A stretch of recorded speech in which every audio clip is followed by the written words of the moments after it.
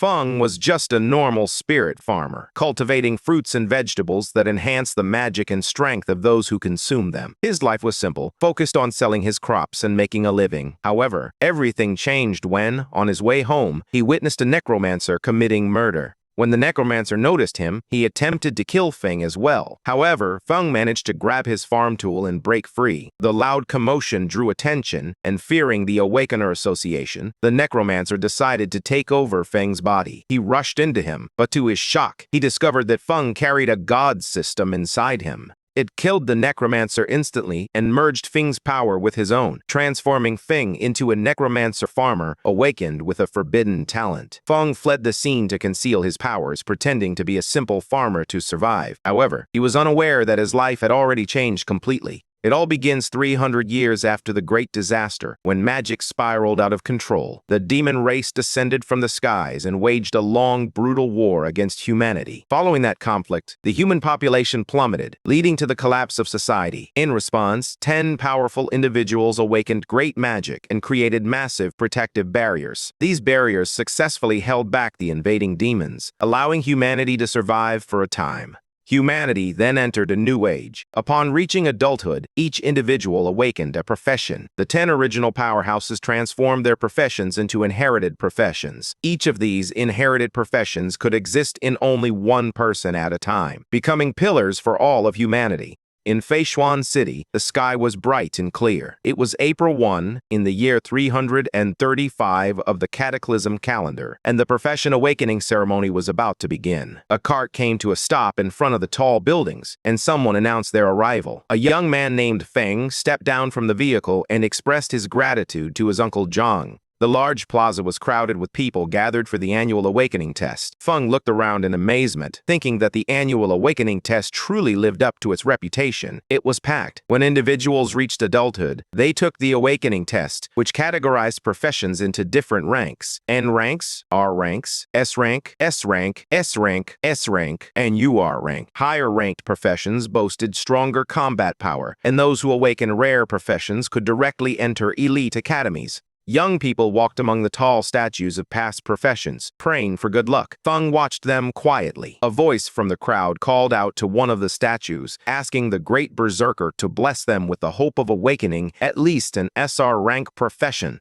But another loud voice emerged from the crowd, urging the people in front to hurry because the speaker's test was approaching. Nearby, Feng stood silently observing the line. A girl prayed toward a statue, expressing her admiration for Lady Tianhu since childhood and asking for a blessing to awaken the most noble inherited profession. Hearing this, others found it amusing and wondered who would daydream like that in broad daylight. Seeing the students gathered, Feng turned to the person beside him and asked what they were doing. The other person looked surprised and replied that Feng didn't know. He explained that there was a rumor circulating that this year's test would produce a new inherited profession holder. He added that there were currently 4 vacant inherited professions, so it was natural for everyone to be praying hard. Hearing that, Feng sensed that everyone's eagerness to advance was stronger than usual this year. To him, that indicated business would be good. Suddenly, bright magical fireworks burst in the sky, signaling the start of the testing. Someone shouted for everyone to hurry, as the tests had officially begun. Inside the hall, the examiners read out the results one by one. They announced that Lin Hu had awakened an R-rank profession at level 10 with 13 magic power, followed by Wenza, who was reported as having an N-rank profession at level 8 with 8 magic power. Next, they announced Gu Fei, who had awakened an S-rank profession at level 34 with 55 magic power, and Gu Fei was accepted. A student with short hair was shocked to hear that Gu Fei actually possessed 55 magic power,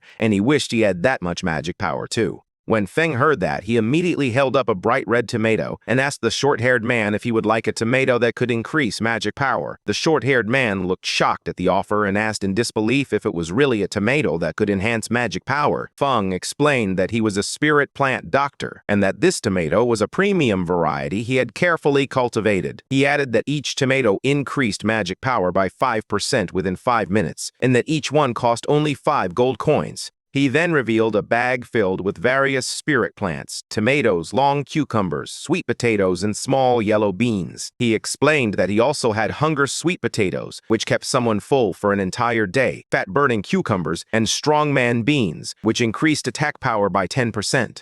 Hearing this, two people nearby whispered to each other. One of them wondered if it was a scam, as he had never heard of spirit plants like these. The other questioned how something could both increase magical power and help someone lose weight. The short-haired man holding the tomato urged them to just buy one and try it for themselves. He mentioned they could check the buff effect after eating it, and complained that he was tired of consuming energy bars every day. Feng leaned forward with a confident smile and announced that it was first come, first served. He explained that the quantity was limited, and once they were gone, they were gone. Then he added that the first customer could try one for free. Hearing this, the short-haired man stared at the tomato in his hand with a doubtful expression. He looked tense and unsure, but he took a bite of the tomato anyway. His face remained hesitant, yet he bit into it regardless. Right after eating it, his expression changed completely. He clenched his fists with excitement as a bright glow of energy appeared behind him. He shouted that his magical power had truly increased and that his body felt lighter. A blond young man nearby stared in shock and questioned whether he was seeing things. He knew that the spirit plant vegetables were developed by the Extraordinary Academy's agricultural department and had heard they were typically supplied to SR rank professions. Feng explained to him that this was a special promotion for the test convention, as everyone present had the potential to become academy students. Upon hearing this, the blond man's eyes lit up, and he quickly asked Feng to wrap up all of the vegetables for him.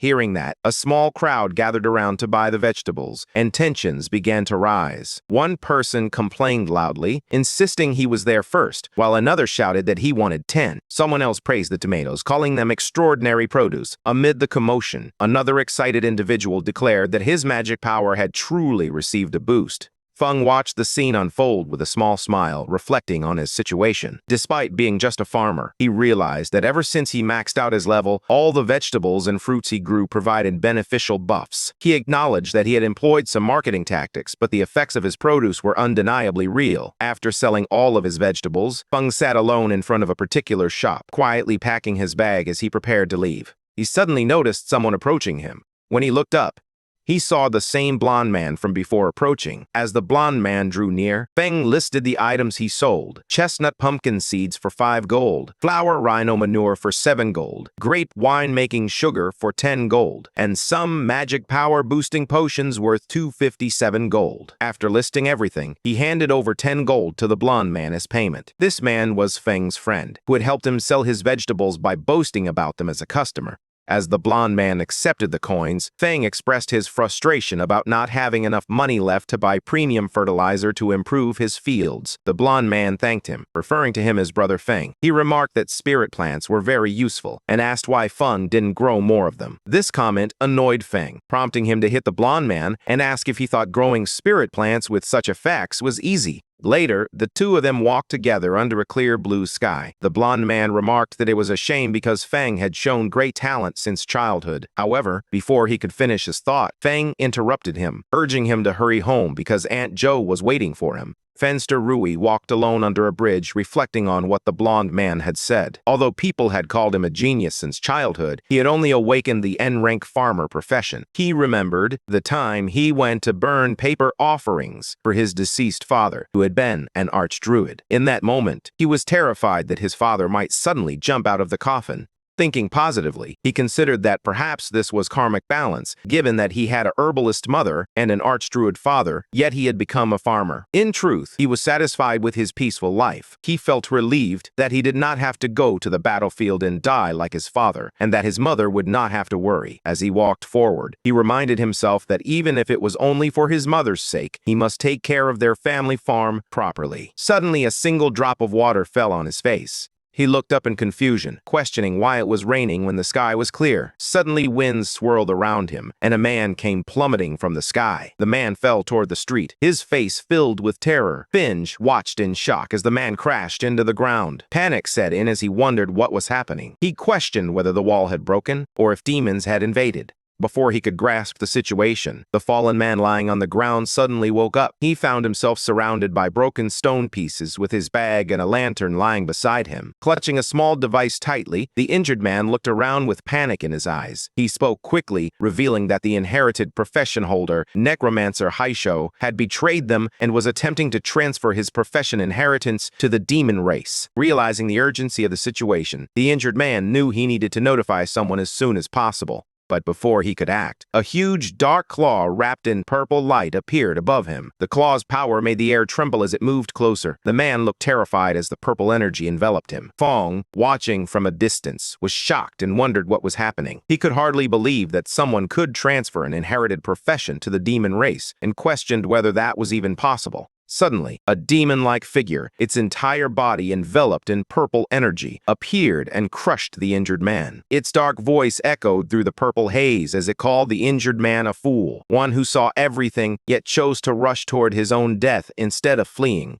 The demon-like figure grabbed his shoulder, contemplating that if he hadn't been injured by forbidden magic, he would have already escaped the city. Once he transferred his inherited profession to the demon race, he would gain an immortal body. However, since he had been delayed for so long, the Academy had likely noticed his actions by now. Suddenly, the demon's eyes narrowed sharply as it sensed something. At his side, Fong trembled as he tried to sneak away slowly, having stumbled into a murder scene. He thought that since the demon had not noticed him yet, he should quietly slip away. He began tiptoeing backward, attempting to leave without making a sound. But before he could escape, the demon, surrounded by swirling purple energy, extended his hand toward Fong and asked if he had ever said Fong could leave. He grabbed Feng by the collar and lifted him into the air. The demon informed Feng that the person who had just died was the renowned Dean Yi of the Extraordinary Academy. He remarked that the dean had died a pitiful death and suggested using Feng's blood and bones as an offering to honor the deceased dean. As purple energy wrapped around him, Feng gritted his teeth, realizing that this twisted pervert demon's magical power was terrifying. He found himself unable to break free at all. Holding his breath, Feng tried to stay calm as he wondered if there was anything he could use to drive the demon away. Suddenly, he noticed a small farming tool floating nearby, glowing with a purple light. Feng extended his hand toward it and activated his Mastery Max Skills derivative skill, Farm Tool Summoning. He reached out and grabbed the summon tool. Gripping it tightly, he spoke in a firm tone, stating that making an offering was something one should do personally, rather than relying on someone else to perform it. With that, he struck the demon's hand with full force, telling the demon that he would descend to the 18th level of hell. His attack injured the demon, causing it to let go of him. The demon looked shocked, exclaiming that this was impossible. He couldn't understand how the kid, who clearly had a simple farmer's profession, managed to injure him. As Feng broke free from the demon's grip, he backed away. To fight back, he scanned the area and spotted a fallen tool on the ground near the dead man. He quickly reached forward and grabbed the object, which resembled a lantern glowing with purple light. Feng activated the lantern, unleashing a massive blue beam of energy that shot toward the demon. The beam struck the demon with overwhelming force, prompting him to gather purple energy in defense. A dark, swirling sphere formed in front of him, with numerous purple tendrils stretching out like roots into the air. The impact resulted in a massive explosion of purple and blue energy, filling the air with dust. As the smoke began to clear, the demon stood once more, his armor cracked and his expression filled with rage. But before the demon could attack, strange purple spinning shapes appeared in the air above Feng. Purple markings circled around him from every direction. The demon immediately recognized these shapes and, in frustration, declared that they were the Array Dance's marking formation. Crouching low as purple energy swirled around him, the demon glared forward with sharp eyes and stated that if he could not escape, he would simply possess Feng's body and leave. Purple energy enveloped the demon's body as he charged at Feng with full speed, leaving Feng no time to react. He let out pained sounds as the demon invaded him. The swirling energy constricted around his body, drawing him closer to the dark figure. Inside Feng's mind, the demon smirked and remarked that even though Feng had the lowest profession, his talent was still decent, and he should feel fortunate to become his vessel. Hearing that, Feng laughed nervously as blue energy circles swirled around him. He explained that he had been training since childhood, without skipping a single day. So if the demon wanted to take over his body, it would have to work a little harder. However, the demon remained confident. His voice echoed once more, declaring that inferior was inferior and that his power was something Feng would never attain.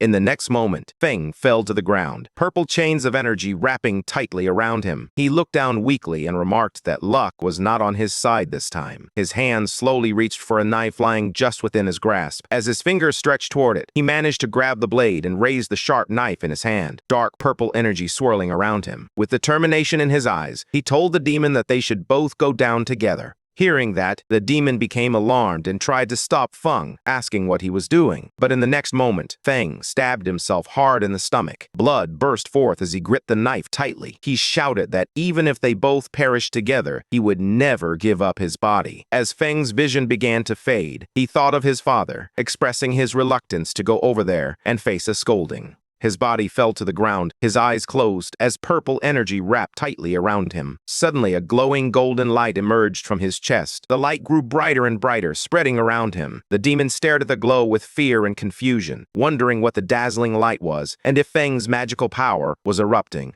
In the next moment, a blinding golden light erupted in the sky. The demon below stared up in shock as the golden beams spread out in all directions like glowing branches. The light then enveloped the demon's body, causing him to step back in fear. His voice trembled as he shouted that this could not be happening, insisting that it was impossible. More golden strands tightened around him, spinning faster and faster to form a thick cocoon of golden lines around his entire body. The cocoon glowed even brighter, twisting with immense force. In the next moment, a violent blast erupted from within it. Purple energy and shattered fragments flew out as something inside was destroyed. At that moment, a purple system window appeared in the darkness, displaying a message congratulating Feng on acquiring a new talent, the inherited profession of Necromancer. Sometime later, Feng's eyes snapped open in shock as he lay on the ground. He stared at his hands and the tattered remnants of his clothes. With disbelief in his voice, he exclaimed that he was still alive. Confused, he examined his body while speaking, realizing he could still control it. He wondered if the demon attempting to possess him had failed. Sitting calmly on the ground, he opened his system status window. A glowing purple screen floated in front of him, and he began to read the information displayed on it.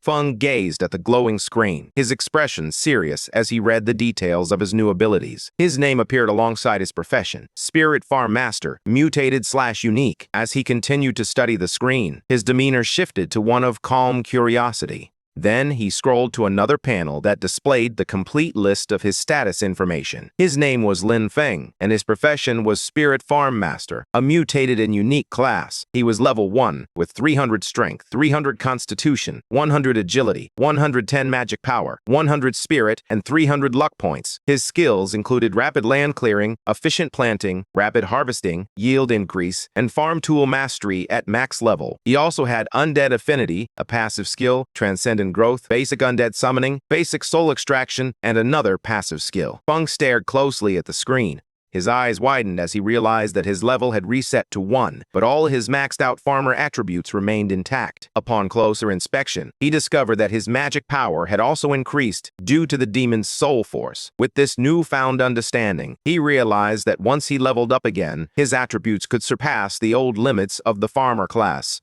He looked annoyed as he read the list of new skills. Among them, he noticed undead summoning and muttered that he could actually summon the undead, but he hoped it wouldn't summon that guy. Feng activated his farming skill, and green energy swirled around his fingers in his left hand. In the next moment, Feng raised his right hand and tapped into the other power he had sensed before. This time, a purple, lightning-like energy wrapped around his fingers. He stared at it in shock, watching as the power surged through the air. Then, Feng combined both energies, witnessing the green and purple forces mixing within his hand. Slowly, he realized what was happening. The farmer's magic power was merging with the undead magic power. His face grew tense as he closed his eyes for a moment, realizing that something inside him had changed. He envisioned his glowing profession chart, filled with symbols. He saw a calm green chart, followed by another chart releasing violent purple lightning. His profession tree was sprouting new branches. With a worried expression, he understood that his profession tree had split. He had not changed classes. Instead, he had gained an additional profession.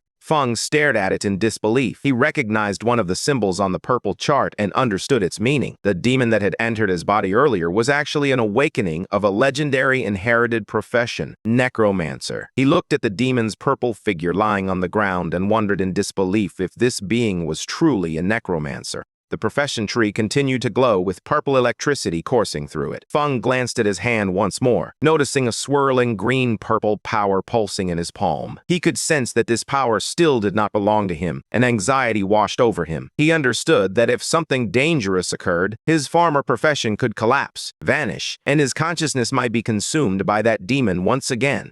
Feng covered his face, feeling embarrassed. He glanced at the profession tree and thought the yellow color of his farming icons looked dirty and earthy. Standing inside a glowing purple magic circle, purple runes floated around him as he raised his hand to activate the skill Undead Summoning. Immediately, purple energy cracked the ground, causing the space around him to shake. Fragments of the earth floated into the air as purple lightning struck both the necromancer and the human he had killed before. The purple energy swirled wildly as two figures began to emerge from within the circle. The first figure took shape, shining like a pale blue phantom. He was Yuye, level 1, Undead Sage. The second figure materialized, glowing bright purple, adorned in sharp armor with long hair. He was He Xiao, level 1, Undead Wild Hunt. Feng looked at them and realized it was indeed that human and the necromancer. Even though their levels had been reset, all their abilities were still intact, allowing them to level up once more. With all the commotion, he knew the law enforcement squad was on the way, so he needed to leave quickly. He immediately turned to leave, knowing that no one would believe an ordinary farmer could kill two extraordinary individuals. If anyone discovered his current situation, it could pose serious danger to him. So, Feng walked away with his backpack. He was determined and stated that his urgent priority was to find a place that could provide him with protection, resources, and high-quality land. Heitu sought a location where he could test and control his dangerous new power, turning his father's theories into reality. The next day, Feng visited his family farmland, which was clear and bright. As he walked through the open fields, he appeared troubled. He reflected on how a full day had passed, yet the necromancer's influence on his professions still had not faded. But leaving that aside, he opened his laptop to watch the news. A man in a suit appeared on the finance channel, greeting the audience and announcing that the day marked the birthday of a veteran agricultural teacher. Meanwhile, back on the farmland, Feng inspected a young plant in his hand. Purple lightning wrapped around his fingers as he examined the sprout closely, and he noticed that every crop affected by his new power was turning strange. Around him, mutated plants grew unnaturally. Green vines thickened, stretching under a sky filled with purple energy. The stems twisted into complex shapes, forming net-like structures that shimmered in the sunlight. Soon, one plant swelled into a large, cabbage-like bulb, with purple energy pulsing from within its leaves. The bulb shook and then burst open, releasing a thick cloud of smoke. Suddenly, a long, dark vine shot out and grabbed a small bird mid-flight. Sharp purple spikes rose from the plant as the bird struggled in the air. Feng looked on in shock, his mouth hanging open as he stared at the monstrous plant spreading across the field. He raised his voice in disbelief, questioning what he was witnessing. Panic crept into his expression as he realized the danger. If people saw these strange creations, he feared they would mistake them for a demon invasion. Feng immediately grabbed a shovel and started digging, insisting that he needed to dispose of the mutated crops as quickly as possible. As he stared at the cabbage he had just buried, he reflected on how his new magic power had caused terrifying mutations in ordinary plants. He began to wonder if, by guiding this power properly, he could intentionally use it to grow crops. Reflecting on it, he believed that if he learned to control this power, he could create the special his father had envisioned, but never managed to cultivate. He envisioned growing high-value crops that could elevate a person's profession level. While he was deep in thought, urgent news suddenly flashed across the television. A serious-looking news presenter announced that the necromancer He Xiao, known for his inherited profession, had started a rebellion the previous day and had killed Dean Yuye. The anchor emphasized that He Xiao's crimes were severe and stated that anyone with information would be rewarded, while anyone who assisted him in any way would be treated as a criminal. Feng watched the screen quietly, realizing that events had unfolded exactly as he had expected. He reminded himself that he must never let anyone discover that he possessed the necromancer's undead power. Glancing at the equipment stacked against the wall, he thought about the need to give proper names to his undead servants so they could pass inspections. Otherwise, he would be in trouble. Suddenly, an idea popped into his mind, and his eyes lit up as if he had just come up with a clever plan. He decided to simply call his undead servants farm servants, since his profession panel already listed him as a spirit farm master. To him, it sounded completely normal for a farm master to have a few servants. Just as he was deep in thought, the news reporter announced that in response to the increasing pressure from demons, the Extraordinary Academy was expanding its enrollment. The reporter explained that anyone who passed the assessment would receive resource support from the Academy and would even be granted private estates capable of producing high-tier crops, along with special subsidies. Additionally, the reporter mentioned that enrolled students would have the option to hire farmers to assist them in cultivating high-recovery crops. Hearing this, Feng thought that the academy's land was safe, fertile, and well supported with resources. He realized that this was exactly what he needed at that moment. Reflecting on his own situation, he recognized that his identity as a necromancer was a dangerous secret, like a ticking time bomb. However, to everyone else, he was simply the spirit farm master, a harmless farmer. Then, a few days later, at the Extraordinary Academy Registration Plaza, inside the registration hall, a row of examiners in black suits sat behind a long desk. One of the men asked for the next applicant's information. He looked up and said in a flat tone that they needed the applicant's name, age, awakened profession, and level. Feng stepped forward, carrying his backpack. He calmly stated that he was 18 years old and that his profession was Spirit Farm Master Level 1. Hearing that, one of the examiners repeated the words, Spirit Farm Master, with confusion. He scanned the documents in his hand and frowned, stating he had never heard of that profession and assumed it was just another non-combat job trying to sneak in. He instructed Feng to release his profession aura. Feng lifted his hand, and a green aura formed around it, swirling like spiritual energy. The examiner stared at it with disdain. Leaning back, unimpressed, he dismissed it as the garbage aura of a farmer profession. He waved innocently and told him not to waste his time before shouting for the next applicant. Nearby students erupted in loud laughter. One mocked the name Spirit Farm Master, asking if Feng had made it up himself. Another joked that it was hilarious for a level 1 farmer to even consider applying. They told him to go back to farming. More voices joined in, agreeing that Instructor Lee was right and that someone like Feng would only lower the school's standards. They claimed they wouldn't even hire him to work their own fields. Despite the ridicule, Feng stood facing them without reacting. He looked toward Instructor Lee and spoke steadily, explaining that his profession was a mutated one. He asked the instructor for a chance, insisting that his fundamentals were solid and that he would not disappoint. However, the instructor grew angry and shouted that solid fundamentals meant nothing for someone who was only level 1. He asserted that a level 1 person couldn't possibly have any real foundation. Then he ordered the security guards to throw Feng out. Hearing that, Feng stepped forward calmly and reminded the instructor of the rules. He pointed out that the recruitment notice clearly stated that all professionals were allowed to take the test. He warned the instructor to be careful, suggesting he might even report him. Meanwhile, Fen Trun held up his phone. With a smug look, he pretended to call the Supervision Bureau, claiming there was a teacher refusing to let him take the academy exam.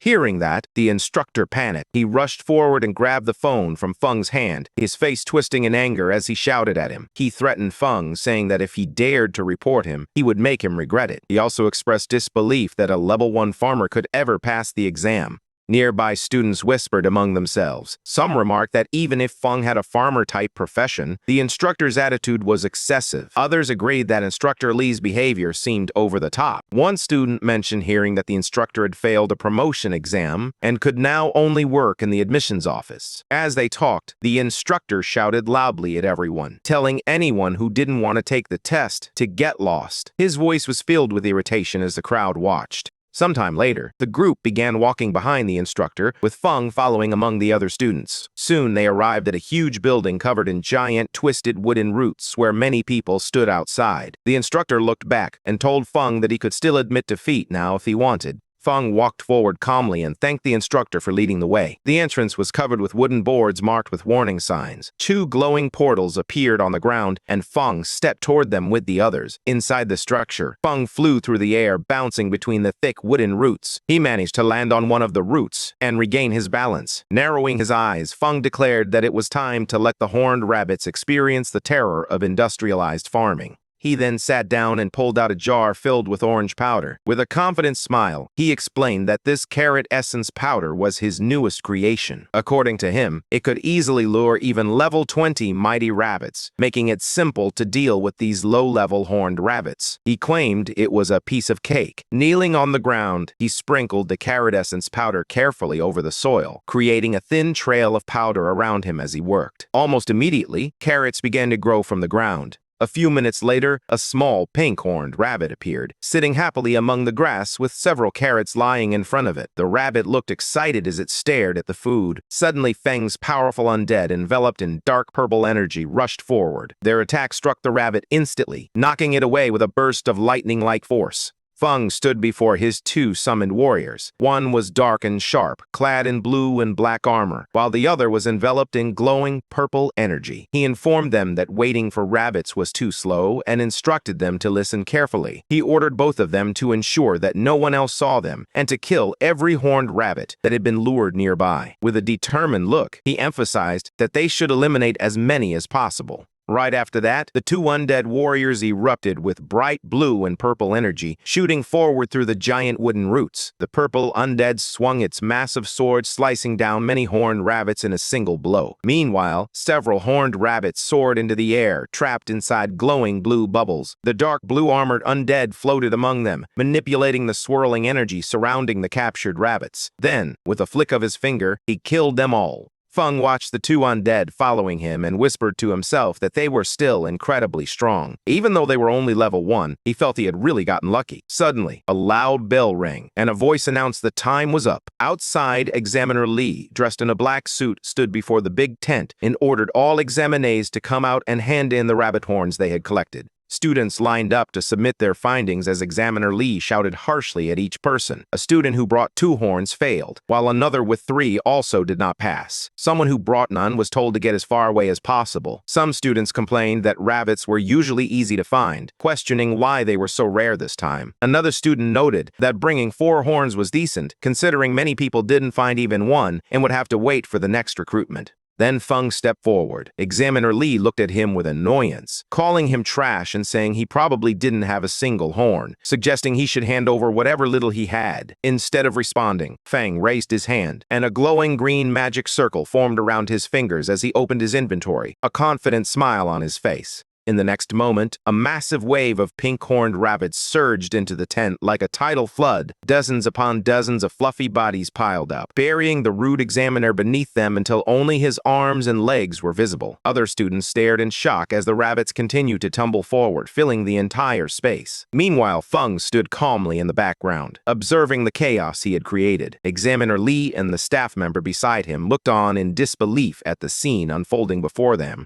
Feng smiled slightly and informed them that he had a total of 500 horned rabbit horns. He politely asked if they wanted to count them. The examiner's face twisted in disbelief. He stuttered in panic and accused Feng of cheating. Suddenly, the teaching director appeared. He stepped forward with a stern expression and scolded the examiner, questioning how someone his age could still bully a child. The examiner froze and nervously asked why the director was there. The director explained that if he hadn't come, all of his pet rabbits would have been wiped out by people lacking professional ethics. He then turned to Feng and informed him that he had passed the preliminary test. Hearing this, Feng bowed deeply and thanked him for his fairness. However, when the director saw Feng's face, he was shocked. He stared closely at Feng and remarked that Feng gave him a familiar feeling, asking if Feng knew why. At this, Feng's eyes narrowed slightly, and a tiny bead of sweat slid down his cheek. He remained silent, but his expression revealed his clear unease. He walked back, his thoughts surfacing as he wondered if he had been exposed. His face hardened with worry as he looked ahead, unsure of what the director had figured out. The teaching director stood in front of Feng with a calm expression, looking down at him as he asked about his relationship with Professor Lin She. Hearing this, Feng's eyes shifted slightly. He sighed, thinking to himself that it seemed the director hadn't discovered his class ability.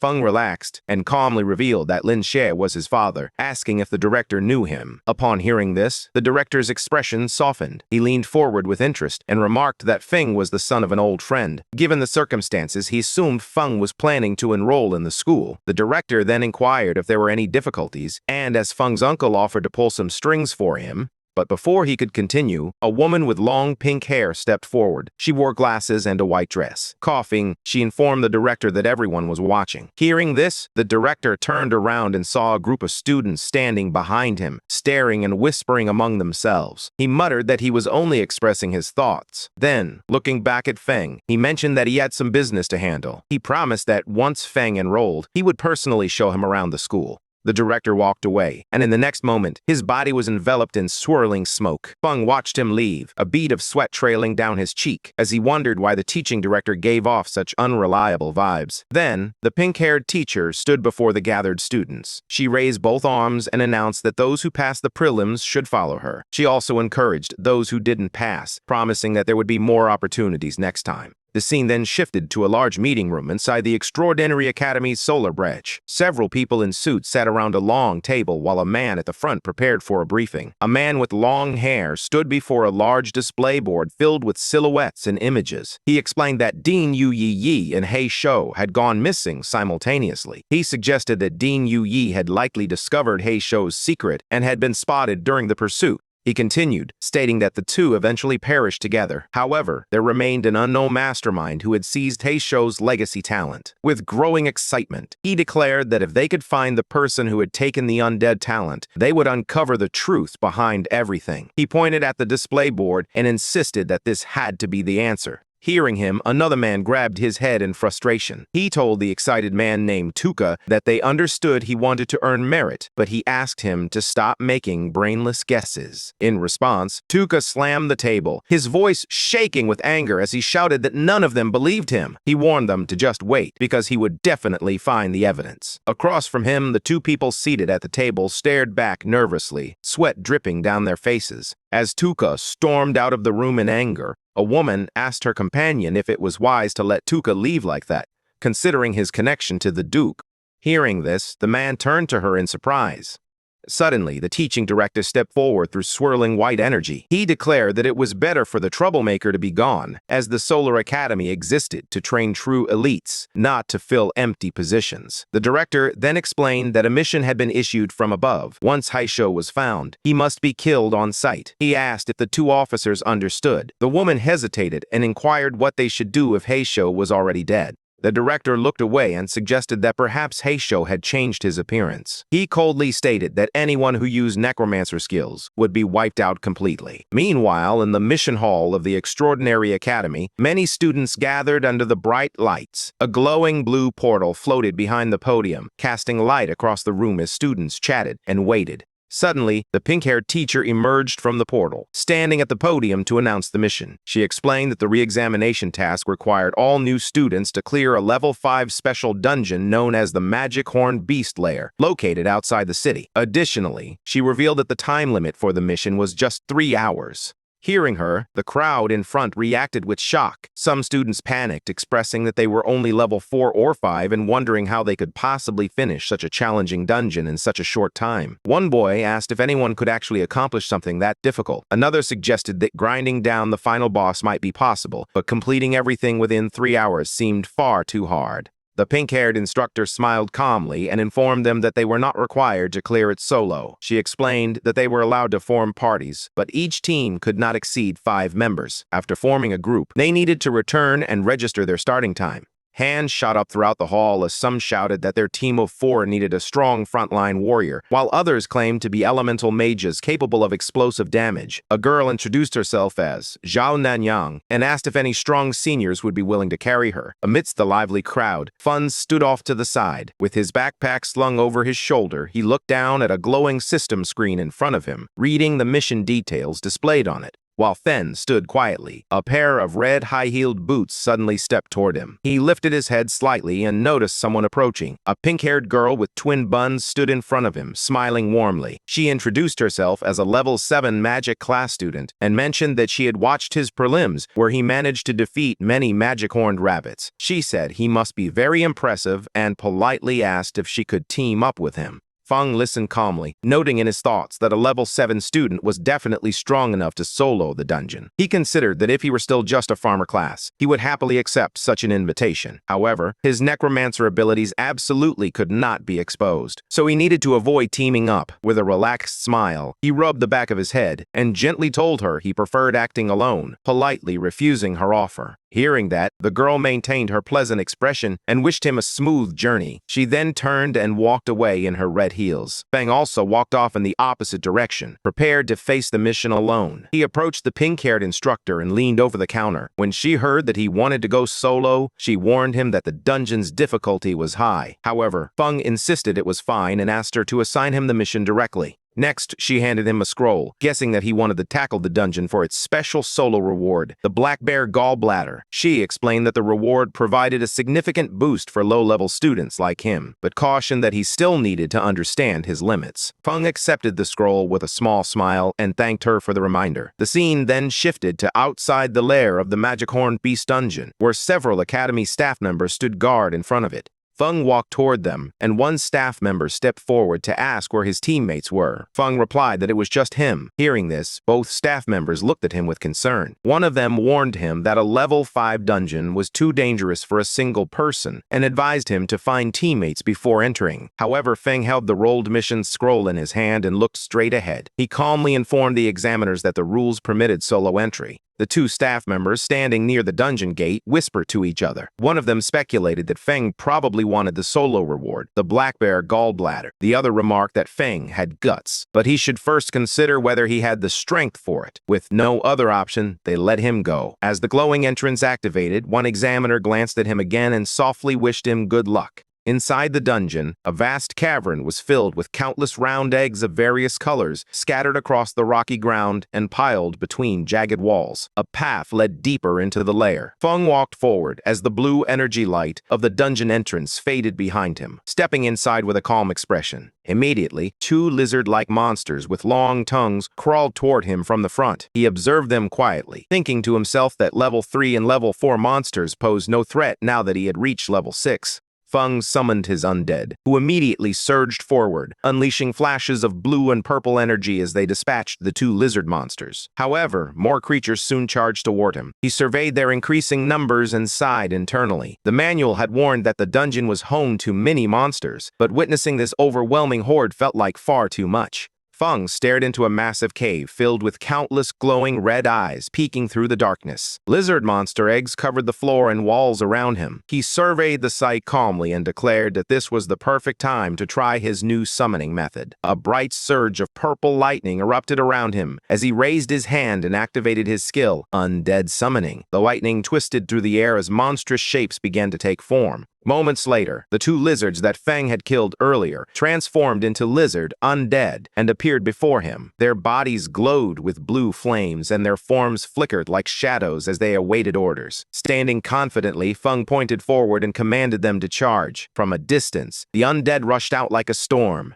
Blue and purple energy streaks filled the entire passage, shaking the surroundings. Behind Feng, his two humanoid undead stood on the rocks, observing the advance. As he watched the lizard undead, Feng realized that beast-type undead retained some traits from their living days. They were aggressive, but exhibited low intelligence, able to follow only simple commands. Feng observed them quietly, noting that they consumed less magic power than others. He wondered if they could handle small chores like carrying water, in addition to fighting. Feng then sent his humanoid undead forward, and they rushed ahead, leaving trails of blue and purple light behind them. Both moved with sharp, deadly energy. The purple undead drew his long swords and struck first, swinging one through the air. Powerful purple lightning wrapped around him as he slashed at the flying creatures in front of him, scattering feathers and light everywhere. Meanwhile, the blue humanoid undead formed hand signs and cast a spell. Blue energy gathered around him as countless glowing projectiles shot forward like energy balls, trapping the bird-like monsters. As Fern observed the humanoid undead, she realized they possessed a higher level of wisdom. They utilized the skills they had in life and fought with greater flexibility. Feng, standing with his hands on his hips, smiled at the thought that in the future he could have them handle chores like weeding and fertilizing the fields. By now, Feng's lizard undead had finished their killing. He raised his hand and activated his undead summon skill once more. Sharp, spear-like streams of magic shot outward as several lizard-shaped monsters' dead bodies erupted with necromantic energy. Suddenly, a bright system window appeared in front of him, displaying a notification that he had leveled up to level 7.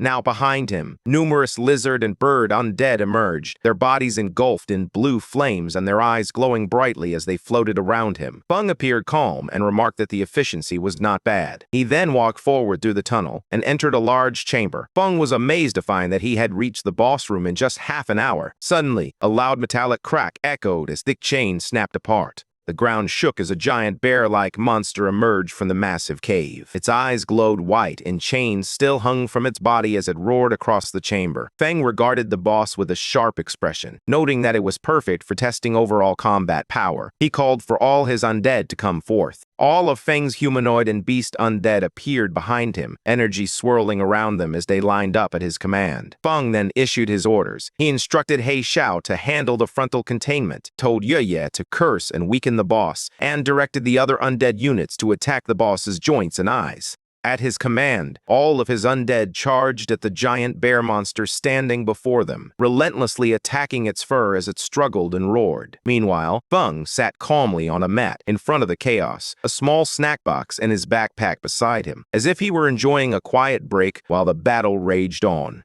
He watched the ongoing fight and noted that the coordination of his undead was becoming smoother. As he ate grapes, system notifications appeared, indicating that his magic power had recovered by 6 points, and it continued to increase with each grape he consumed. Then, Feng's purple undead lunged at the chained boss. The boss monster swung its claws, but it inflicted no damage on the purple undead, which moved even closer to the boss. The purple undead gathered a tremendous amount of lightning energy in his hand and delivered a powerful punch to the boss monster. The force of his strike caused the ground to erupt in a massive explosion, engulfing the monster in blinding light. Almost instantly, a system notification appeared in front of Feng, indicating that he had leveled up to level 8. As the bear monster fell, a pile of glowing reward pouches materialized on the ground, radiating a warm golden light. Feng immediately crouched down and examined one of the rewards in his hand. It was a strange red organ floating above his palm. Frowning in disappointment, he noted that the reward only increased his constitution by 10 points. To him, that was useless, nowhere near the improvement he could achieve from the super crops he grew himself. Suddenly, another system notification appeared in front of him, stating that the system was calculating the dungeon rewards. It confirmed his current classes, Farmer and Necromancer, and indicated that rewards would be distributed for both. Immediately, 2 golden chests emerged before him, glowing with brilliant light. Feng was shocked to see them and realized that the dungeon settlement had actually granted him 2 sets of rewards. He wondered if this was due to his dual classes. Then a sudden idea flashed through his mind, and a confident smile formed on his face. He realized that if dungeon settlements could offer double rewards, there might also be a way to manipulate the crops he had planted to gain even more benefits. After clearing the dungeon, Feng exited, and as he walked out, all the hunters present were shocked to see him. One of them muttered in disbelief, asking if he had truly finished the dungeon alone. 2 of the hunters whispered among themselves, their voices filled with doubt. One shouted that it was impossible. Everyone knew how dangerous the inside of that cave was, and there was no way he had cleared it alone. He claimed that Feng must have hidden inside just to save face and had never gone deeper. Another hunter added that it didn't make sense, his clothes were spotless, and there was no way someone that clean had fought through a swarm of magic beasts. But Feng didn't care what they said. He went to the mission center and handed over the mission scroll to the pink-haired teacher, stating that he was there to submit the mission. The teacher checked the dungeon scroll in her hands, and a green confirmation mark appeared on the screen, indicating that he had completed the mission. Upon seeing this, the pink-haired teacher's eyes widened in shock. She couldn't believe that he had actually passed, and that he had done it entirely on his own. Feng smiled softly, his expression composed and confident, quietly satisfied with his achievement. Inside the Academy's mission hall, the pink-haired instructor took the mission completion scroll from Feng. Her expression was calm yet serious as she addressed him. She stated that she would submit the scroll to the Academic Affairs Office, but cautioned him that clearing a dungeon alone was still far too reckless. She emphasized that if a freshman were to die in a dungeon shortly after entering the school, it would become a serious problem. Feng listened quietly, his usual composed smile returning. He nodded and respectfully replied that he understood and thanked her for the reminder. The instructor adjusted her glasses and smiled softly, informing him that the final instructor interview would soon begin in the Academy auditorium. She advised him to take some rest before then. Feng nodded once more and turned away, walking down the bright hallway with his hands in his pockets. Behind the glass walls, a few upperclassmen noticed him leaving. They whispered among themselves, watching curiously as he rounded the corner. Seeing the upperclassmen watching Feng, the pink-haired instructor sighed lightly and adjusted her glasses. She hoped this experience would teach Feng a valuable lesson, as being too bold or impulsive in the academy could easily lead to trouble. Meanwhile, Feng walked along the academy's forest path, where sunlight streamed through the tall trees, creating a faint light barrier that shimmered between the woods. Fenz walked quietly along the forest path when he suddenly sensed something behind him. His eyes narrowed slightly as he realized someone was following him. Behind the trees, a group of 3 boys awkwardly hid, each holding a cloth in front of themselves, in an attempt to stay concealed. Fenz continued walking forward, lifting his hand casually as a faint purple magic circle appeared around his fingers. A little farther back, the 3 boys whispered nervously among themselves. One of them frowned and remarked that since Feng could clear a dungeon alone, his strength must be considerable. He expressed concern that they might mess up. Another boy dismissed the worry, stating that no matter how strong Feng was, he was still under level 10, meaning his strength had its limits. The 3rd boy chimed in, noting that Feng had just finished a dungeon, so his energy consumption must be high, and none of them had seen him recover yet.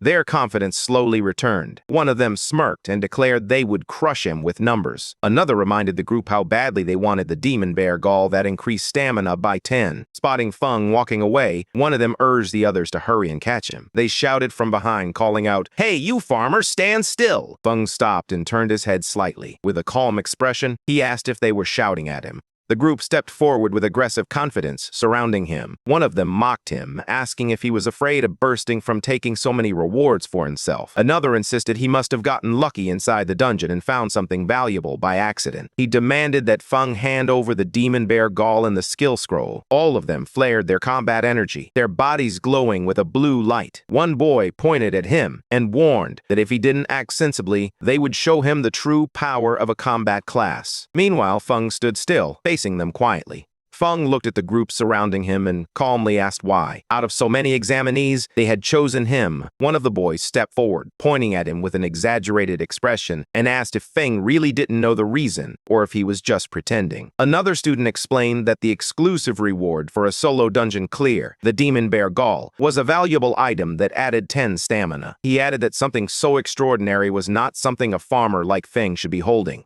Hearing that, Feng compared the demon bear gall, which increases stamina by 10, to his stamina watermelon, which also boosts stamina by 10. He squinted slightly, questioning whether something that added 10 stamina was truly remarkable. He reflected on the watermelons he grew every summer, which provided the same stamina boost without requiring him to battle through a dungeon. He lifted his hand and took out the demon bear gall from his inventory. Red energy curled around his fingers as he displayed the item in his palm. He asked if this was what they had been discussing. At that moment, the man with short hair lunged forward, his expression filled with anger. He reached out his hand toward Feng and shouted for him to give him the item.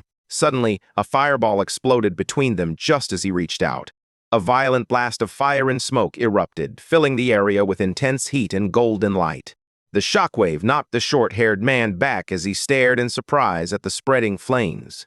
In the next moment, a pink-haired girl rushed in, holding her staff in front of Feng as she glared at the troublemakers. She demanded to know what they were planning and reminded them that private fighting was forbidden in the academy, warning them that they could face disqualification. The short-haired man raised his weapon and attempted to explain, insisting that the matter had nothing to do with the pink-haired girl and that it only concerned Feng, who stood behind her. The girl stepped forward without hesitation, her eyes narrowing as she declared that if she couldn't stand what she saw, it absolutely had something to do with her. Lifting her staff, flames swirled around her as she made her final threat. She warned them to leave immediately, or she would report everything to the instructor and see who would suffer more. Hearing this, the man with the fierce grin looked straight ahead, his expression brimming with arrogance. He spoke confidently, asserting that reporting the matter would only be effective if she even had the opportunity. And since she insisted on protecting the farmer, they would handle her as well. He raised his voice and shouted to his group, ordering his brothers to attack quickly and finish the battle fast. 2 of his men rushed forward together, each wielding a weapon glowing with blue energy. They charged toward Feng and the pink-haired girl standing in front of him. As they approached, Feng quietly observed the girl, noting that she was currently a level 7 class user, which indicated she should be quite strong. He wondered if she was capable of handling all these small fry on her own. The girl glared ahead, her eyes filled with anger. She declared that their methods were truly dirty. Then, turning slightly, she asked Feng beside her if he would like to join forces. But before she could finish her sentence, she spun around in surprise. Feng was already running away at full speed through the forest, leaving her behind without hesitation. As she watched him escape, he threw something toward her. It was the red glowing demon bear gall. She reacted instantly, catching the demon bear gall smoothly with one hand. Her eyes widened slightly as she stared at the item now in her grasp, the red energy curling around her fingers. Fong raised his hand with a bright smile on his face. He thanked the pink-haired girl politely and told her that the item he had given her now belonged to her. Before the pink-haired girl could react to what had just happened, 3 men rushed toward her with furious expressions. Their bodies glowed with blue energy as they leapt forward. Seeing this, the pink-haired girl shouted loudly, wondering why everything had suddenly turned into a robbery when she had just come to help Fong. The scene then shifted to a quiet room, a temporary independent restroom. Inside, Feng sat on a sofa with a towel around his neck. He took several scrolls out of his backpack and pondered why the skill scroll he had obtained from the dungeon was useless to him. After a moment of contemplation, his eyes narrowed as an idea struck him, and he began to wonder if it could be that way. Fong held the scroll between both hands, surrounded by green and purple mana, as he injected his energy into it. The energy swirled around the scroll like flames, and in the next moment, a system window suddenly appeared, announcing that he had unlocked a new skill called Special Cultivation. Another window explained the skill. It was a beginner-level special cultivation skill that allowed him to use mana in certain materials to strengthen his undead summons. The notification indicated there was a chance to increase their level, enhance their quality, or grant them new skills. Seeing this, Fong jumped in happiness, exclaiming that it really worked. He explained that the scroll required mana from both of his classes simultaneously to activate. Fong then summoned all his undead. The tall, shadowy figure of the largest summon loomed in front of him, its body crackling with purple and blue lightning. Standing shirtless, Fong lifted his hand with confidence and declared that it was time to test his new skill. Green energy flickered around his fingers as he concentrated, his expression remaining calm, as if he already knew the outcome. The tallest summon, Hei Kui, was the first to react. Purple flames erupted from its body as its power surged, and a glowing message appeared beside it, indicating that it had advanced from level 6 to level 8. Next, the summon clad in icy armor, Ye became enveloped in swirling blue energy. Its strength increased rapidly, also rising from level 6 to level 8. The demon-horned bear followed shortly after, with blue light encircling its heavy frame, causing its level to leap from 7 to 9. 2 smaller summons, the horned lizard and the horned eagle, glowed together in bright blue light. Their combined levels increased, rising from level 5 and 6 to level 7. Watching this, Feng tilted his head slightly and a small smile appeared on his face as he nodded in satisfaction. He softly remarked that it was not bad at all. He stood facing his newly empowered summons, with purple and blue energy swirling around their bodies. The towering figures of Hei Kui and Yu Yi loomed in front of him, both stronger than before as they awaited his next command. As he watched them, Feng lowered his eyes, and a quiet thought formed in his mind. He realized that the only downside to obtaining new fields was that he couldn't bring himself to ruin the fields at home just to experiment with new crops. Sometime later, he walked out of his room dressed in casual clothes and carrying a backpack. He stepped through the doorway with his hands in his pockets. Just as he was closing the door, the pink-haired girl appeared and called out to him. She mentioned the demon bear gall and, smiling slightly, he told her that it belonged to her. Upon hearing this, the pink-haired girl's eyes widened as she held a small package tightly against her chest and exclaimed that the item was very valuable. Hearing that, Feng stared at her with a tired expression, his eyes half open. He muttered that there was no need to treat such rotten material like a treasure, and after saying that, he walked away. The girl froze, repeating his words in disbelief, questioning if she had heard correctly. Rotten. Feng left the resting area and ventured deeper into the forest, where tall trees loomed overhead. He was now very deep in the woods. He looked left and right, convinced there shouldn't be anyone around. After confirming his solitude, Feng activated his skill, and purple energy gathered around his hands. He wondered what effect the new skill would have on crops. The purple energy spread toward 2 nearby plants, wrapping around them. As the power hit, the plants reacted, growing in an unusual manner. Feng observed the plants with a confused expression, and remarked that they looked no different from before when he had used his skill on his farm. But suddenly, his eyes widened as he realized something was different. In the next instant, the plants erupted in a massive transformation. A monstrous flower burst upward, revealing sharp teeth and vines. Rising high above him as purple energy surged throughout the forest. Feng's expression was one of astonishment as he gazed at the plants before him, questioning whether these 2 crops could actually move. His eyes were wide and he seemed unable to comprehend that the crops could truly move on their own. Elsewhere in the forest, another figure sprinted across the treetops with incredible speed. The spirit energy detector in his hand glowed brightly as he shouted that the energy reading was getting closer. This man was Tuka, who landed on another high branch. He checked the readings again and confirmed that his guess was correct. There was the aura of a necromancer somewhere in the area. Moments later, Taka reached the forest path. As he walked forward, he noticed Feng passing by with a backpack. Taka suddenly stopped and turned around quickly, staring at Feng. He reached out and grabbed Feng by the shoulder, halting him. With a suspicious look, Taka asked if Feng was a farmer, as he appeared to be one based on his clothes. Feng leaned closer and asked Taka if a farmer had provoked him. Tuka's expression shifted to one of mild disgust, his eyebrows tightening as he examined Feng in silence. Then, raising his voice, Tuka called Feng a farmer and demanded to know if he had seen a strange person nearby. Upon hearing this, Feng lightly touched his chin and replied that he actually had. Excited by the response, Tuka leaned forward and urgently asked where the person was. Feng lifted his hand and pointed directly at Tuka, saying the strange person was right there. Hearing that, Tuka froze for a moment before his expression turned red with anger. Flames rose behind him as he shouted, demanding to know how Feng could humiliate him. He angrily declared his status as an elite of Sunwheel Academy and the nephew of the Iron Lion Duke. His rage intensified as he yelled that a lowly farmer dared to be rude to the nephew of a duke. Fire wrapped around his arm as he swung his fist forward, shouting that he would kill Feng.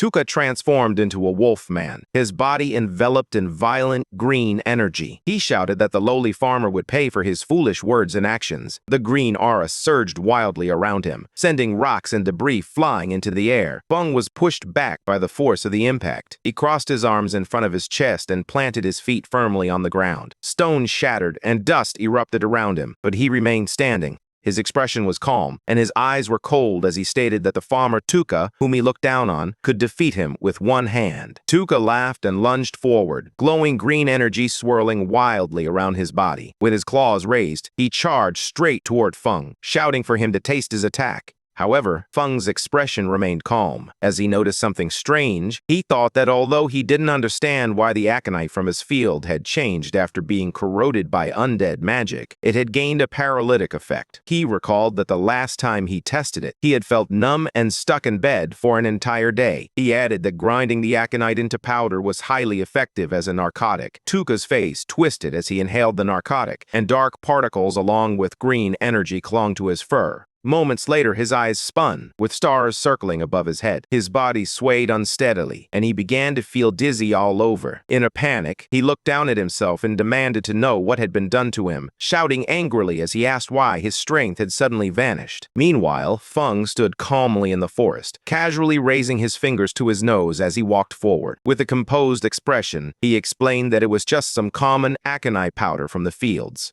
He leaned forward, green energy swirling around his arm. With a calm yet intense expression, he declared that this was the kind of power farmers possessed. In the next moment, green streaks shot forward, striking the beast directly. The attack slammed into its body, overwhelming it before it had a chance to react. Later, the scene changed. The former elite Tuka hung helplessly from a tree, his hands tied above his head, his discarded shirt lying on the ground, leaving him wearing only his shorts. His body appeared weak, and his eyes were dull. Not far away, Feng stood quietly, mocking him by saying that he could not even defeat a farmer, yet still dared to call himself an elite. As he turned to leave, Feng calmly told Tuka to enjoy cooling off there for a while. He added that when someone eventually found him, he should consider it a lesson learned. Just then, an announcement echoed through the area, calling all candidates to gather in the auditorium for the instructor interviews. Standing in the forest, Feng paused, realizing the interviews were starting. He muttered that he needed to hurry. The scene then shifted outside the Extraordinary Academy auditorium, where groups of candidates stood around, quietly whispering among themselves. As Feng walked forward calmly, voices trailed behind him. Someone whispered that he was the one who had solo cleared the level 5 dungeon. Another voice countered, claiming he had only run away and leeched off women. Unmoved by the gossip surrounding him, Feng continued his path toward the auditorium with an indifferent expression.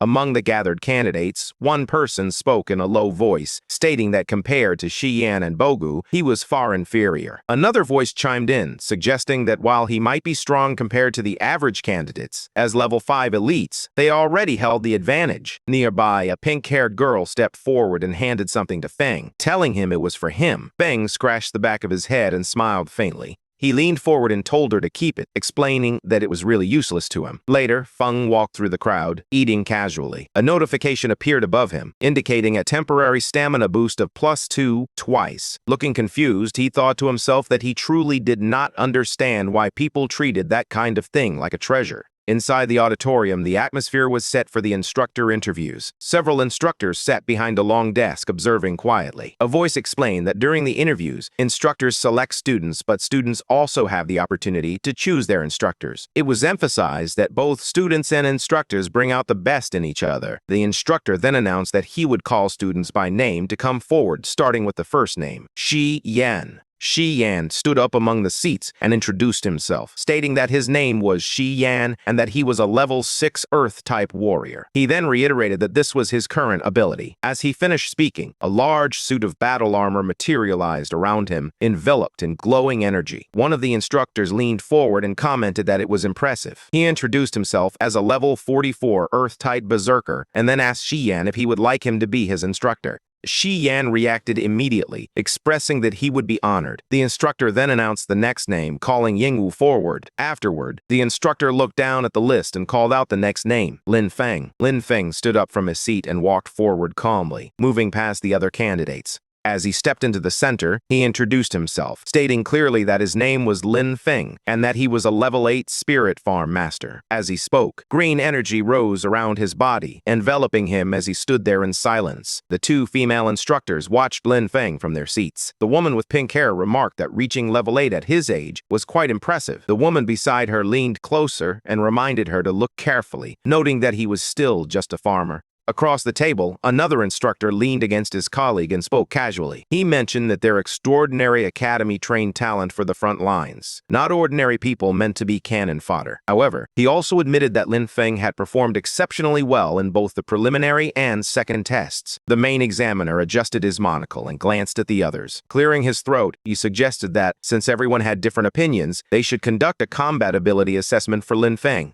After hearing this, the instructors began to respond one by one. The man with long dark hair crossed his arms and stated that he agreed. The woman with pink hair smiled and expressed that it worked for her. Meanwhile, another instructor leaned back casually and remarked that he didn't mind at all. Lin Feng stepped forward as the examiner called out to him. Green energy swirled around his feet while the examiner asked if he was willing to take the combat test. The examiner emphasized that their goal was to train individuals capable of fighting demons on the front lines, noting that without combat ability, things would be challenging. Lin Feng lowered his head slightly, deep in thought. He admitted that his current combat strength wasn't very high and expressed his desire to fight without revealing his necromancer abilities. Lin Feng lifted his head with a small smile and agreed. The scene then shifted to a large open space temporarily marked inside the auditorium. Students and instructors stood around the edges, watching as Lin Feng walked to one side of the marked area. On the opposite side, a tall man awaited him. The instructor explained the rules with a wide grin, stating that the evaluation was simple. Lin Feng only needed to last 5 minutes under his attacks, and if he succeeded, it would prove he had talent for combat. As the match began, bright golden energy erupted from the instructor's body, sending powerful waves of pressure radiating across the arena and shaking the air in every direction.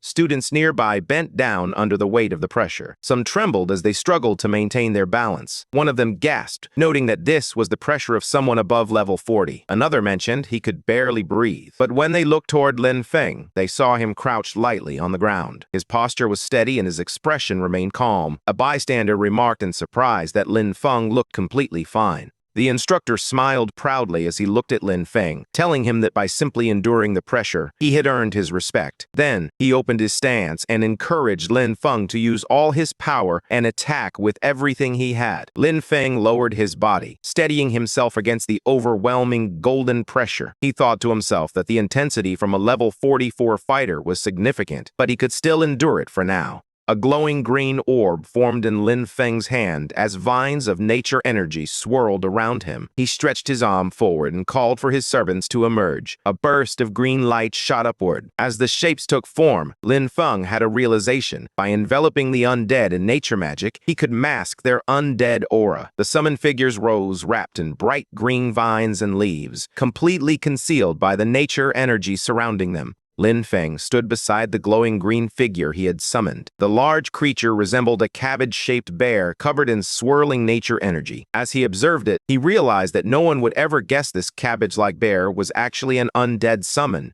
The creature stepped forward, wrapped in bright green vines. Its body glowed intensely, resembling a rare mutant beast. From the opposite side of the arena, the instructor narrowed his eyes in surprise, noting that this kind of dense nature magic resembled a rare mutated profession. A smile spread across the instructor's face as he raised his curved blades, lightning-like energy crackling around them. He called out to Lin Feng, expressing his interest and urging him to come at him. The green, cabbage-like bear rushed forward, its body enveloped in vibrant nature energy. Across from it, the instructor charged in, yellow flames swirling around his weapons. Both figures clashed in the open courtyard, their energies saturating the space. Bright streaks of green and yellow flashed as the two forces collided. The instructor swung his blades with tremendous force, while the glowing creature countered with its nature power. In the next moment, the instructor flew upward, his face twisted in a grimace as he let out a loud scream and charged straight at the cabbage-like bear. Bright yellow sparks erupted around the green creature as the instructor's attacks struck it again and again. Despite taking heavy blows, the glowing cabbage-like bear remained standing, its body shaking from the impact. One of the instructors watching from a distance looked surprised. He noted that any normal summon would have disappeared by now, but this one was still holding on. The green creature then roared and charged forward, pushing through the attacks. Yellow and green energy clashed wildly as it barreled straight at the instructor, refusing to fall no matter how badly it was hit. Another instructor surveyed the battlefield, sweat running down his face. He asked calmly if Old G was starting to get tired. Lin Feng stood nearby with a relaxed expression, believing that his summons were undead and therefore incapable of feeling pain or complaining. He remarked that small injuries could be easily healed with a bit of magic. Meanwhile, Old G observed Lin Feng and wiped away his sweat. He acknowledged that he had initially wanted to impress the students, but now he recognized Lin Feng's genuine talent. Realizing this, he understood that he would need to get serious. Old G looked directly at Lin Feng and informed him that he would compensate him for the destroyed summon. He then asked Lin Feng to watch closely as he explained that normal summoner professions must pay a price to establish a contract with their summons. If the summon is destroyed, it simply disappears and the contract ends. The instructor activated a powerful skill, and golden energy exploded around him as the words "Berserk Skill, Bloodthirst" appeared. He rushed forward with overwhelming force and struck Lin Feng's green summon, shattering the creature's body. Pieces of green energy scattered everywhere as the instructor stood in the center of the blast, holding his curved weapon. After the attack concluded, the instructor stood proudly with his arms crossed, golden flames enveloping his entire body. He appeared completely confident, satisfied with the outcome of his strike. Turning to Lin Feng, he spoke with a mocking smile, suggesting that losing a summon must be painful and encouraging Lin Feng to go ahead and cry. He added that he preferred straightforward emotional students the most. Green energy slowly enveloped him, and his face turned calm and blank, revealing no sadness whatsoever. The instructor stared at Lin Feng in confusion, wondering why the boy didn't appear upset at all. He questioned whether Lin Feng was so overwhelmed that he had surpassed the point of showing any emotion. Suddenly, green energy erupted from Lin Feng's body, stretching across the ground like long, twisting shadows. The green energy surged sharply, wrapping around the instructor. The vines and shapes tightened around him, lifting him slightly as he shouted in surprise. He complained loudly, questioning how many summons Lin Feng actually had and accusing him of playing dirty. The atmosphere grew tense. Suddenly, a burst of golden energy erupted around the instructor, shattering the green energy that ensnared him and sending him backward. He shouted in panic as the green power twisted violently through the air. A moment later, the examiner stepped forward and raised his hand, calmly instructing them to stop. The instructor relaxed, while Lin Feng stood off to the side, his ghostly blue summon fading beside him.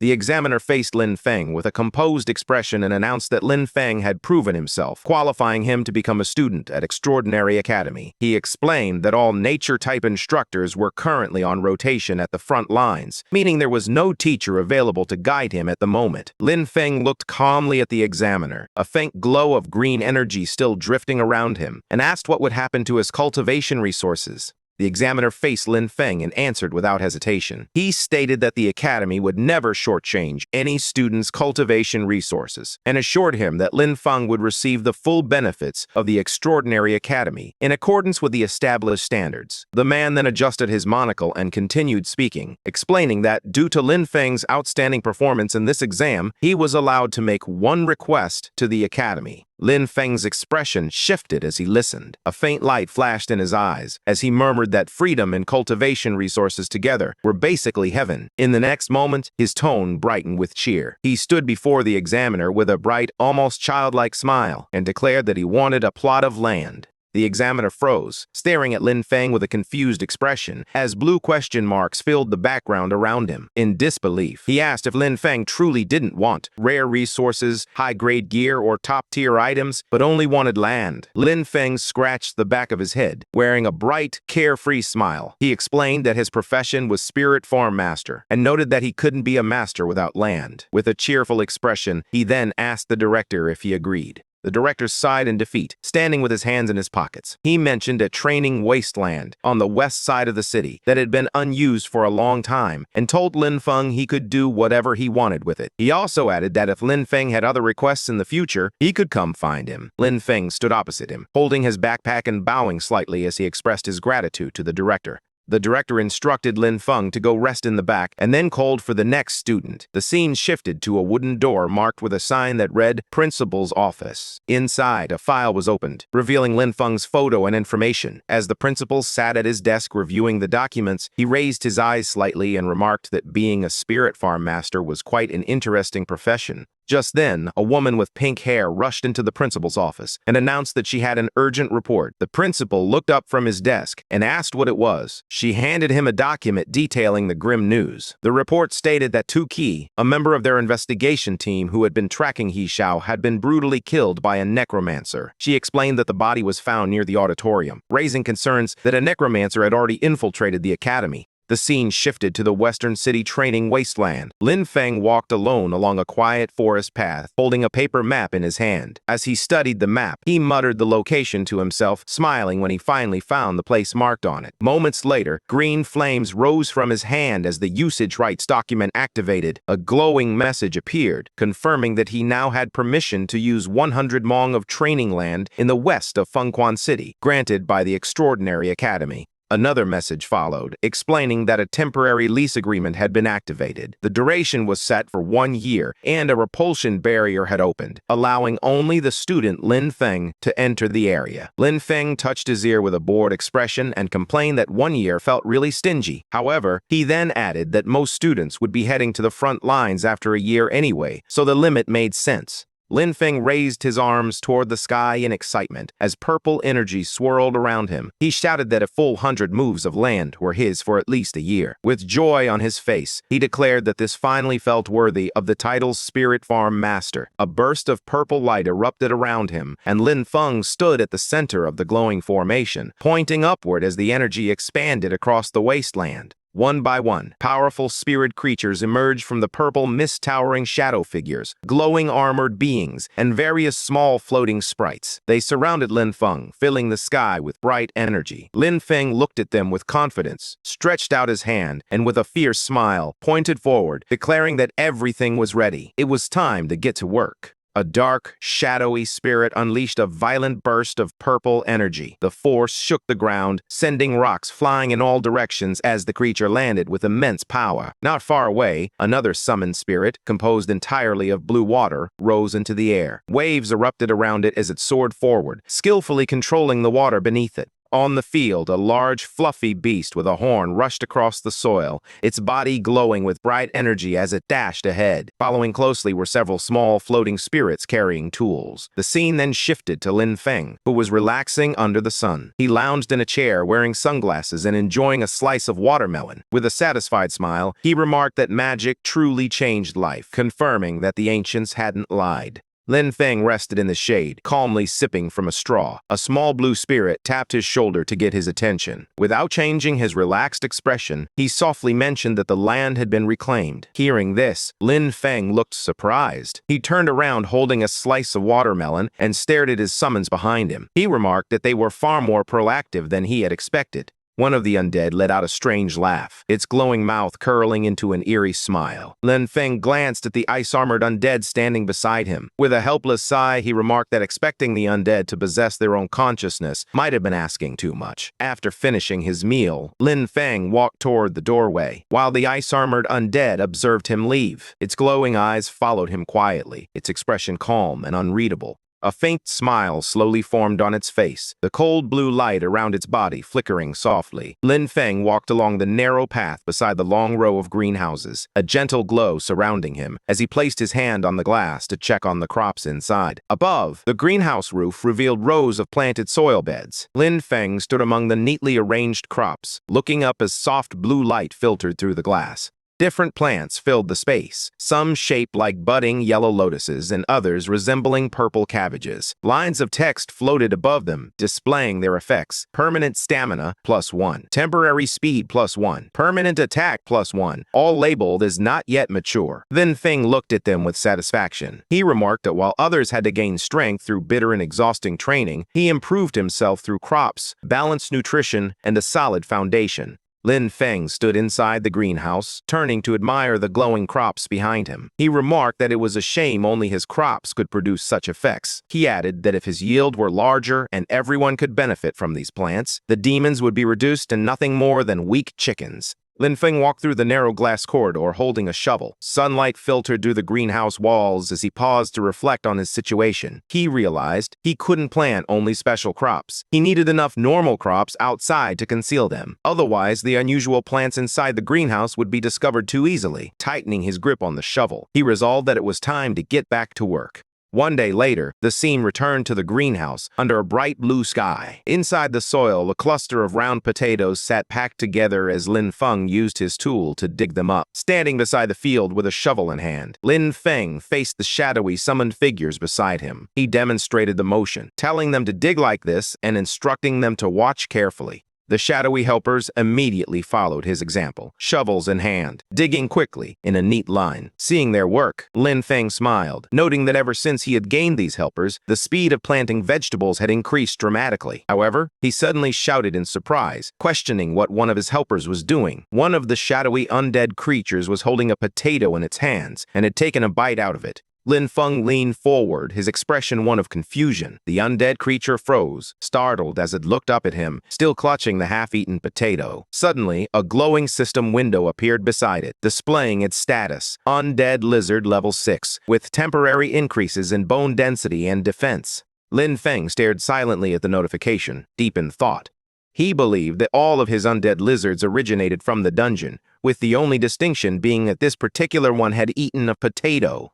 Lin Feng raised his hand to his chin, deep in thought. A sudden realization struck him as he considered whether the original crop effects could also apply to undead creatures. In the days that followed, Lin Feng conducted systematic experiments, meticulously recording how different crops influenced the undead he controlled. Unbeknownst to him, a shadowy figure with glowing red eyes lurked in the darkness outside the farm, watching intently from the shadows near the sheds. Under the moonlight, he muttered to himself that the place looked bizarre. He noted that several structures hadn't been there the last time he had spied on the area. Crouching forward, he looked again, repeating that those things definitely hadn't existed before. Then his expression hardened. With a smirk, he drew a sharp blade and scoffed, claiming that a paper-thin wall like that would fall apart with a single slash. He paused after noticing something else inside. Only one person appeared to be there, which made him wonder if it was some sort of trap. He found the situation interesting. Meanwhile, inside, Lin Feng lay relaxed in a hammock, completely unaware of the intruder now watching him from the shadows. As the intruder crept across the rooftop in the dark, moving closer to the greenhouse, the ground beneath him suddenly cracked. A sharp impact struck the edge of the roof, forcing him to jump back in surprise. He landed and sprinted forward, but more blows slammed into the concrete, sending chunks of rubble flying in every direction. The man dropped low, bracing himself as the ground shattered around him. A moment later, something burst upward from beneath the debris. A round creature with a glowing red stalk rose into view, its body swelling with energy as it pushed through the broken stone. The intruder glanced toward the source of the explosion, only to be met with a sudden blast. Rubble and flames erupted outward as the creature launched its attack, forcing him to dash aside while the shockwave tore through the rooftop. The blue-haired intruder narrowed his eyes, a smug smile spreading across his face. He appeared completely confident as he mocked the defenses around him, declaring that this level of protection could never stop him. Charging forward, he kicked through the round creatures blocking his path. As his foot struck them, red liquid splattered, and more of the creatures burst open under the impact. Suddenly, his expression changed. Sweat beaded on his forehead as he realized something was wrong. He gritted his teeth in panic and shouted in frustration. A massive chain of explosions erupted beneath him, with bright yellow flames bursting outward, scattering debris and red bursts through the air. As the detonations consumed the entire area around him, the blast faded to reveal a strange green light rising from the darkness below. A glowing tree-like figure slowly emerged, its branches twisting like veins of light. The green glow spread across the space, and long streams of energy gathered around it. In the next moment, the figure began to change shape, with the branches wrapping together to form the outline of a woman made entirely of green light. Her hair flowed like living vines, moving with the energy surrounding her. The man burst through the smoke, cursing under his breath. In frustration, he shouted that he wouldn't have returned a second time if it wasn't to gain the Grand Duke's trust. Lowering his body, he charged forward through the thick dust, his face twisted in anger as he raised his blade. Blood marked his cheek, but his grip tightened. He growled that once he chopped a creature into pieces, he wanted to see if it could still explode.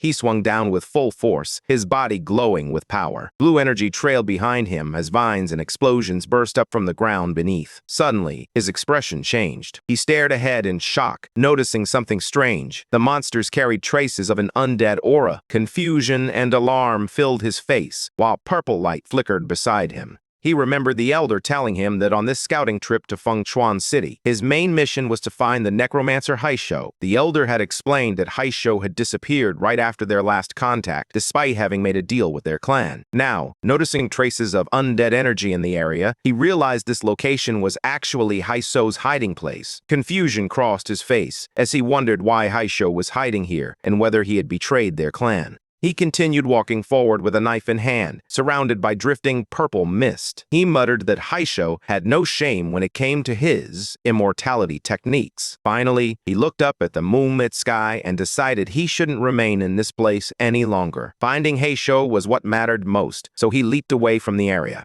The next day, Lin Feng stepped out of the building with a hose slung over his shoulder. He wiped his face and mentioned that he had already catalyzed and fertilized most of the plots the day before, adding that he only needed to tend to the remaining areas. However, when he looked at his field, his expression suddenly changed. Sweat trickled down his face as he gazed into the distance in shock. He rushed forward and saw a collapsed greenhouse surrounded by broken rocks and shattered ground. Standing at the edge of the destruction, he stared at the ruins and shouted in disbelief that his greenhouse was gone. Just as he worried about his loss, a huge shadow suddenly crossed the bright sky as a black dragon flew overhead, its wings cutting through the sunlight. Lin Feng looked up from the ruined greenhouse, his expression tightening as he turned toward the sky. He let out a quiet sound of confusion while staring upward. Moments later, a dragon descended, carrying two figures on its back. One was tall with long black hair, while the other stood beside him with a calm demeanor. The dragon's red eyes glowed as it hovered above the ground. Lin Feng stepped forward, staring at them in disbelief, and wondered aloud why law enforcement officers had appeared here.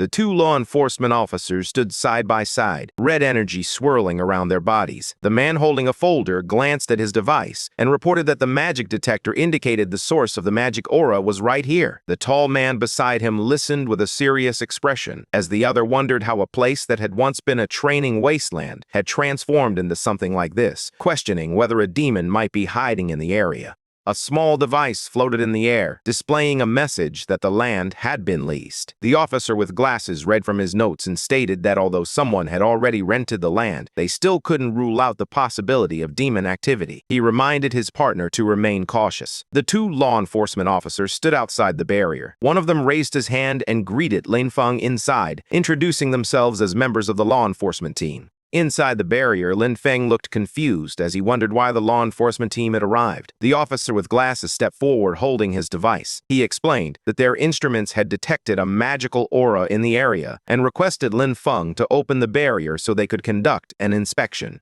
The two officers waited as the barrier glowed between them. The taller officer explained that they didn't know the exact situation yet. Lin Feng stared at them through the barrier and questioned how there could be a magical aura on land, especially since he had only rented a few days ago. Meanwhile, outside, one of the officers grew impatient and complained that even getting a farmer to open a barrier was taking too long. The tall officer then spoke again, revealing that Tuka had just been killed by demons and that demonic energy had now appeared here as well. Flames rose behind him as he stepped forward, his eyes glowing red. He looked toward the barrier and declared that, in his opinion, the man inside was clearly a demon spy. Inside the barrier, Lin Feng remained silent, a drop of sweat running down his cheek as he watched the scene unfold with a tense expression. Outside the barrier, Hiru shouted at Lin Feng, ordering him to surrender. Lin Feng looked up calmly, his expression steady. Nearby, two law enforcement officers observe the situation. One of them comments that Hiru acted too impulsively. The other officer adds that Tuka has just died, and now demonic energy has emerged in the area, making Lin Feng look very suspicious. Stepping forward, he addresses Lin Feng directly, telling him to cooperate with the investigation and requesting that he open the barrier. In response, Lin Feng glances to the side, contemplating how to make them leave. He then speaks innocently, stating that his profession is lowly and that no one has ever truly respected him. He explains that he only wanted to find a quiet place to work hard on his cultivation. However, now even the law enforcement team wants to place suspicion on him. One of the men beside Captain Haru looks at Lin Feng with hesitation. He touches the captain's shoulder and remarks that Lin Feng already appears very pitiful. Hearing that, the captain's expression shifts dramatically. He loses his temper and explodes in anger, declaring that anyone can pretend to be pitiful. Clenching his fist, he suddenly rushes forward and throws a powerful punch at Lin Feng. The punch lands with a loud impact, sending waves of power rippling through the air.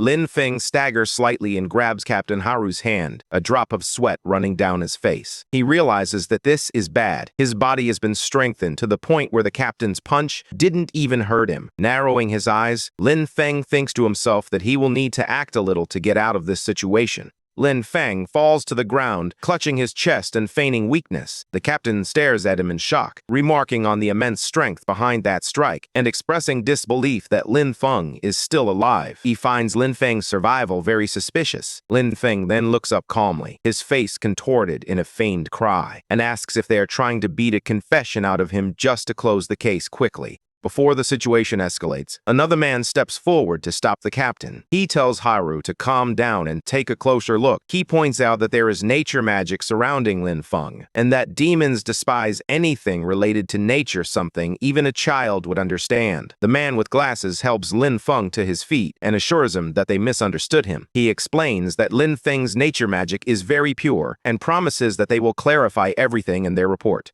Lin Feng stands up and looks at the man with gratitude, expressing that he is a good person and a truly upright official. The man responds calmly, stating that it is simply his duty. Nearby, the captain clenches his teeth in anger and glares at them. In the next moment, power surges around him as he raises his hand once more. Lightning-like energy crackles through the air as he prepares to strike. Before anything can happen, the two officials move simultaneously, stepping in front of Lin Feng to block the attack and prevent the captain from acting further. The captain remains silent, his teeth clenched, unable to utter a word. Afterward, the law enforcement officers mount their dragons and depart. Lin Feng watches them quietly. After a moment, he lowers his gaze and thinks to himself that this is troublesome. He realizes that farming alone is no longer sufficient. He will need enough strength to protect himself as well. Just then, golden light flickers in the air, and paper cranes begin to float slowly toward him. One stops right in front of him, and a voice emerges. Lin Feng hears an order instructing him to report to the Academy training ground the next morning for the freshman ability test and ranking battles. Attendance is mandatory. After delivering the message, the paper cranes vanish. Lin Feng gazes at the empty air and lets out a soft sigh, pondering why it is so difficult to live a peaceful life. Not far away, two figures stand together under a tree, watching him leave. One of them quietly remarks that Lin Feng's nature magic is incredibly pure and powerful. The woman turns to the man beside her and asks if Lin Feng is really just a farmer. The man, who is the principal of the Extraordinary Academy, replies that he is not sure. He explains that the system shows the boy's registered profession as a spirit farm master.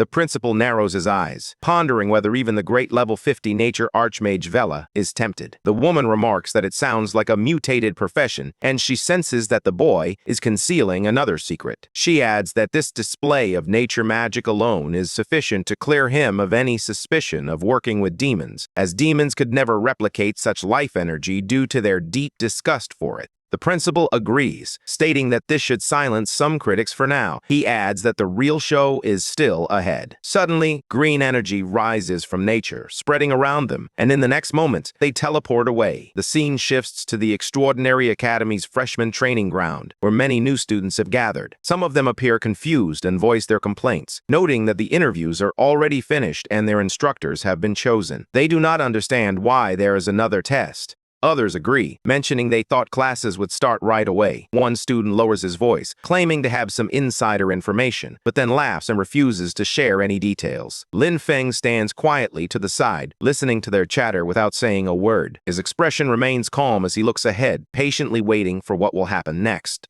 Just then, the pink-haired instructor steps forward and tells everyone to be quiet. She acknowledges that they all have many questions and explains that the academy is holding an entrance test for all students after the instructor interviews.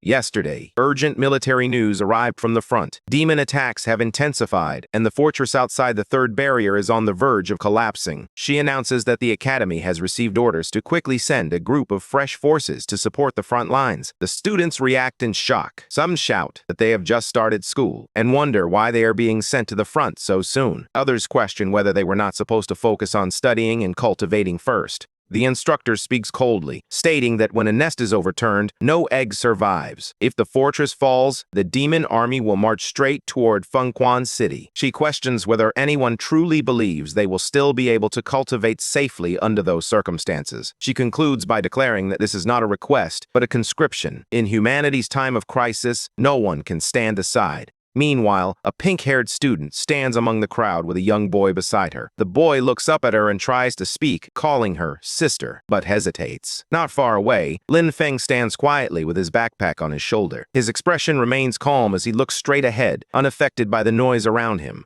The pink-haired girl turns back to the boy and gently reassures him that it is okay and not to worry. She glances in Lin Feng's direction, her cheek slightly flushed, and quietly comments that he is very outstanding. She wonders if he will be selected in the draft. Then, the pink-haired instructor raises her voice, commanding all freshmen to enter the training grounds and prepare for live combat testing. Crowd continues to surge ahead. Lin Feng walks alongside them, his hands tucked into his pockets. He reflects quietly that, given his farmer-type profession, he is unlikely to be sent to the front lines during such a time. Otherwise, his farming plans would be thrown into disarray. Soon, the test begins. Lin Feng finds himself on the field, facing a female student wielding a staff. She looks at him and calls him a spirit farm master, mentioning that she has heard he is skilled at dodging.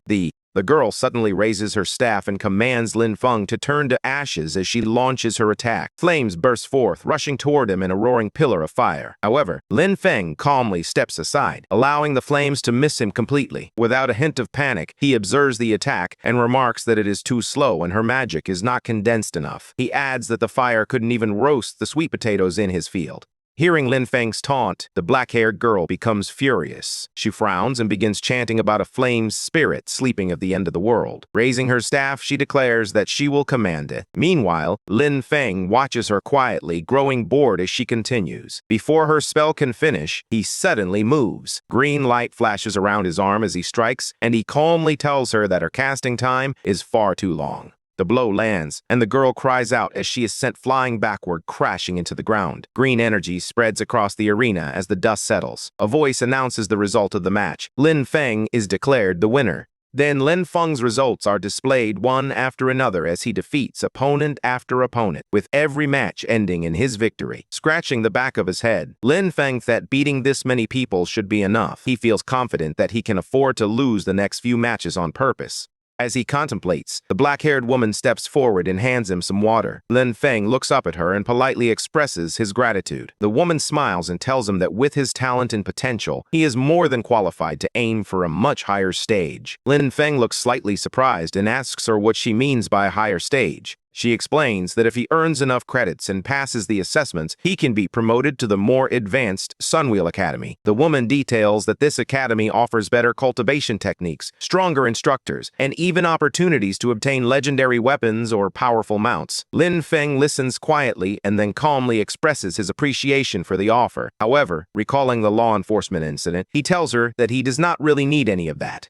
The woman looks surprised and asks what he wants instead. Lin Feng smiles lightly and responds that he only desires a bigger and better piece of land, so he can farm in peace. Upon hearing this, the woman looks at him and clarifies that he has misunderstood her. She explains that she is asking about his final goal, what he plans to do after finishing those fields. Lin Feng answers honestly, stating that he plans to farm even more land so that more people can have fields to work on. He wants everyone who wishes to farm to have access to land. Hearing this, the woman smiles slightly, thinking that his desire for more land implies a wish to reclaim all the land. She calls him an ambitious child. Just then, the principal approaches and asks if Lin Feng is not already developing the wasteland in the west of the city, questioning whether that is still not enough. Lin Feng laughs heartily and scratches his head, expressing that when it comes to farming, the more land there is, the better. Just then, a new announcement calls out the next match, Lin Feng versus Ai Ling. Lin Feng raises his hand slightly and smiles, indicating that it is time to go.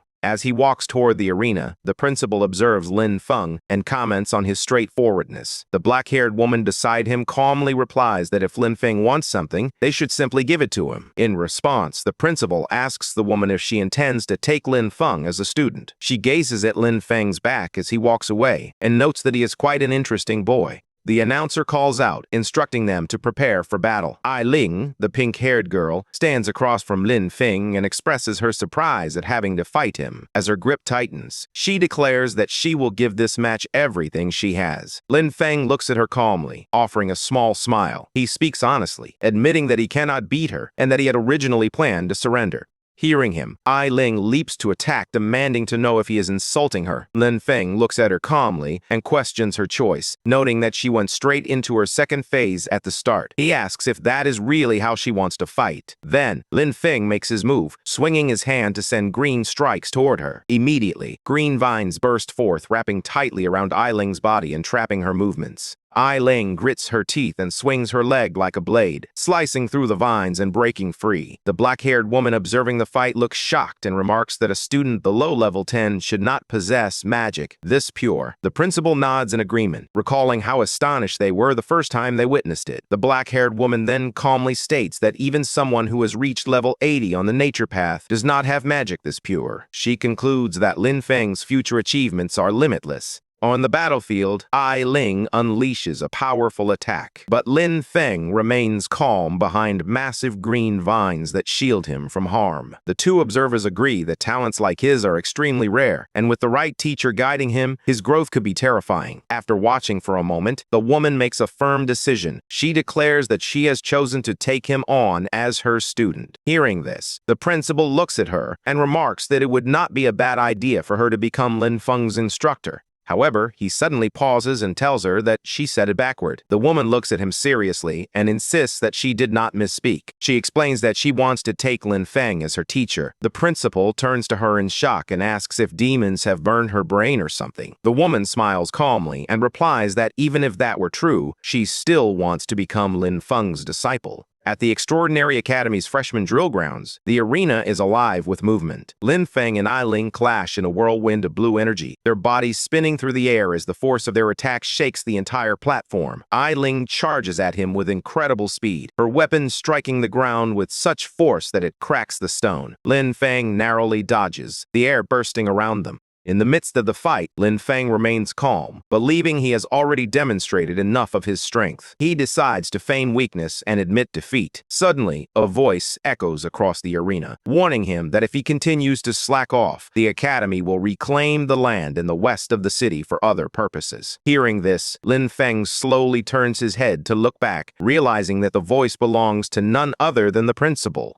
Lin Feng's expression shifts as a spark of blue light flashes in his eye. He immediately refuses, shouting in his mind that they cannot take back his land. Absolutely not. That land means everything to him. Ai Ling's eyes widen as she observes Lin Feng, feeling his aura change completely. Until this moment, he had been calmly defending, allowing her attacks to come at him. But now she realizes he is finally starting to fight seriously. Green light bursts around Lin Feng as he moves his arm, energy gathering at his palm like a swirling storm, glowing brighter and stronger with each passing second. His expression is focused and sharp. Across the arena, Ai Ling steps back, flames erupting from her body as she prepares her strongest spell. Fire wraps around her arms, her staff, and even her legs, rising higher and hotter as she begins to chant. She thrusts her weapon forward, unleashing a massive ball of fire from her magic. The fireball shoots across the battlefield with explosive speed, illuminating the entire arena and tearing into the ground as it hurtles toward Lin Feng. However, just before the fireball makes contact, Lin Feng charges toward it without slowing down. His green energy cleaves through the explosion, creating a path straight through the flames and shaking the arena, sending debris flying in all directions. Dust and flames erupt in a colossal explosion. Lin Feng leaps forward, power exploding from his body. Green light surrounds his fist as he jumps at Ai Ling, shouting for her to take his serious punch. His fist, glowing with pure green energy, drives forward with enough force to shake the arena. Ai Ling's eyes widen in shock as her head jerks back from the blow. She gasps loudly, stunned by the strength of the punch, and shouts in disbelief, remarking on the incredible power he has unleashed. But just before hitting her, Lin Feng stops. He lands gracefully and smiles at her, his expression calm and relaxed, as if the fight had never been difficult for him. He softly tells her that she let him win. In the audience, the students stare at him with their mouths agape. One of them shouts that Lin Feng, the farmer, must have been hiding his true strength all along. Another student compares himself to Lin Feng, claiming that he is the one who looks like a farmer now. The woman with bright green eyes watches with excitement. She notes that Lin Feng's control over the power of nature is extremely rare, stating he commands it as easily as moving a finger. She adds that his mastery is close to the very origin of nature's power. Just then, Lin Feng stretches his hand toward Ai Ling as the announcement rings out clearly. The winner is Lin Feng. After the match ends, Ai Ling stands with Lin Feng's help, her cheeks flushed. She gently holds his hand and looks up at him with admiration, telling him that he is strong and that she completely accepts her defeat. Lin Feng looks down at her calmly and responds, saying that she is the one who is truly strong, and that he only possesses a lot of physical strength, nothing more. After saying that, Lin Feng lets out a sigh of relief while sweating nervously. In his mind, he mutters that he almost had his land taken away and that things were dangerously close. Suddenly, the principal appears behind him, speaking in a cheerful tone. The principal pats Lin Feng proudly on the back and says that he did well and that this is how he should be acting. Lin Feng bows his head slightly and thanks the principal for showing mercy during the evaluation. The principal waves his hand, encouraging him to keep working hard, expressing that he looks forward to watching Lin Feng grow stronger. As the principal walks away, a mischievous smile forms on Lin Feng's face. In his mind, he grumbles about how the old man dared to threaten him with his land. Quietly, he tells the principal to just wait. As Lin Feng walks away from the training grounds, he mutters under his breath, his expression filled with annoyance. Behind him, the green-eyed woman strides toward the tree. Lin Feng rubs the back of his neck, lost in thought. The woman disappears behind the tree and suddenly, an explosion of white fog erupts. In the next moment, she emerges with a transformed appearance and approaches Lin Feng.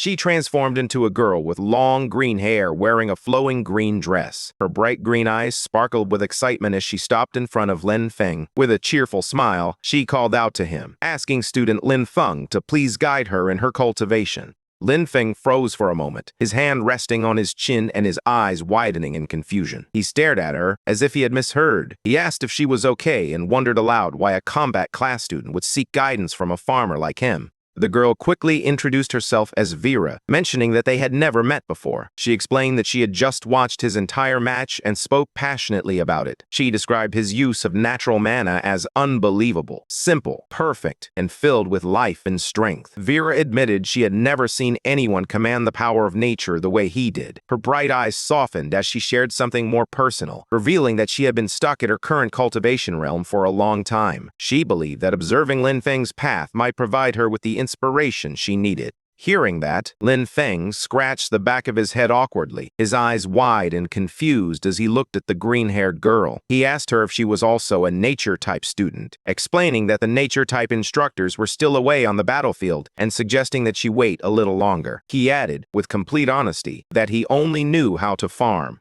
Vera clasped her hands and spoke earnestly, stating that the skilled were the true teachers.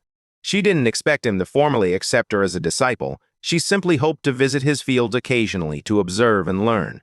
She bowed deeply toward him, almost pleading. She expressed that even if she could only assist with random small tasks, just being near his natural aura would be enough for her. She begged him to allow it. Lin Feng flinched and panicked internally, but in his mind, he repeated that he couldn't let anyone know what he was growing in his fields. It was too dangerous, and it would be far too easy for his secret to be exposed. He turned his head slightly and spoke with calm politeness. He apologized, explaining that as a farmer, he had nothing to teach her. He insisted that he only possessed physical strength and was not skilled at fighting. However, before he could elaborate, the principal suddenly appeared beside him, placing an arm around his shoulder. Leaning in, the principal whispered that since Vera was begging like this, Lin Feng should just agree for his sake. Lin Feng stared at the principal in shock. The principal leaned in close to Lin Feng's ear and whispered a long string of censored words, clearly conveying something privately. Lin Feng slowly replied that what the principal had just said didn't sound very good. His expression revealed immediate hesitation and worry. However, after hearing the principal's whispered advice, Lin Feng's demeanor softened. He let out a small sigh and then agreed, stating that if things were this way, then it was settled.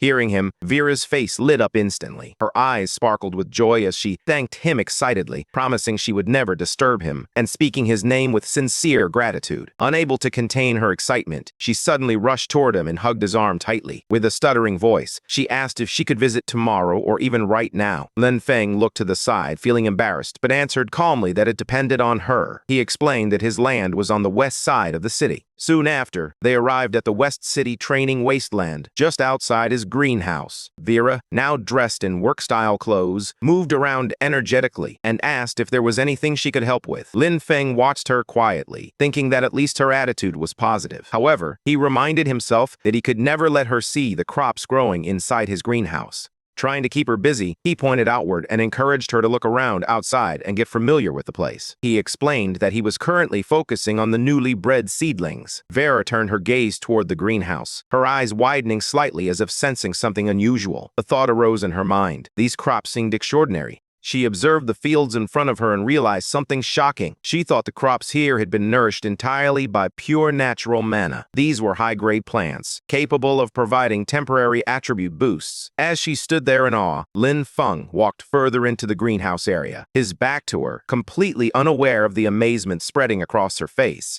Vera leaned forward slightly, a soft smile forming on her face as she admired Lin Feng's plants. She remarked that Lin Feng was making her more and more curious. An hour later, Lin Feng returned, but Vera was still outside the greenhouse, carefully examining the soil and plants. Suddenly, her eyes widened as she lifted a small piece of soil to her face, staring at it in shock. Her expression tightened with disbelief, and she whispered that it was unbelievable. Lin Feng approached her from behind, looking down calmly as he asked if there was a problem. Vera stood up halfway and gazed up at him, still in shock. She questioned whether the crops here were truly grown using only this very ordinary soil. Lin Feng nodded, confirming that it was indeed just normal soil. Vera's confusion deepened, and she asked again, wanting to clarify that there was no mana crystal powder or elemental loam involved. Lin Feng scratched the back of his head and offered her an easy smile. He explained that he had considered using those fertilizers, but anything infused with mana was far too expensive. With the little money he had, he simply couldn't afford them. He pointed to a small, wilted plant beside him, its leaves curled and dry under the sunlight. Calmly, he noted that these plants were likely malnourished.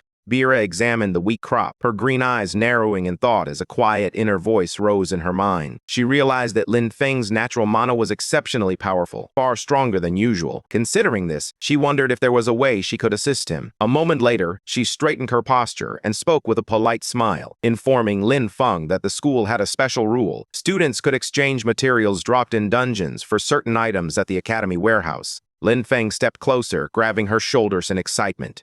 His face lit up with hope as he asked her if what she said was really true.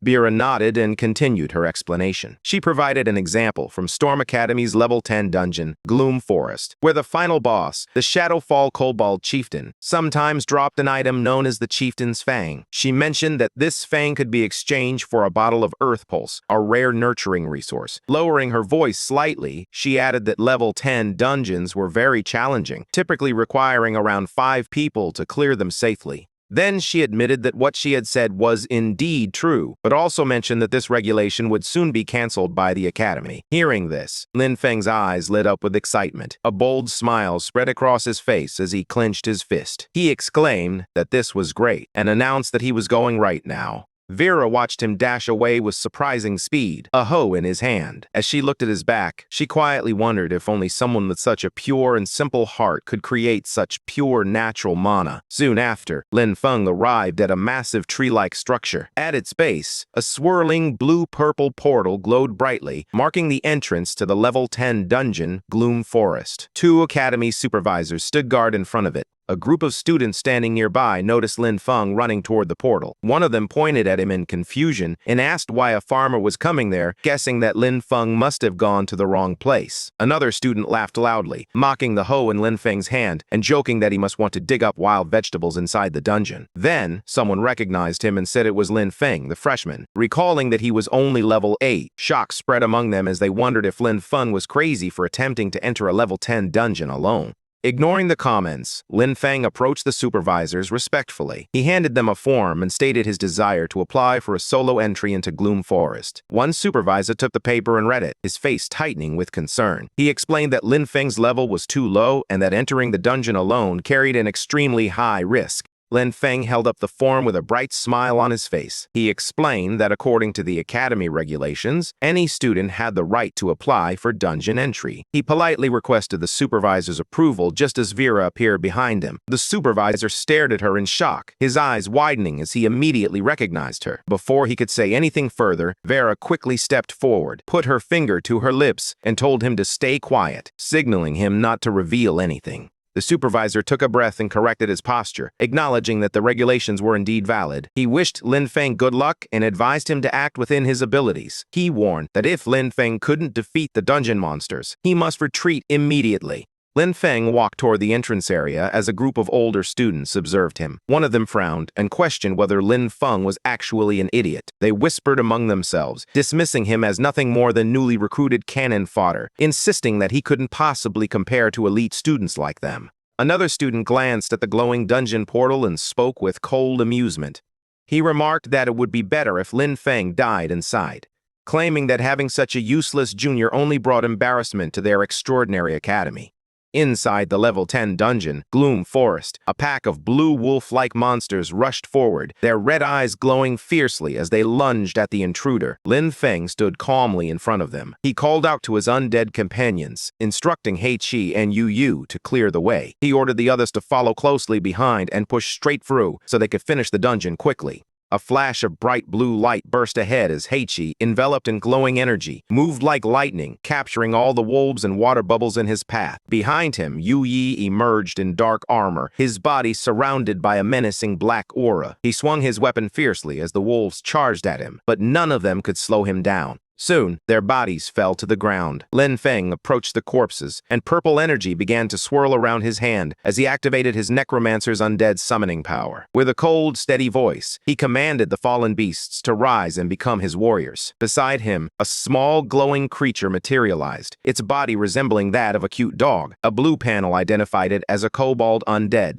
Deeper inside the dungeon, Lin Feng entered the largest chamber, where a towering monster awaited him. The Shadowfall Kobold Chieftain, level 12. The creature was massive, with long claws, sharp fangs, and red streaks of energy coursing across its body. Lin Feng gazed up at the boss monster without fear, casually placing one hand in his pocket. He remarked that this was the final boss, but it didn't seem like much. It appeared that this dungeon wasn't anything special either. Lin Feng yawned lazily and instructed his undead team to charge straight for the target, treating the final boss as if it were unworthy of his effort. Ahead of him, the massive Shadowfall Kobold Chieftain raised its glowing weapon high into the air. The boss monster let out a furious roar and swung the blade downward with full force, but Before the attack could land, Heichi, enveloped in black and purple flames, charged in. His body glowed with dark patterns as he struck the monster head-on. Purple, lightning-like energy erupted from his attack. Heichi slammed into the kobold chieftain with overwhelming strength, creating a massive purple explosion. The force blasted through the dungeon chamber, sending shockwaves in every direction. The ground cracked, stones flew, and the air trembled as the explosion hurled the chieftain backward. A bright blue shockwave swept across the entire battlefield, kicking up debris. A system panel appeared above the scene, announcing that the Shadowfall Kobold Chieftain had been defeated. Lin Feng gained experience, and his level increased to 9. The panel also indicated that he had obtained one item, Chieftain's Fang. Below the notification, the chieftain's body lay motionless on the ground, surrounded by glowing drops of loot. Then another system window appeared, stating that a summonable undead unit had been detected. However, the level requirement was too low. It also indicated that Lin Feng could not convert the Shadowfall Kobold Chieftain into an undead summon. Another blue system panel appeared, displaying the progress of Death F2A glitch, indicating that the progress bar had reached 10%. Lin Feng looked at the notification with a calm expression and quietly concluded that he still could not summon monsters stronger than his own level. He noted it was a pity that the boss could not be revived as an undead, but he acknowledged that his goal for this dungeon had already been completed. The chieftain's fang began to glow with a strange blue and black energy, seemingly reacting to his system. Lin Feng stated that since he had obtained the fang, he would return to exchange it for fertilizer. With that, he turned and walked toward the swirling blue portal behind him. His figure stepped into the spinning light as he exited the dungeon. Outside the entrance of the level 10 dungeon, Gloom Forest, a group of people waited near the glowing portal, standing on the sandy ground as Lin Feng emerged from within. At the Academy's exchange station, an officer called Vera Lord and questioned whether they really had to follow the rules and exchange the item for Lin Feng. He explained that the front lines were in an emergency and that their combat class resources had already been distributed. However, Vera calmly reassured him, stating that it wasn't a combat resource at all. It was just soil fertilizer for nature-type classes. Hearing that, the officer in the suit confirmed they had plenty of that in stock. As he spoke, a system window appeared, displaying the updated dungeon record for Gloom Forest. It stated that the solo first clear had been achieved by Lin Feng with an evaluation of SSS. He received a special reward, one heroic spirit fragment. Just as the notification appeared, Lin Feng stepped through the glowing portal with a relaxed expression, as if he had just taken a walk rather than clearing a dungeon alone. Nearby students stared in shock as one girl exclaimed that the heroic spirit fragment was a rare treasure capable of strengthening someone's soul, origin, and enhancing their class potential. She couldn't believe he had obtained such a legendary reward. Several boys erupted in anger. One accused Lin Feng of cheating, while another insisted that he must have used illegal items or exploited a dungeon bug. More voices joined the crowd, demanding a thorough investigation and calling for all his rewards to be taken back, especially the heroic spirit fragment. Others shouted that he didn't deserve it at all. Standing behind them, Vera touched her lips with a thoughtful smile. She softly admitted that she had expected Lin Feng to fight through the dungeon at least a few times, but she hadn't imagined he would do it in a single attempt. All the students and instructors surrounded Lin Feng, deciding to confront him directly. Lin Feng looked at the angry crowd encircling him and, with a tired expression, asked who he had managed to offend this time. At the entrance of the level 10 dungeon, Gloom Forest, Lin Feng stood surrounded by several students who watched him with dark, hostile expressions. Their faces were tense, clearly still upset about his earlier dungeon clear. Lin Feng approached the instructor calmly, holding the chieftain's fang in his hand. He explained that according to school rules, he was there to exchange it for resources. Before the instructor could respond, one of the angry students stepped forward and shouted that Lin Feng's rewards were obtained through cheating and should be confiscated. However, the instructor remained composed. He raised a finger and stated firmly that the rewards came from the dungeon itself, and the academy had no authority to take them away. Another student then stepped out from the group. With a confident expression, he announced that he was willing to challenge Lin Feng in a resource wager. Lin Feng glanced at him, puzzled, and asked what a resource wager was. A student explained that it was essentially a dungeon speedrun competition, with teachers supervising both sides. The two challengers would enter the dungeon separately to see who could clear it faster. The winner would take all the rewards from both participants, while the loser would lose everything. This explanation sparked murmurs among the surrounding students. The instructor turned to Lin Feng and asked if he was willing to accept the wager and bet against the challenger. Lin Feng shook his head lightly. With a bored expression, he stated that there was no benefit in doing so, and that the whole thing sounded dull to him. The instructor looked surprised and unsure how to respond, while the students behind the challenger stared in frustration, clearly expecting Lin Feng to accept. The student wearing a headband looked angry and was sweating. He clenched his teeth as he spoke, announcing loudly that, in that case, what if he added a blueprint for the lab of nature? Hearing this, Vera leaned close to Lin Feng and urged him to get that lamp of nature blueprint. She then explained that the blueprint was for the Lamp of Nature, a special type of growth magic tool that only the Nature Department could use. She mentioned that each blueprint could only be used to create one lamp, making it very rare. She continued by detailing its effects, which included shortening the crop growth cycle without any side effects. The headband student smirked and leaned slightly toward Lin Feng. With a mocking smile, he asked if Lin Feng was finished with his questions, how he felt about the proposal, and if he wanted to place a bet. At the same time, the student secretly held his phone behind his back as messages appeared on the screen. He had sent a message to someone named Senior Haru just as Lin Feng emerged from the dungeon. Senior Haru instructed the student to find a way to stall Lin Feng, but the student expressed concern, asking what would happen if Lin Feng ignored him. In response, Senior Haru suggested that the student bet resources against Lin Feng, inquiring if he didn't have a Lamp of Nature blueprint. The student hesitated, noting that it was the foundation of their family's rise, but ultimately he agreed and sent a message confirming that he was fine with it. Meanwhile, Lin Feng believed that his necromancer powers must remain hidden. With only one supervising teacher present, he thought it shouldn't be too difficult to conceal his abilities. His eyes sharpened with determination as he resolved to take the Lamp of Nature. Lin Feng smiled confidently, looked straight ahead, and with a slight grin, declared that he accepted. Hearing that, the rival student laughed loudly, raising his chin with arrogance as he declared that, with the teacher supervising, he would expose Lin Feng's secrets immediately. Lin Feng stood a short distance away, hands in his pockets, appearing relaxed. The scene then shifted to the swirling blue portal of the level 10 dungeon, Bloom Forest, where light spun inside like a vortex. Inside the dungeon, Lin Feng stood beside the supervising teacher, who turned and asked how Lin Feng had managed to clear the dungeon so quickly. Lin Feng lowered one hand behind his neck, smiling confidently once more. He told the teacher that he would demonstrate his strength. Suddenly, green lights burst around him, and powerful energy swirled in his hand as he extended it forward. His expression sharpened as he called out for his farm hands to come forth. A bright green light burst around Lin Feng as swirling energy gathered above him. From the glow, his undead, covered in earth energy, took form, towering behind him like a giant guardian. Green waves spun across the area as Lin Feng stood calmly beneath the summoning circle. The supervising teacher stared at the scene in shock, sweat sliding down his face as he whispered to himself. He thought the summoning was happening quickly, and the troops Lin Feng had called forth looked incredibly strong.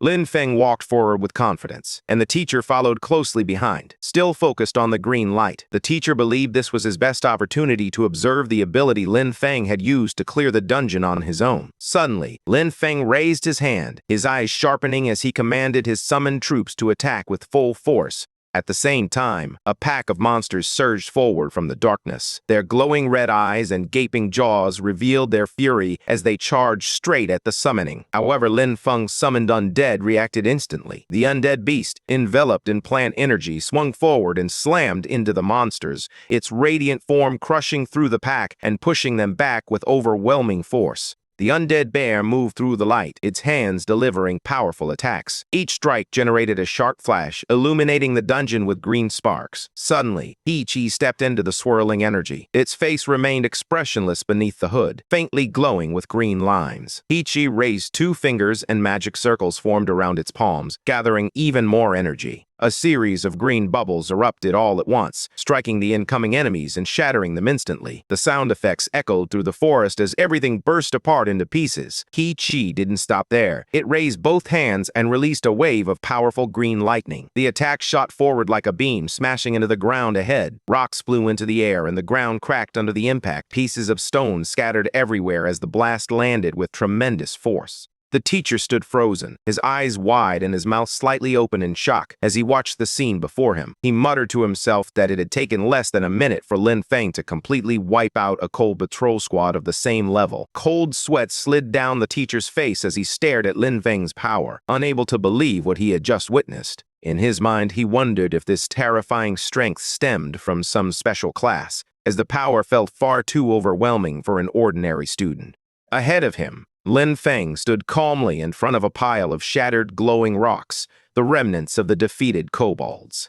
Lin Feng turned slightly and spoke in a relaxed tone, informing the teacher that the kobold patrol squad had been cleared and that he was now preparing to tackle the boss room next. Upon hearing this, the teacher's expression stiffened once more, and he struggled to find his voice as he followed Lin Feng with his gaze. Suddenly, dark energy began to gather in front of Lin Feng, forming a swirling purple and blue vortex that opened before him. Inside the twisting tunnel of the portal, something stirred. Moments later, a dark figure shot out of the vortex at high speed. It was a large kobold warrior, its fur standing on end, and its eyes glowing bright red. Its mouth opened wide in a roar, revealing sharp teeth. The massive kobold leaped straight toward Lin Feng. Lin Feng stood at the front, giving orders in a calm yet firm voice. He instructed the undead bear to raise its shield and move forward, telling everyone else to follow closely behind. He warned that if any kobolds attempted to attack from the sides, they must strike back hard. The undead bear raised its shield and a bright green explosion erupted from it. Green energy spread everywhere as Lin Feng's undead bear charged ahead.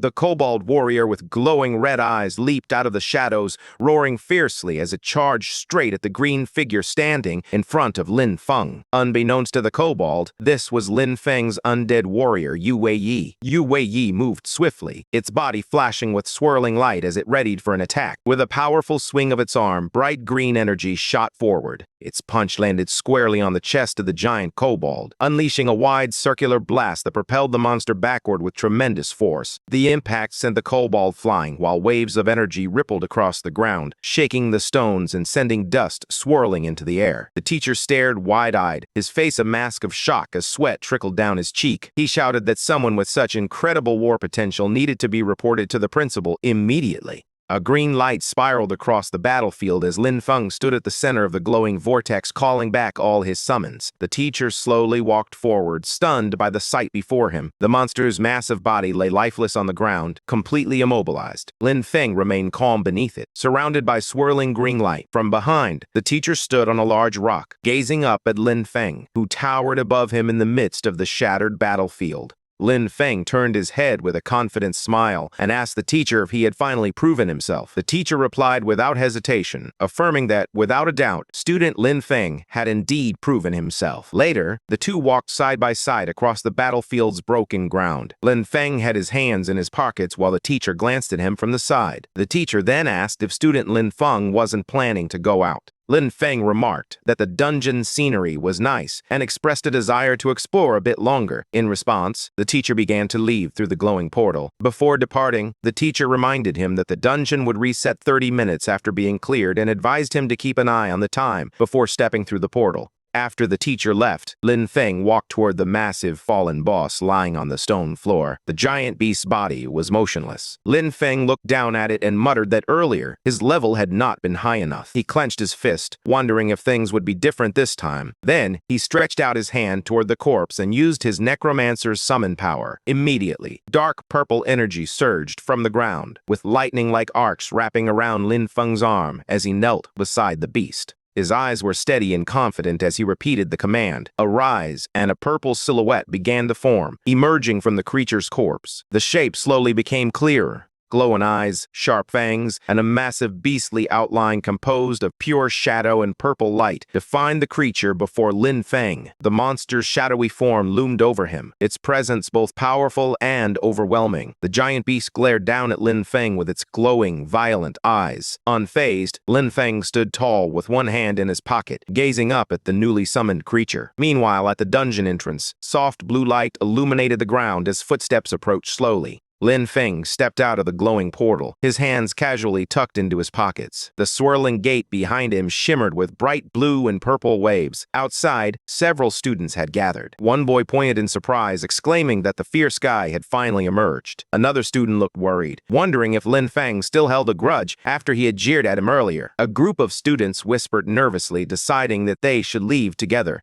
The official standing beside Vera spoke in a serious tone, declaring that Lin Feng had proven himself in the name of the extraordinary. He handed Lin Feng a small bag and a scroll, stating that these were the rewards and compensation that rightfully belonged to him. Lin Feng raised his hands to receive them, remaining silent yet composed. After accepting his rewards, he looked around, his expression calm and focused. Behind him, Vera stared at him in confusion. Vera approached Lin Feng with a bright smile and informed him that the troublemaker from before had run away. She explained that after the administrator came out to give his testimony, the student realized he was in the wrong, immediately dropped the items he had taken, and then escaped. Lin Feng listened quietly as he reached into his pocket and pulled out the rewards he had just received. A small smile appeared on his face. Holding the container proudly, he expressed his satisfaction, stating that it was fertilizer and that today's trip had yielded a full harvest.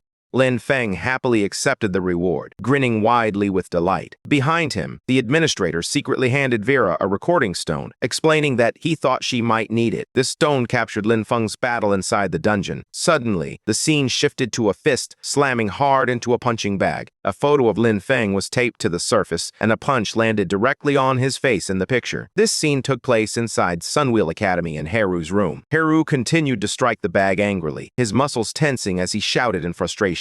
He cried out that Lin Feng, just a lowly farmer, had humiliated him time and again. Breathing heavily, Haru finally stopped and sat down, rubbing his forehead with a troubled expression. He admitted to himself that using force wouldn't work, and even the Academy's own rules couldn't punish Lin Feng. After a long moment, he realized he would need to use another method. Narrowing his eyes sharply, Haru's expression hardened as he muttered that Lin Feng was merely showing off, relying on a bit of nature magic and his summons. In that case, he held out a sealed envelope. His voice turned firm as he ordered his subordinate to immediately send the letter to the front lines, addressed to his uncle, the Count. He issued another command, instructing that the mentors from the Nature Department, who were currently on rotation at the battlefield, must return to the Academy as soon as possible. Hearing this nearby, his subordinate, the same student who had just challenged Lin Feng, looked surprised as he held the envelope.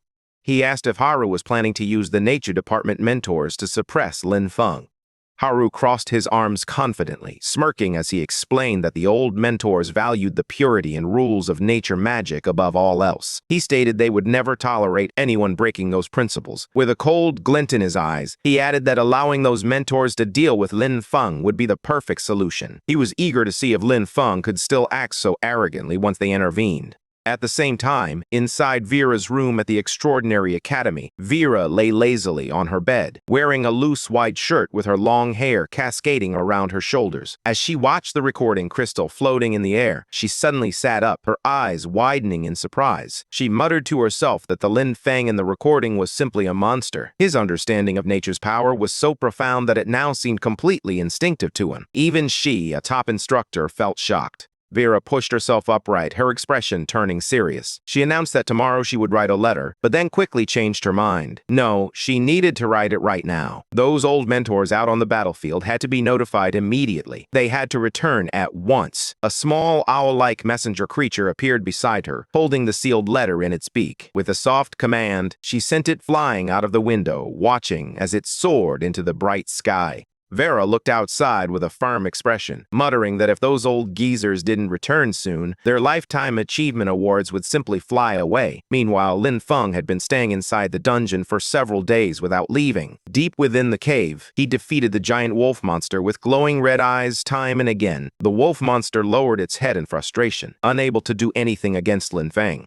Soon after, a ranking screen appeared, revealing Lin Feng's time of 10 minutes and 28 seconds, which secured him first place. Below him, several other times displayed second, third, and more, all of which also belonged to Lin Feng. He had conquered the dungeon repeatedly, with each run only a few seconds slower or faster than the last. Outside the dungeon, other students watched in shock and disbelief. One girl complained that Lin Feng cleared the dungeon solo and moved so quickly, as if the place were his own backyard. Another student asked how many times he had run the dungeon that day. Someone answered lazily that they had stopped counting long ago. Another student sighed, stating it was boring to watch Lin Feng endlessly grind dungeons, adding that watching others farm was more entertaining. A moment later, Lin Feng approached Teacher Chen, holding a box filled with sharp wolf fangs. He smiled and expressed his desire to exchange them for fertilizer. Instructor Chen regarded him seriously and informed Lin Feng that he had already earned enough credits to apply for a promotion. He explained that remaining in the lower academy no longer made sense for someone of Lin Feng's caliber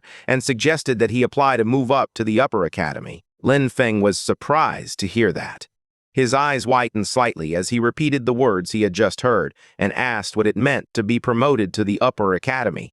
The instructor explained that the Extraordinary Academy was divided into two parts, the Upper Academy and the Lower Academy. He noted that the Lower Academy was designed to train basic talents, similar to the Storm Academy where Lin Feng was currently studying. The instructor continued by stating that Sunwheel Academy was where elites from all the lower academies gathered, and it was recognized as the Upper Academy.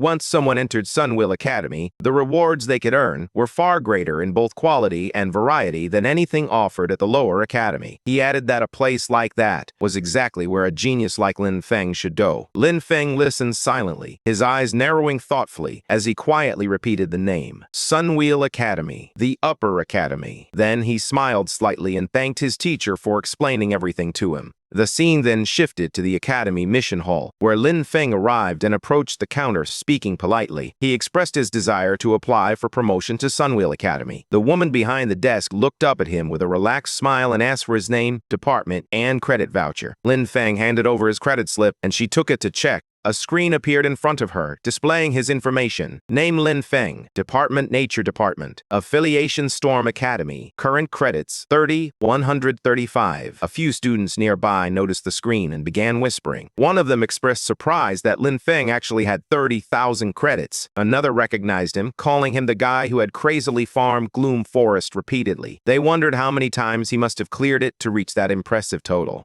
The woman behind the desk finished checking his information and informed Lin Feng that his credits were verified. She handed him a promotion mission scroll and explained that once he completed the mission and passed the final review, he would officially become a member of Sunwheel Academy. Lin Feng accepted the scroll and then calmly asked if, after his promotion, he would be able to exchange it for gold-grade supplies. The red-haired woman explained that since Lin Feng was still part of Storm Academy, he could only exchange his credits for supplies ranging from bronze grade to silver grade. The blue-haired woman sitting at the table added that after Lin Feng completed his promotion, he would be able to exchange his credits for gold grade and even platinum grade rare supplies. Hearing this, he nodded politely and expressed his gratitude. Lin Feng walked through the academy mission area, surprised to find that his task only required him to go to the defensive line outside the city to look for something. He thought the location was close to the manor, so the task shouldn't be difficult. However, before heading there, he mentioned that he needed to pick up something first. Lin Feng then walked alone through the academy's bright corridors and open walkways, with light reflecting off the white buildings as he entered a nearby room. Inside, an older man with a blunt, straightforward tone handed Lin Feng a glowing, star-shaped object. He explained that although the Lamp of Nature was only a silver-grade item, its effects rivaled those of many gold-grade items. The man warned Lin Feng to maintain it properly and to be extremely careful not to let it touch or absorb necrotic energy. Lin Feng smiled calmly and thanked the senior for the reminder. His expression relaxed and confident as he held the glowing lamp in his hand.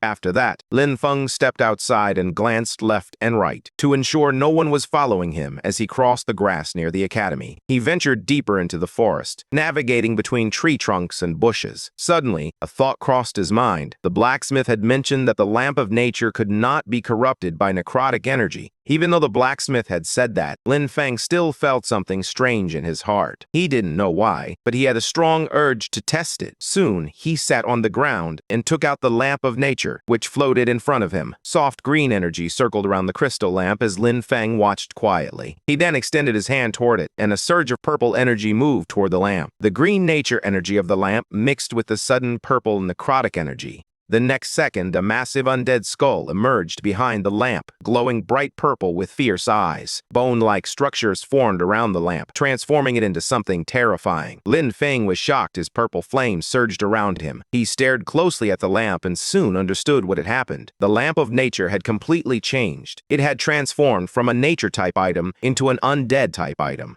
Lin Feng infused natural energy into the lamp, causing the forest to erupt and a bright flash of green light that burst through the trees. As the green energy settled, Lin Feng was seen sitting on the ground. The lamp now transformed back into its green crystal form. He quickly hid the transformed item before anyone could notice. After hiding it, he stood up beside the giant trees, brushing leaves from his hair. He realized he was lucky. The item appeared to be sentient. By channeling nature-type mana into it, he could restore it to its original state as the lamp of nature. Otherwise, explaining its sudden transformation would have been impossible. The scene then shifted to the outskirts of the city, revealing the expansive exterior of Lin Feng's farm. Inside the large greenhouse-like structure, Lin Feng stretched his arms upward to hang the restored lamp of nature from a wooden beam overhead. Sunlight flooded the space, casting warm reflections across his back. After stepping back, he wore a calm expression as he examined the lamp now suspended high above him. At that moment, he glanced at the vegetable fields outside, where rows of giant, healthy cabbages were growing rapidly, illuminated by a soft, bright light.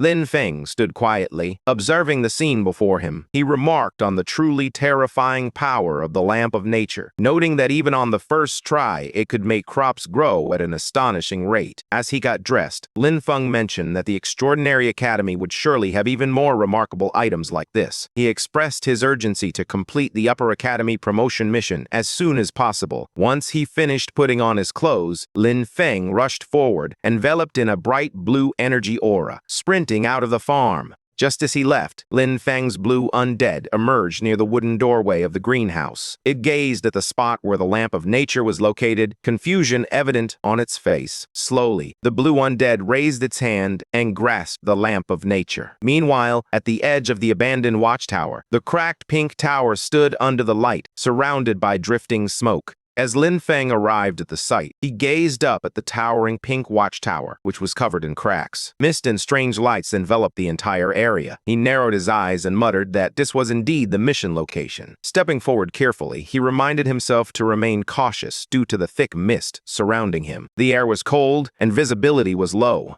Crouching down, he noticed something on the ground, a footprint. He examined it closely. The mark looked fresh, indicating that someone had been here recently, perhaps only moments ago. Surprised, Lin Feng wondered who would come to such a strange and foggy place. Before he could ponder for too long, a sudden sharp noise echoed through the mist. He immediately looked up, alert and focused. At the top of the watchtower, two figures stood in the swirling fog. One of them shouted urgently for the other to hurry. Their young master had ordered them to steal the mission item before Lin Feng arrived, ensuring he would fail the task. A moment later, one of them laughed excitedly, announcing that he had found the item.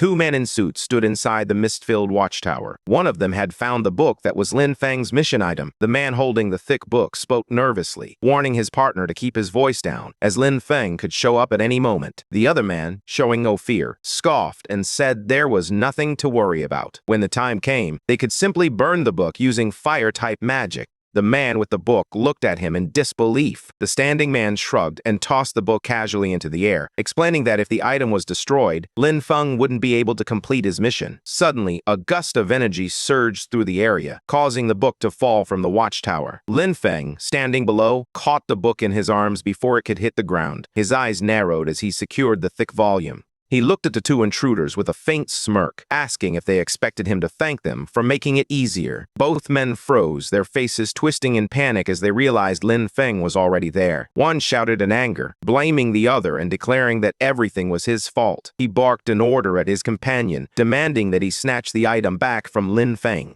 The two men lunged forward at high speed, blue flames bursting from their hands as they charged toward Lin Feng, who stood below. Their suits fluttered violently from the force as they leapt off the railing, aiming straight for him. In response, Lin Feng reacted immediately. A green glow surged around his hands as sharp tree roots erupted upward from the ground. The blades of the roots shot up in a straight line, tearing through the earth and intercepting the attacker's path. The two suited men lost control midair, their bodies spinning helplessly as tree roots wrapped around them. Lin Feng hung them upside down, completely bound by layers of roots. Their eyes bulged in shock as they dangled helplessly. Lin Feng stood before them with his hands on his hips, gazing up at the trapped men. A calm yet dangerous expression rested on his face as he demanded an explanation from them. He raised his head slightly as a faint smile formed on his face. The scene then shifted to Lin Feng's quiet farm just outside the city. It was dusk, and the soft orange light bathed the wooden buildings and greenhouses. The air seemed calm, but something strange was happening. Lin Feng tightened his fist in anger, realizing that it was Heru behind it all. As he continued walking, his thoughts raced. He didn't expect to run into that same person again. If things continued like this, his identity would eventually be exposed. He told himself he needed a plan and had to think of something before it was too late. Just then, he stopped in surprise, his eyes widening at the sight in front of him. Standing near one of the farm structures was his blue undead, wearing a yellow construction helmet. In one hand, it held a small red flag, while in the other, it gripped a glowing nature lamp.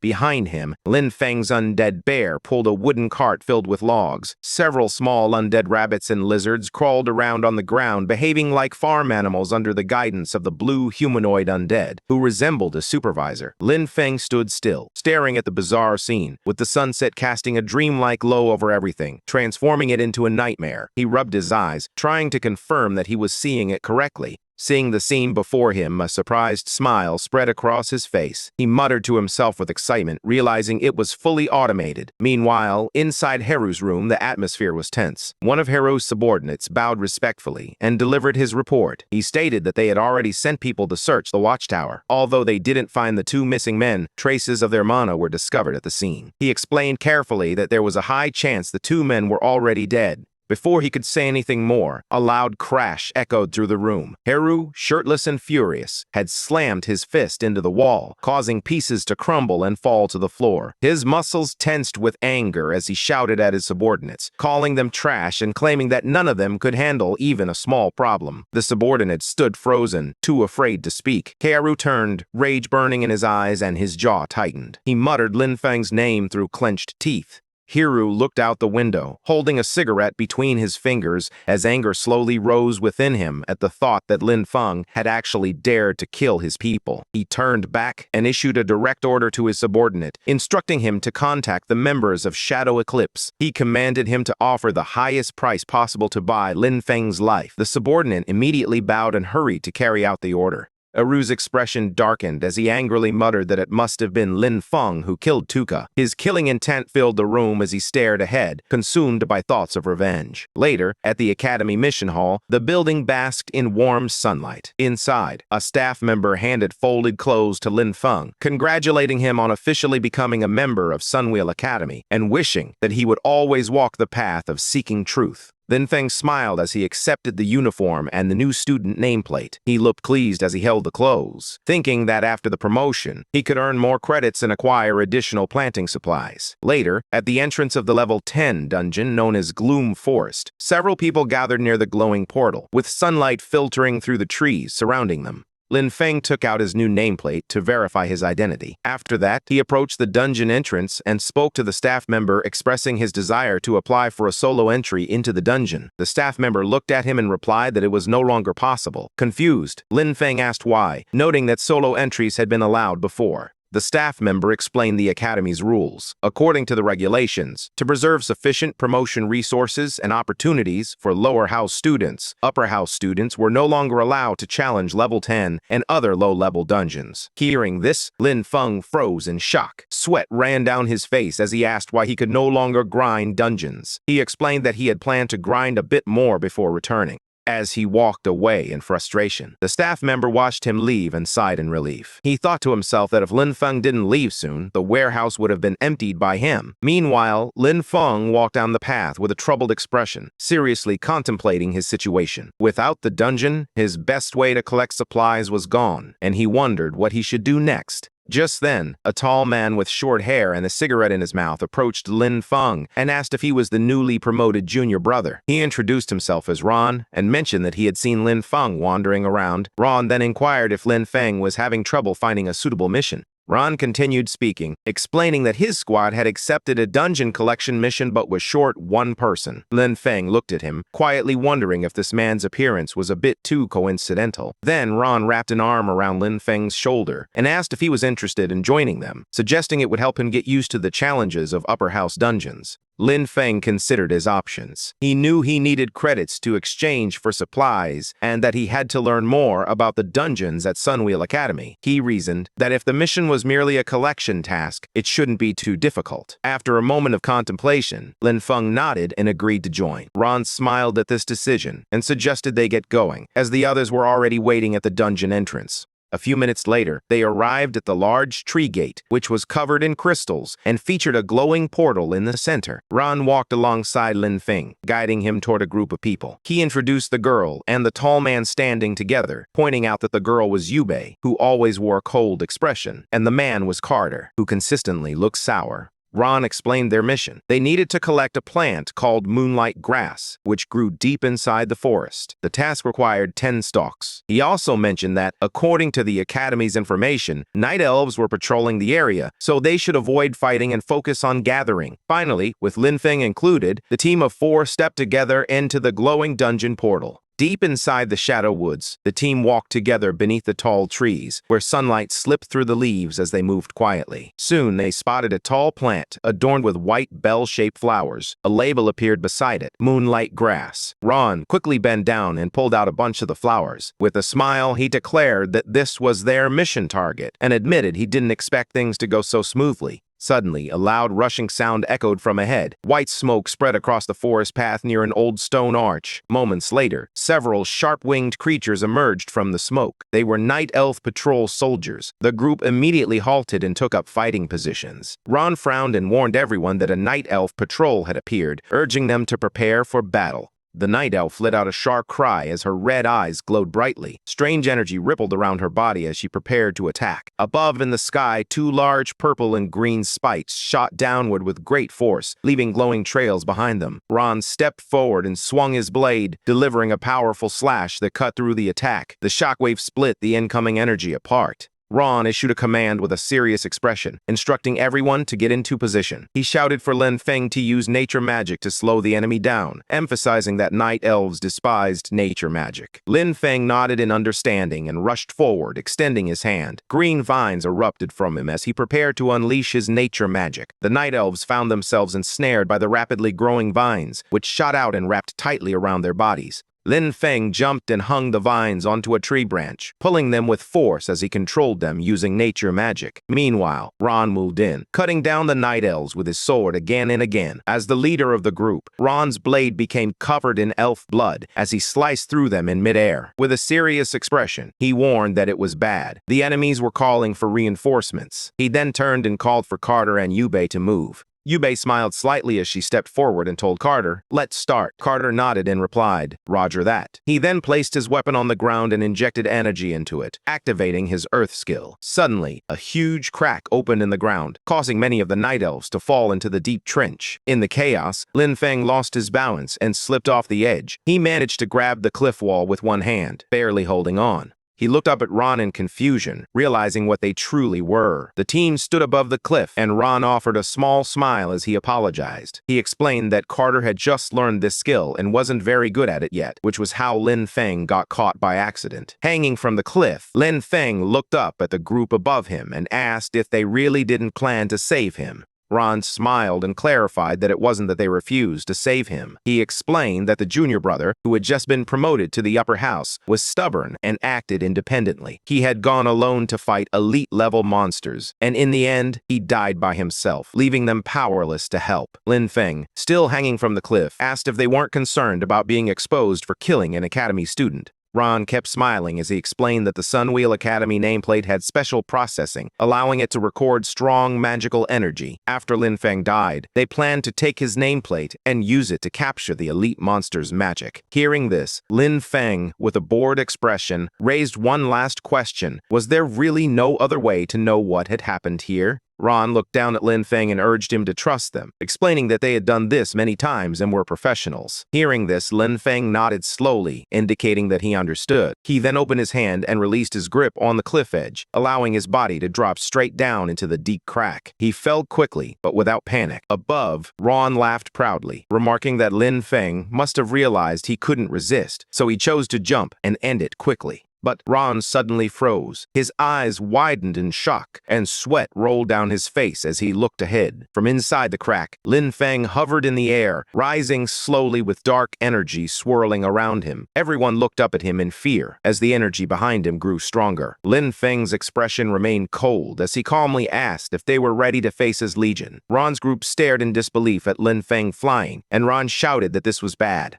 They turned to see Lin Feng's enormous undead monsters looming before them. Yu Bei repeated that this was not good. Lin Feng's mage undead smiled brightly as it raised its hands to form a heart shape, then unleashed a massive blast of energy. Blue light erupted everywhere, striking Ron's position directly before exploding violently. Injured, Ron stared in fear and stuttered that Lin Feng was using undead. He questioned whether Lin Feng was a necromancer, insisting it was impossible. Lin Feng stood calmly, touching his chin as he regarded the frightened Ron. He asked if those were Ron's final words. Beaten and exhausted, Ron looked up with tired eyes and slowly suggested that they should talk. He explained to Lin Feng that there was no real conflict between them, claiming that everything had been arranged by Hiru. Ron begged Lin Feng to let them go, insisting that they now understood they were wrong. Lin Feng looked at him calmly and replied that they didn't truly understand their wrongdoing. They only knew they were about to die. Ron hurried to explain that Harrow had always believed Lin Feng was responsible for Tuka's death. He offered to help Lin Feng testify against Harrow. Upon hearing this, Lin Feng crouched down and asked Ron who Tuka was. Ron froze, sweat dripping down his face, unsure how to respond. Lin Feng straightened up and waved his hand casually, stating that it didn't matter anymore, and ordered his summons to bury them.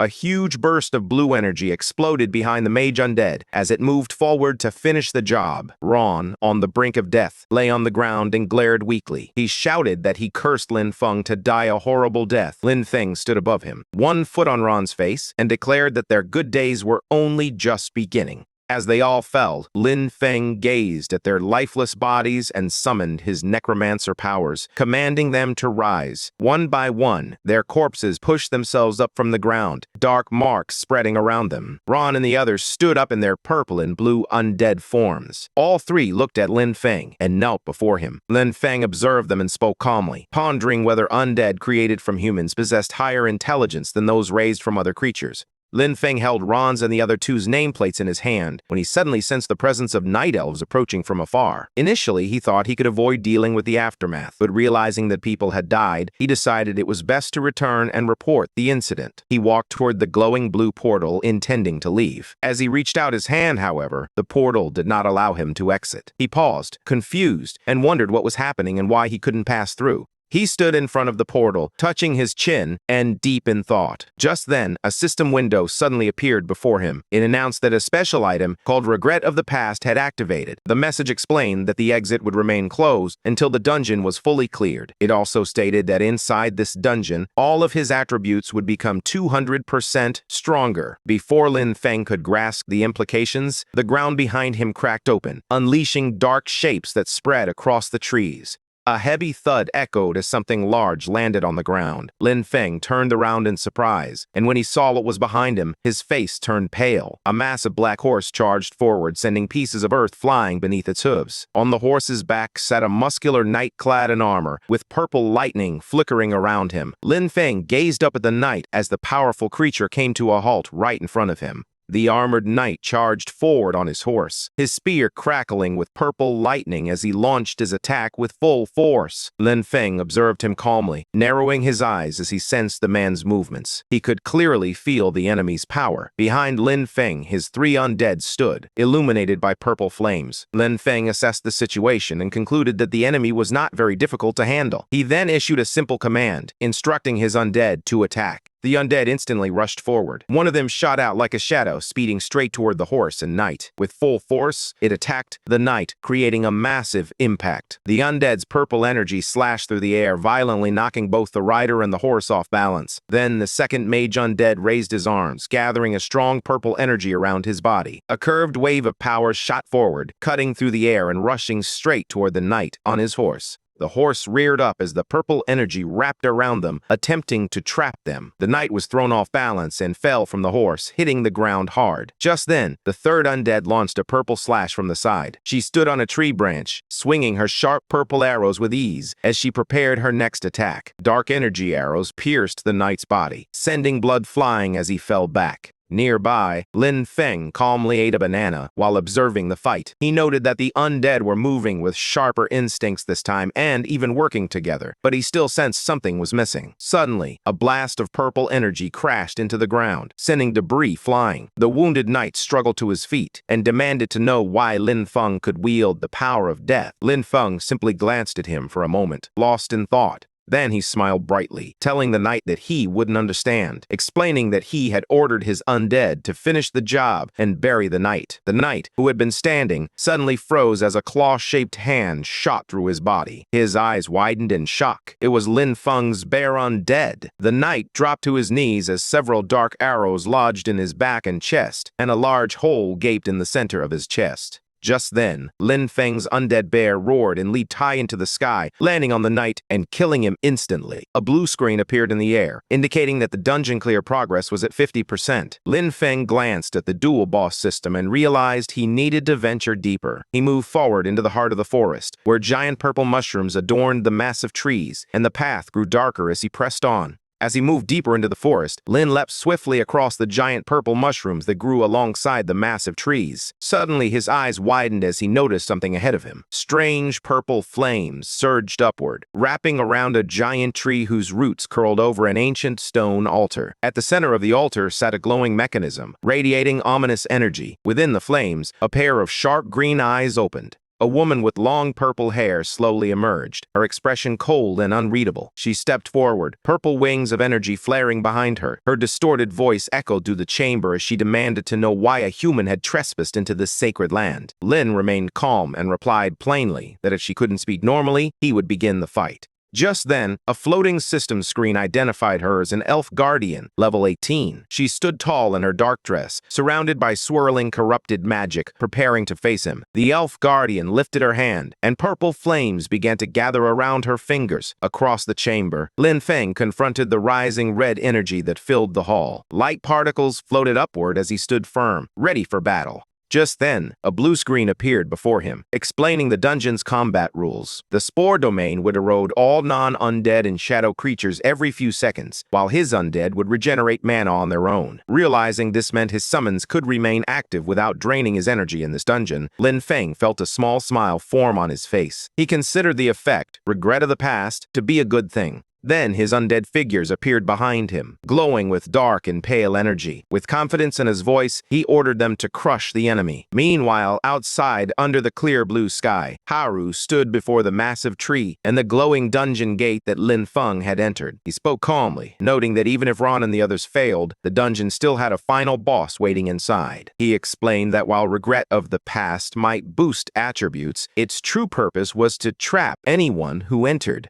A smile formed on his face as he muttered that even a 200% or 400% increase in attributes wouldn't be enough to defeat such a boss. The thought made him laugh with excitement, thrilled by the chaos that would ensue. Meanwhile, deep inside the dungeon, a violent burst of blue energy erupted from the arena floor. From within the smoke, Lin Feng's mage undead emerged slowly, radiating power while dragging the elf guardian behind it. Lin Feng stood inside the dungeon with a blank expression, chewing on a banana as if nothing surprised him. A blue-white mist enveloped the dungeon floor, while the mage undead knelt, gripping the purple-haired elf guardian by her hair. She collapsed to her knees, trembling. Lin Feng approached them calmly, and upon seeing him, the elf guardian suddenly fell back in shock, staring at him wide-eyed. In anger, she stared at the warrior knight, who was once He Peng the Necromancer. Her distorted voice cut through the haze as she demanded to know why he had betrayed them. Hearing this, Lin Feng looked at the undead knight, He Peng, who seemed confused, unsure if she was addressing him. The elf guardian glared fiercely, her green eyes trembling with rage. She shouted that he had destroyed her queen's hatchery, and warned that the queen would come for him.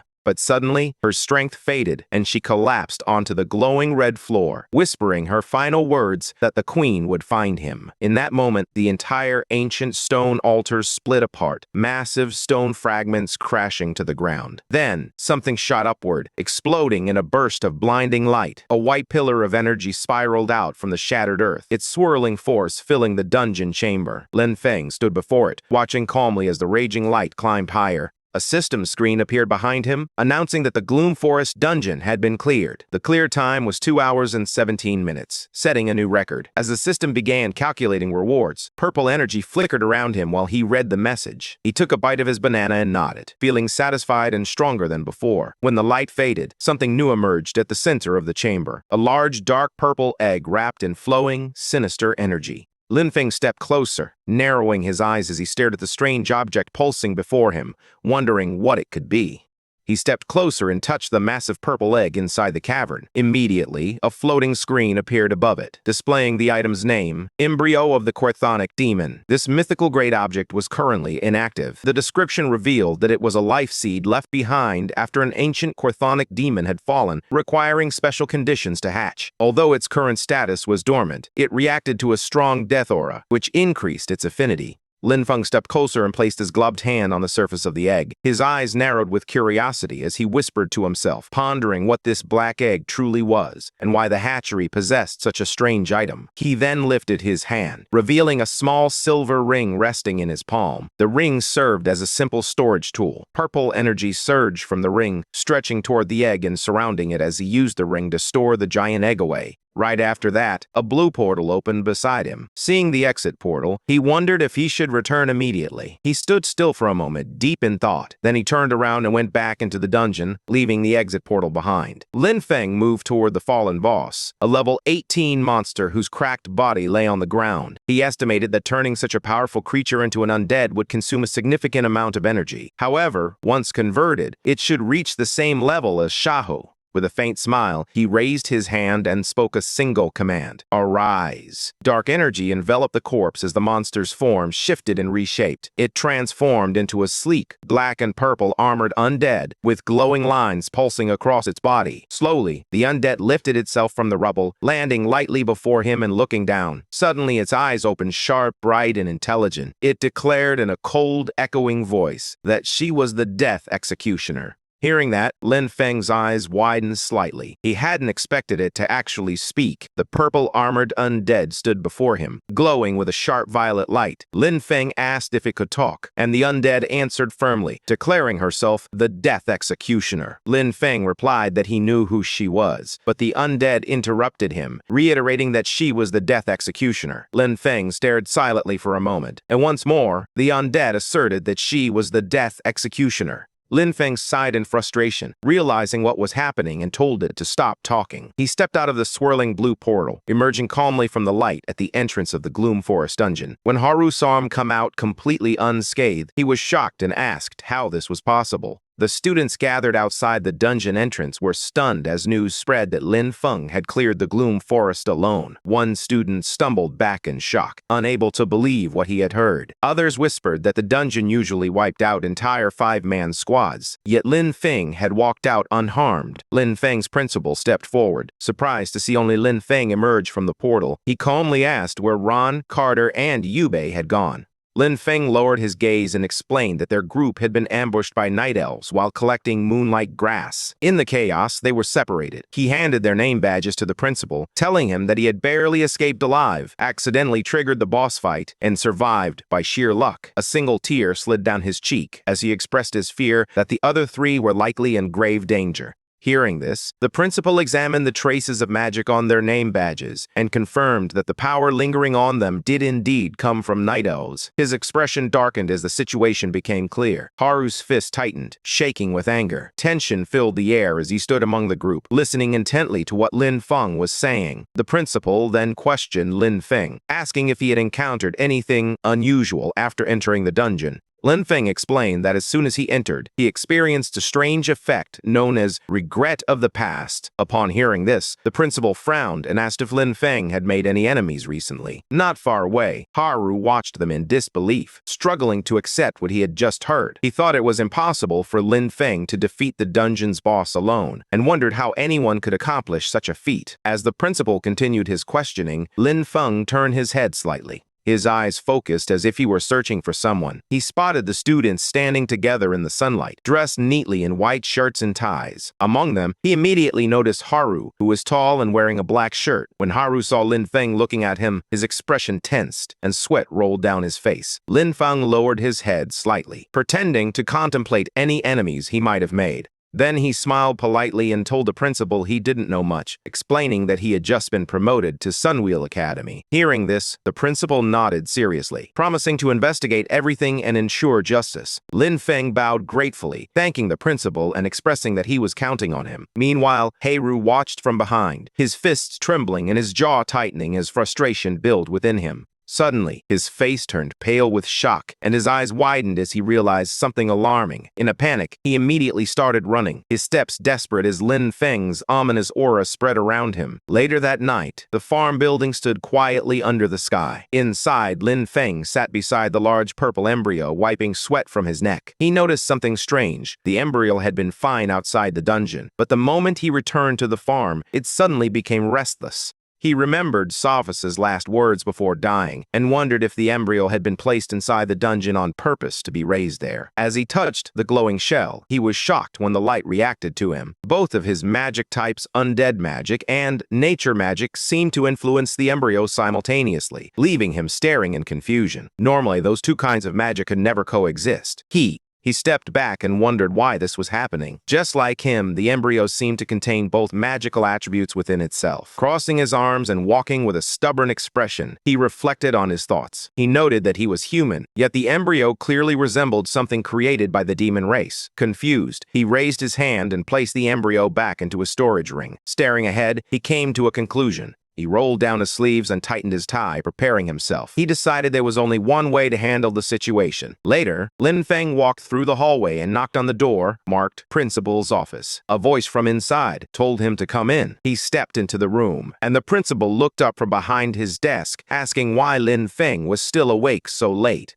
Lin Feng took the embryo from his storage ring, and the principal approached the strange purple object floating in the room. Lin Feng mentioned that it was difficult to explain, so the principal should see it for himself. As the principal examined the embryo closely, his expression tightened, and he asked where Lin Feng had found it. He then cast a sound barrier around them. Lin Feng explained that he had obtained it inside the Shadowwood dungeon, where it dropped after he defeated the final boss. He said that at first, he thought it was just a normal item drop, but something later made him realize it was different. The principal lowered his head in thought, and then stated that this was definitely the embryo of a primordial demon. He continued, explaining that the demon race had managed to evade detection and was secretly cultivating these beings inside dungeons. Lin Feng looked shocked and asked what a primordial demon was. The principal began explaining that primordial demons were a special unit within the demon race, feeding on humans to gain immense power, some even strong enough to traverse space. He detailed the various types of demons, starting with the small, creature-like demons classified as Type 1. Next, he described the larger, muscular demons that fought with weapons, which were categorized as Type 4. Finally, he introduced the giant, dragon-like beings that emerged in a swirl of blood-colored energy, known as the Bloodlair Lords.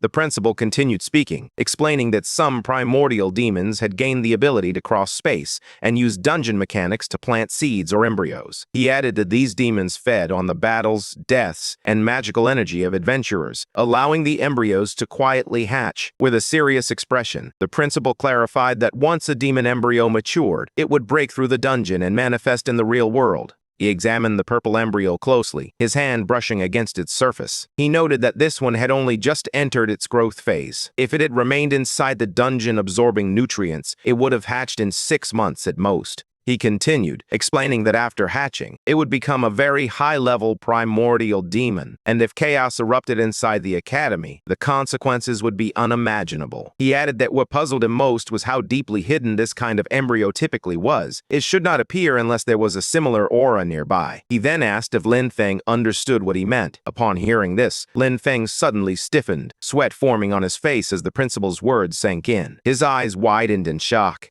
The principal smiled and told Lin Feng he was only teasing him. He praised Lin Feng for doing a good thing by handing over the embryo. For both personal and professional reasons, he decided not to punish him. The principal explained that everyone has secrets, and the academy respects that. As long as Lin Feng didn't harm the academy or break moral rules, geniuses like him would always be given room to grow. Then the principal became serious and stated that he needed Lin Feng's promise. No matter what power Lin Feng gained, he must remember that he was a student of Sunwheel Academy and a member of the human faction. Lin Feng nodded and assured him that he would remember. The principal, satisfied, patted Lin Feng happily on the head. Next, a glowing item appeared in Lin Feng's hand, a small golden flag. The principal explained that it was a territory banner awarded to Lin Feng both as a reward for turning in the embryo and as an investment in his potential. He stated that if Lin Feng planted the banner on any land he deemed suitable, it would create a territory barrier with a 500-meter radius and even allow for some modification of the terrain.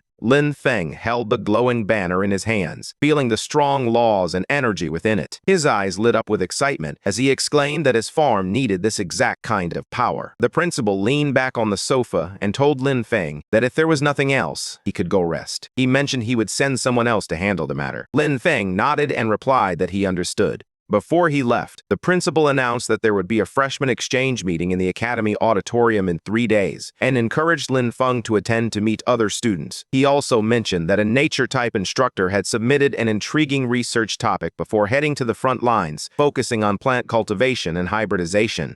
Hearing this, Lin Feng looked at the small golden flag in his hand and softly repeated the words, contemplating hybridization and breeding. He realized that prior to this moment, he had only combined undead and plants in a rough manner. He began to wonder what would happen if he fully hybridized them instead. Later, he returned to his farmhouse, crouched on the ground with the glowing flag, and prepared to plant it into the earth. Just as he planted it, a green light from a magic circle shot upward, filling the area with nature energy. Lin Feng observed this phenomenon and noted that after using the territory banner, the amount of nature magic was increasing. Standing inside the greenhouse, he complained that mixing undead powers with hybridization remained extremely difficult to grasp. He glanced at his undead lying on the ground, lost in thought. Suddenly, he paused and narrowed his eyes. He sensed something unusual and wondered aloud if something was happening to Savas, whom he had sent after Haru. The scene then shifted to Haru's room, where he sat alone on a long couch, looking frustrated. He slammed his hand on the seat and shouted angrily that his subordinates were useless, unable to handle even a kid who had just been promoted.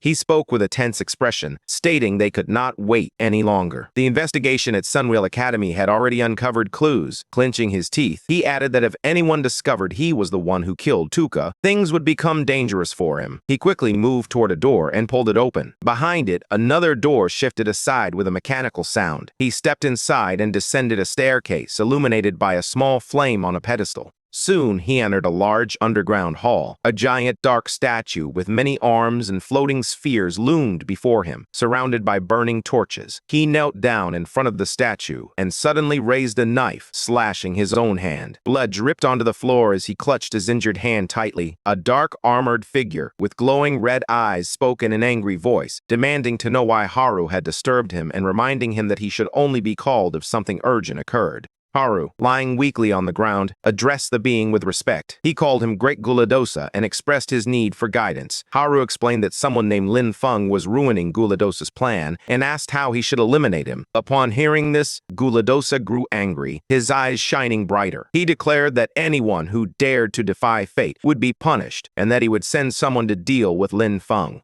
Haru bowed his head and thanked him, nervously adding that he hoped it would be done quickly. Hearing this, Guladosa suddenly erupted with rage. A beam of red energy shot out, striking Haru with overwhelming force. As Haru's body was thrown back, Guladosa's cold voice echoed once more, warning him not to give orders or act as if he had any authority. He referred to Haru as an insect, and red light along with shattered debris flew everywhere as Haru's body crashed violently from the attack. A massive explosion struck Haru, sending him hurtling through the air. The blast erupted in bright red and yellow, and he was unable to stop himself from being thrown. The impact propelled him across the ground, shattering rocks as he rolled and crashed. Slowly, he got to his feet, his clothes tattered and his body marked with injuries. Anger etched on his face. He shouted that it was all Lin Feng's fault. He then sat down among the broken stones, breathing heavily, unaware that a glowing spirit floated quietly beside him. Later, a group of men in black suits entered the academy auditorium for the freshman exchange meeting, and Lin Feng was among them. Sitting alone on a bench some distance away, Lin Feng wore a black suit and appeared calm, though he felt bored. He thought to himself that the event was too dull and regretted listening to the principal's lengthy speech. He complained that he could have used this time to research hybridization on his farm instead, which would have been far more productive.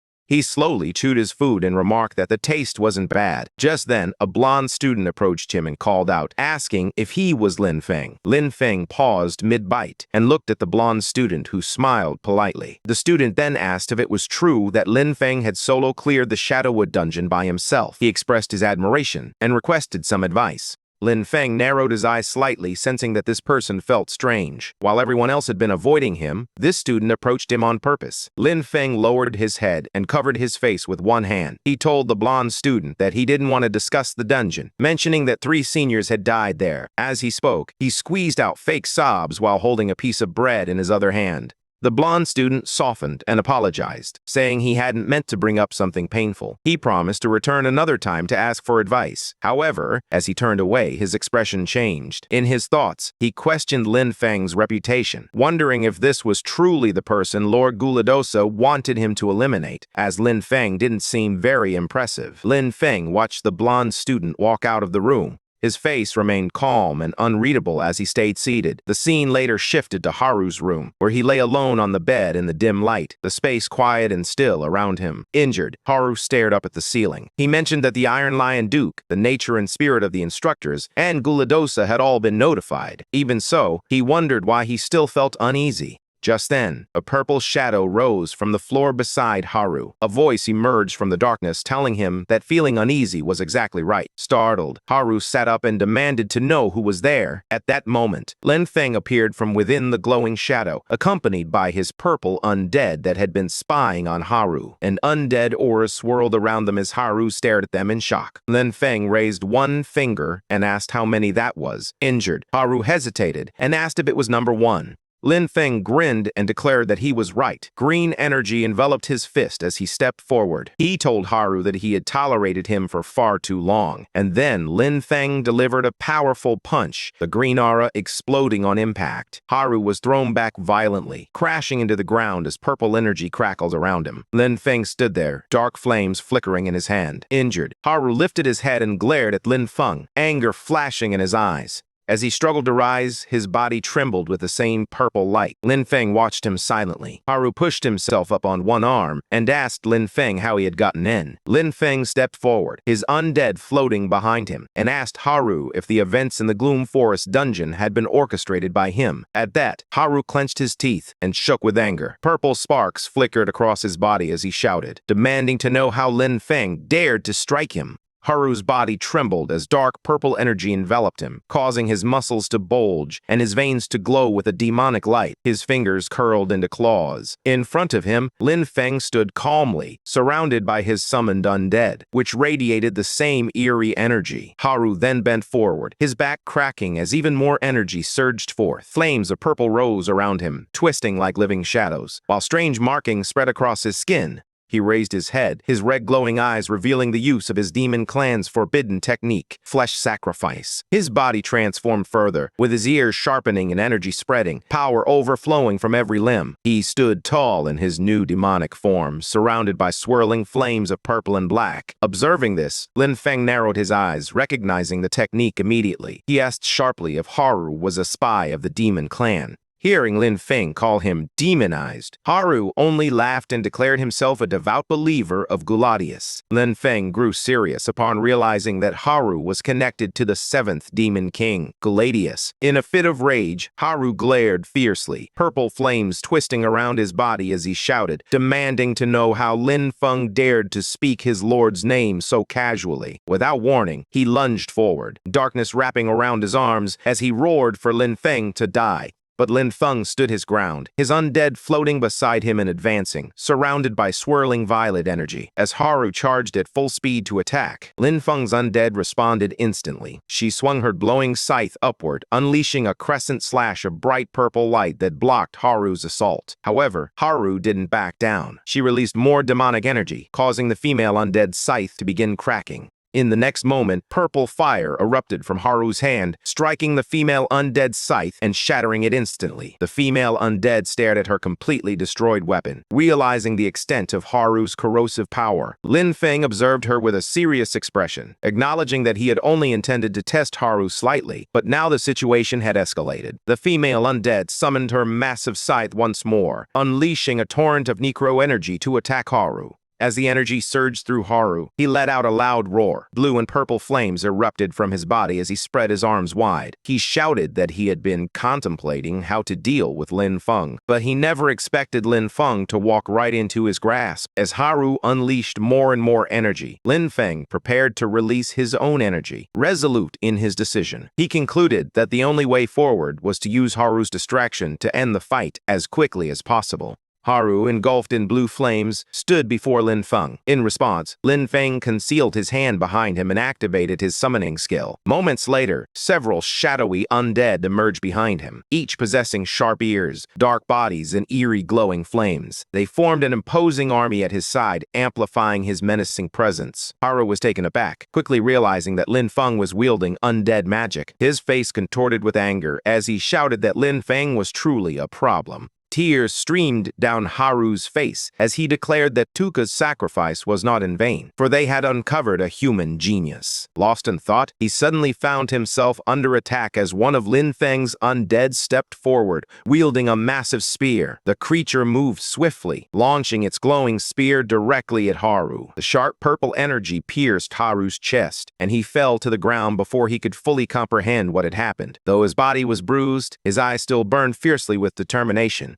From the shadows ahead, Lin Feng's cold voice questioned whether Haru was the one who killed Tuka. Haru clenched his teeth as dark energy wrapped around his limbs. Placing a hand on his chest, his voice trembled with ritualistic intensity as he began to chant that with blood as the guide and the soul as the bridge, he welcomed the master's will to descend upon his body. Immediately, black veins pulsed across Haru's skin, and his eyes glowed red. A violent surge of purple fire burst outward, and a magic circle lit up beneath him, filling the room with swirling patterns. Haru told Lin Feng to tremble and welcome the descent of the Demon King. He announced her name, Guladusa. As he spoke, a towering figure of shadow and horns appeared above him, surrounded by floating spheres and blazing violet flames. Haru knelt before her, lowering his head, and addressed the being as Lord Guladusa. But before Haru could continue, Guladusa punched him, demanding to know how a mere ant dared to call her true name. Injured, Haru sat on the floor, purple flames drifting around him. He looked up in confusion and referred to her as Lord. In front of him stood Lin Feng, calm and composed, while behind him all of his powerful undead appeared, their glowing forms illuminating the room. Haru pointed at Lin Feng and pleaded with his lord to kill him.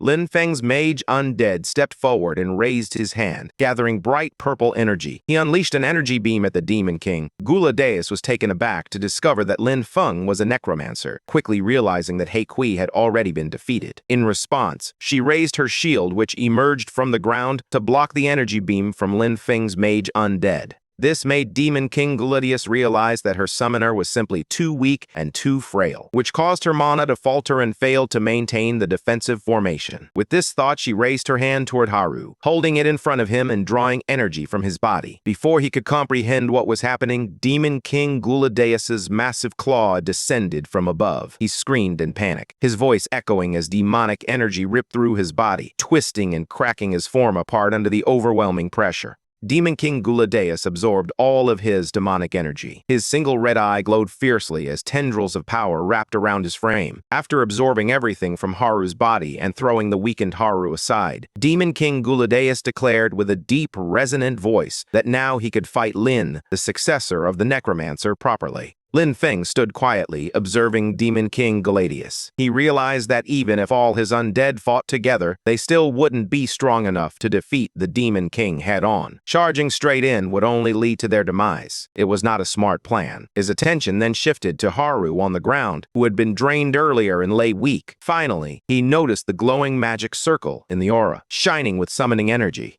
Seeing this, Lin Feng's expression changed. A small smile formed on his face as he devised a plan. He raised his voice and called Demon King Guladeus a foolish member of the demon clan, expressing surprise that the demon, already aware of his necromancer abilities, hadn't run away. Instead, the demon actually wanted to challenge him, which Lin Feng found interesting. The purple flames surrounding him grew brighter as he lifted his hand. With a sharp gesture, he pointed forward and commanded his undead to attack. Hearing this, Demon King Guladeus declared that if this was Lin Feng's way of provoking him, then so be it. He conjured a chain made of demonic energy and swung it toward Lin Feng, asserting that he would act as he pleased. In response, Lin Feng's female undead advanced, spinning her staff as circles of light formed around her. A bright defensive wall suddenly flashed into existence. Meanwhile, Lin Feng's undead mage stepped forward, summoning countless floating bubbles around his body. The bubbles shimmered and coalesced into a protective layer. But they couldn't block Demon King Guladeus's attack and were sent flying. He looked at them with disdain and mocked their weakness, saying he was beginning to doubt how Lin Feng even managed to handle them. With his second attack, Demon King Guladeus completely destroyed Lin Feng's undead, shattering them instantly. After annihilating Lin Feng's undead, he grabbed Lin Feng and lifted him into the air, declaring that before Lin Feng died, he would allow him to say his last words.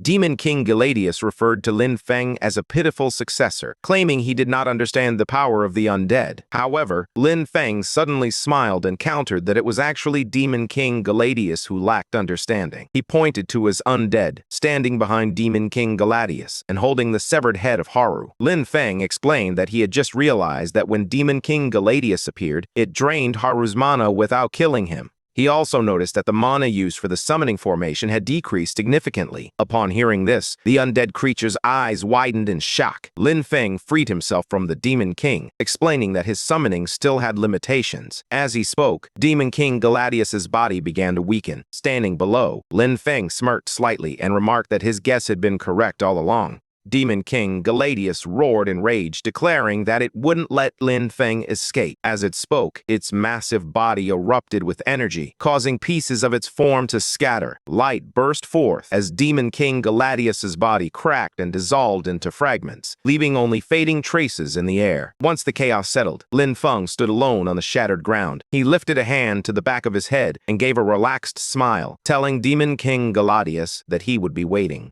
Not far away, some officers noticed the explosion and rushed toward the scene. One of them shouted in alarm, urging the others to check what had happened. Lin Feng turned his head slightly at the sound of their voices, his eyes widening as he looked toward the approaching figures, the faint purple sparks around him flickering in the dark. Without a second thought, Lin Feng ran away, realizing this was not good. Then, at dawn, he arrived at his farm outside the city. He walked forward slowly, with the sunlight falling on him. He thought to himself that his mana was almost depleted, and that he had barely escaped in time. He raised his fist slightly, reflecting that if he hadn't won his final gamble, he would have been finished. With those thoughts in mind, he walked toward his room. Suddenly, a crack appeared in the barrier surrounding his farm. Lin Feng stopped and turned his head sharply, asking who it was. Just then, a blond man broke through the barrier and landed in front of him. Upon seeing this person, Lin Feng immediately recognized him. It was the same blond man he had met at the students' gathering, the one whom Demon King Guladeus had sent to kill him.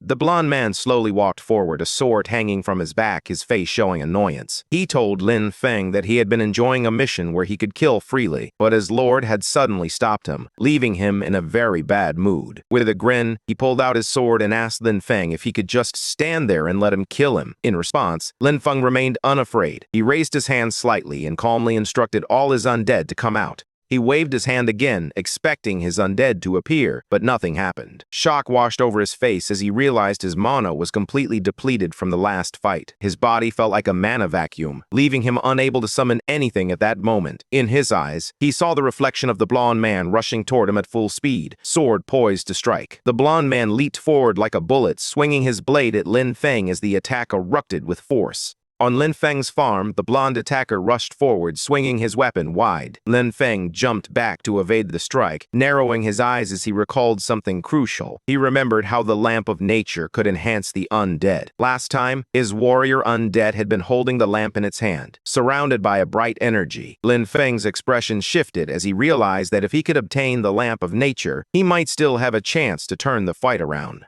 But he also knew that time was running out. He ran forward quickly, but everything was happening too fast. As he fled, his farm's powerful green earth spirit suddenly appeared, glowing brightly in the air. Its voice shouted for Lin Feng to fall back. The blonde man swung his weapon down with full force. Lin Feng quickly moved away, the strike slicing through the air where he had just been. The blonde attacker didn't relent. He swung again, creating a bright arc of light as he slashed forward. Lin Feng quickly stepped back, the blow striking the ground instead. Both of them faced each other under the orange sunset. The blonde man held his blade at the ready, while Lin Feng maintained a light stance, watching carefully. In the next moment, the ground behind Lin Feng cracked open. A massive tree root surged up from beneath the earth, glowing in the fading light of the sunset. The blonde man's eyes widened as he jumped backward. Suddenly, a massive tree root covered in green energy rose from the broken ground. He turned toward it in shock as green light swirled around the giant root. Without warning, the enormous tree root attacked, smashing down onto the ground and sending rocks flying in all directions. The impact hurled the blonde-haired man backward as he instinctively tried to protect himself from the debris. More tree roots emerged from the cracked earth. One of them slammed down toward the blonde man, while others wrapped around Lin Feng. Lin Feng was shocked as the glowing tree roots lifted him into the air. Disbelief etched on his face as he wondered what was happening. The tree roots formed a barrier around him, creating a thick wall in front of the blonde man. He glared at the wall of tree roots and coldly remarked that this was just a cheap trick.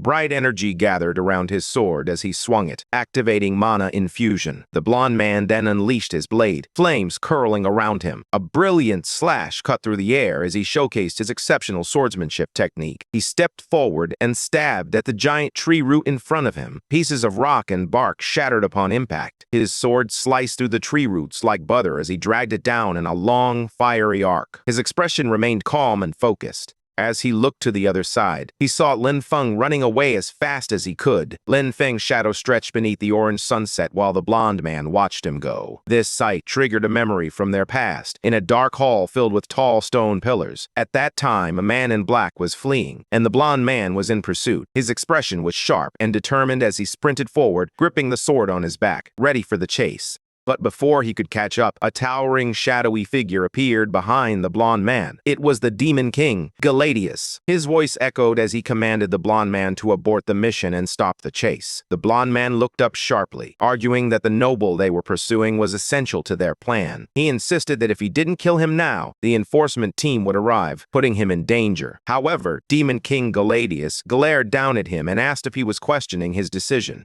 The pressure from Demon King Galadius struck the blonde man instantly, sending him crashing to the ground inside the stone hall. Struggling to rise, he pressed his hand to the floor, but suddenly blue energy began to glow around his entire body. Demon King Galadius instructed him to follow his mark, claiming it would guide him forward to find the noble and kill him. Just as Demon King Galadius spoke, a glowing emblem appeared, a circular crest featuring a coiled dragon at its center. This was the Galadius mark. The blonde man knelt, holding the Galadius mark in his hand. He lowered his head and softly pledged to follow his lord's orders. Now in the present, recalling the Galadius mark, the blonde man took it out and approached the tree root wall in front of him. Once again, golden flames began to rise from his palm. As he struck the plant wall with the flames, a massive explosion erupted, shaking the ground and scattering debris everywhere. Through the flames, he walked to the other side of the plant wall, finally understanding how it worked. Fire wrapped around him as he stepped forward, his eyes sharp. He pointed at Lin Feng and called him a traitor. Rushing forward again, flames rose from his hands as he shouted that trying to run wouldn't be easy. Lin Feng sprinted across the ground as fast as he could, but behind him, the blonde man chased him with heavy, powerful steps, closing the distance with every stride. As he approached Lin Feng, tree vines suddenly attacked him from all directions. The blonde man leapt into the air, spinning and twisting to dodge the oncoming vines. Lin Feng continued to run in fear, unaware that the blonde fighter was already midair behind him, sword drawn and poised to strike. In an instant, the blonde man jumped down with tremendous force, grabbing Lin Feng and yanking him downward. Lin Feng's body crashed helplessly onto the ground, surrounded by swirling debris. The blonde man landed on the ground with a sharp smile. He looked at Lin Feng and coldly declared that it was over. Under the burning sunset, he raised his sword high above his head, his stance indicating he was ready to bring Lin Feng down with full force and end the chase once and for all. However, Lin Feng met the blonde man's gaze with a calm, confident smile and asserted that it truly was over. Lin Feng had already obtained the lamp of nature. The glowing crystal floated above his hand, shining brightly as he attempted to activate it. Green energy enveloped the crystal. Meanwhile, the blonde man faced Lin Feng, sword raised and ready to strike. Despite Lin Feng's efforts, the lamp of nature had not fully activated. Shocked, Lin Feng wondered if the necromancer's mana alone was insufficient to power the lamp. Lin Feng froze in shock, but then he tapped into his nature energy, declaring that he didn't care anymore and demanding the crystal to light up for him. Just as he channeled his nature mana, green flames erupted, causing the lamp of nature to shine even brighter. Lin Feng immediately harnessed its power to push back the blonde man, whose eyes widened in disbelief as the radiant light illuminated his face. Lin Feng then stood up, his body glowing softly with the lamp of nature floating in his hand. In the next moment, Lin Feng's entire farmland erupted with a surge of energy. The ground trembled as nature's energy flooded the area. Green vines burst through the earth, rapidly spreading across the landscape. They coiled around trees and buildings, moving like living snakes. The blonde man turned to see the vines advancing toward him. Before he could react, they ensnared his arms and legs, binding him tightly. He glared at the green vines with anger, shouting in rage that Lin Feng was a disgusting nature type. As the glowing vines tightened around his body, he struggled to break free. The blonde man summoned all his strength and tore the vines apart. Just as he fell to the ground, he drew his gladius mark. Purple energy enveloped his entire body and sword as he activated its full power.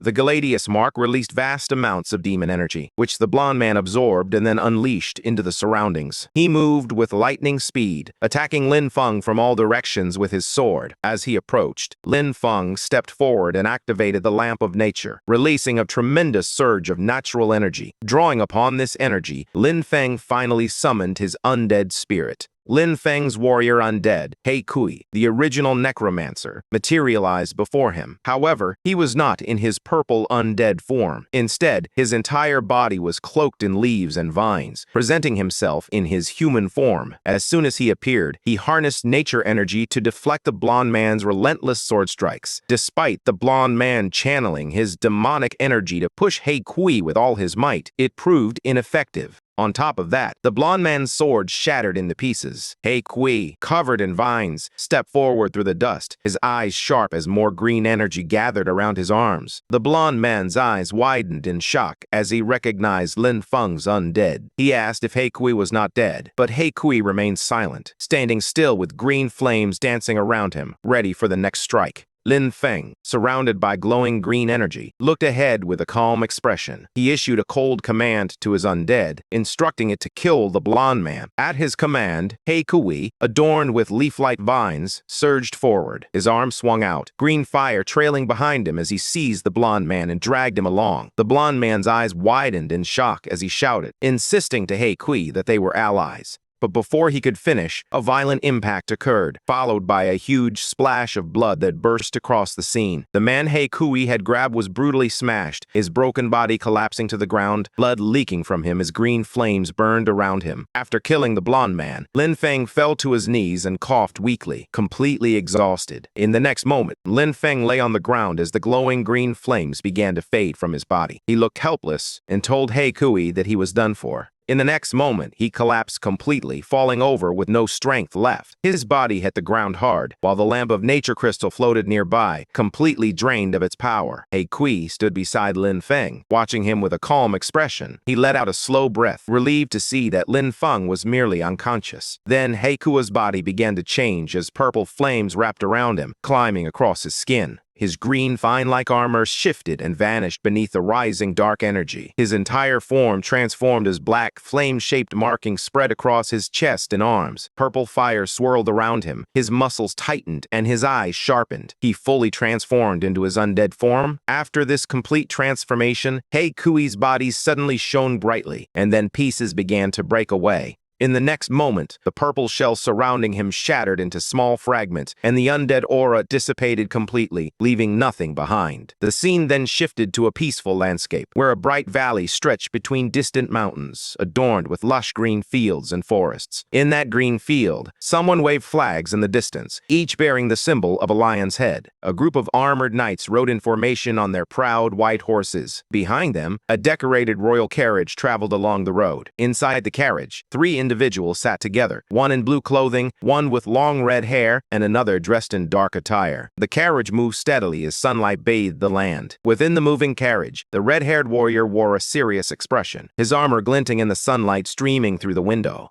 Across from him, the older man with long brown hair and a beard looked at him calmly, waiting for him to speak. A quiet moment passed between them. The red-haired warrior lowered his eyes, as if contemplating something difficult. The older man watched him closely, remaining silent. Then, he turned his head toward the window, captivated by the bright sky and green mountains outside as the carriage continued forward. Suddenly, a glowing green energy appeared outside, swirling around the trees that surrounded a wooden building hidden within the forest. As it emerged, the entire carriage shook violently, startling the people inside. All three looked ahead with tense expressions. The carriage shook once more as something dark struck its roof, causing the whole vehicle to jolt. From the carriage, bright streaks of energy shot across the sky, rushing past as the horses continued to run. The disturbance was impossible to ignore. Inside, the red-haired man noticed it first. His eyes widened in surprise as he leaned forward sharply. A knight stopped the carriage and bowed beside the window. The red-haired man and a blue-haired girl peered out, watching him closely.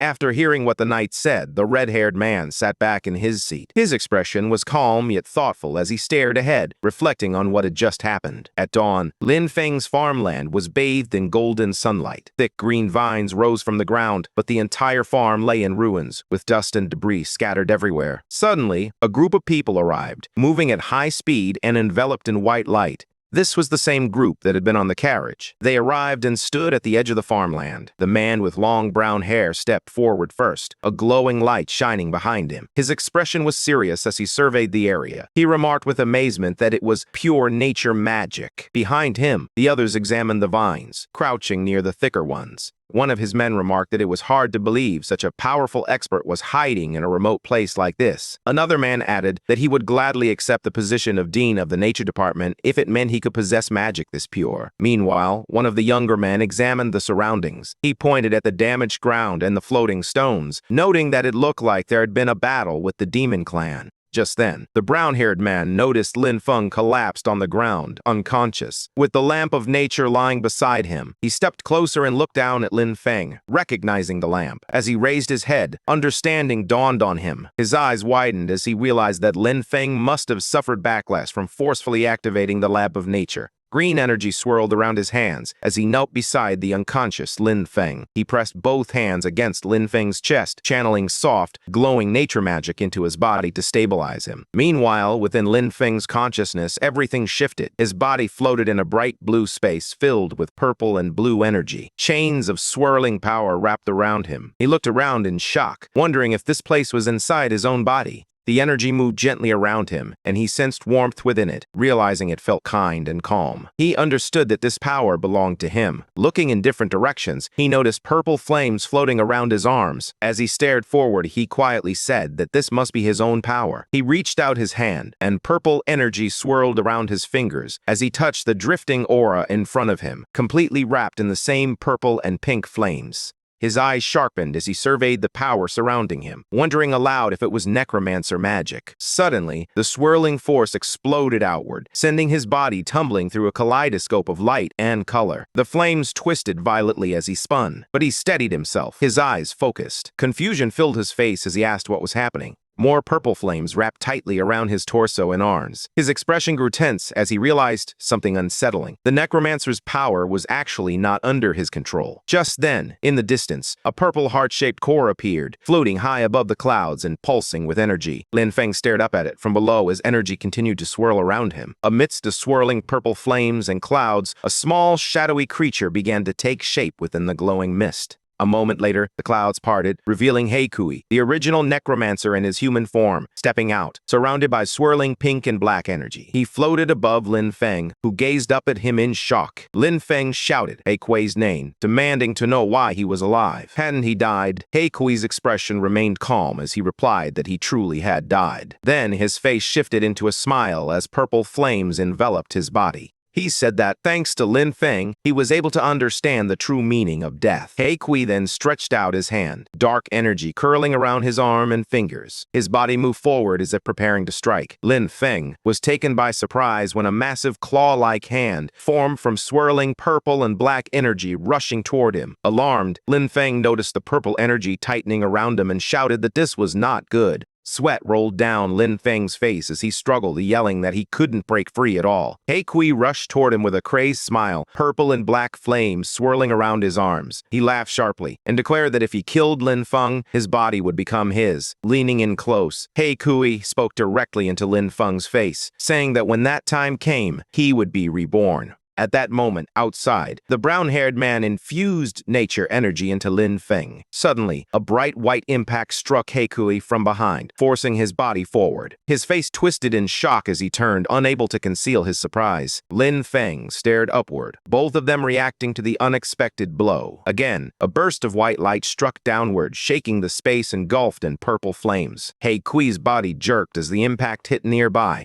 Another blast followed immediately, cutting through the swirling colors. A long tree root emerged from the white cloud and struck Heikui, glowing brightly upon impact. Heikui twisted, his face contorted in shock as the attack slammed into him. Lin Feng floated behind him, still bound by swirling energy. Heikui crashed downward, hitting the ground as purple and black flames roared around him. Lin Feng, still in his grasp, also fell to the ground. More strikes came down from above, forcing Heikui to brace himself. He growled in frustration, calling the attack terrifying. Anger surged within him as he recognized the source, and he gritted his teeth in response. Cursing under his breath, he identified it as nature-type power. With all his strength, Heikui threw Lin Feng to the ground. Lin Feng hit the earth as the purple fire spread around him. Heikui raised his hand to attack, but before he could, Lin Feng's nature energy filled the surrounding area as his body drifted through a swirling space of bright colors. One side glowed purple, while the other shone green, leaving him floating helplessly in between. He spun in midair, desperately trying to regain his balance. Suddenly, he collided with a wall that separated the two spaces, and everything turned dark for a moment. Then, a faint glow emerged, resembling a sunset behind trees, slowly pulling the scene back to reality.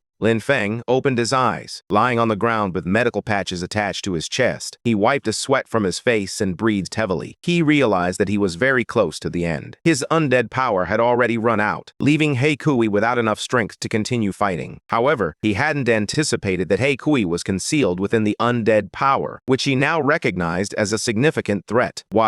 As he was lost in thought, he suddenly noticed the brown-haired man standing nearby. The man spoke calmly, explaining that he had checked Lin Feng's condition. He revealed that Lin Feng had only overused his mana and suffered light internal shocks, which were not serious. One of his men reported that he had also checked the area. The aura they sensed earlier belonged to a high-level demon clan member, someone at least above level 20. Suddenly, another man noticed Lin Feng and informed the brown-haired man that Lin Feng had woken up. Lin Feng lay on a medical bed, feeling confused as he slowly sat up. When the brown-haired man saw him awake, he remarked that the surgery had gone very well. A suited officer helped Lin Feng to his feet and asked directly if he was the one who killed the demon clan member, as well as how he felt about it. Lin Feng didn't respond immediately, noticing more men gathering around to watch him closely. He looked down slightly, his expression turning serious. He thought to himself that he didn't know who these people were, so it was safer for him to say less. Observing his hesitation, the brown-haired man calmly reassured him that there was no need to be nervous.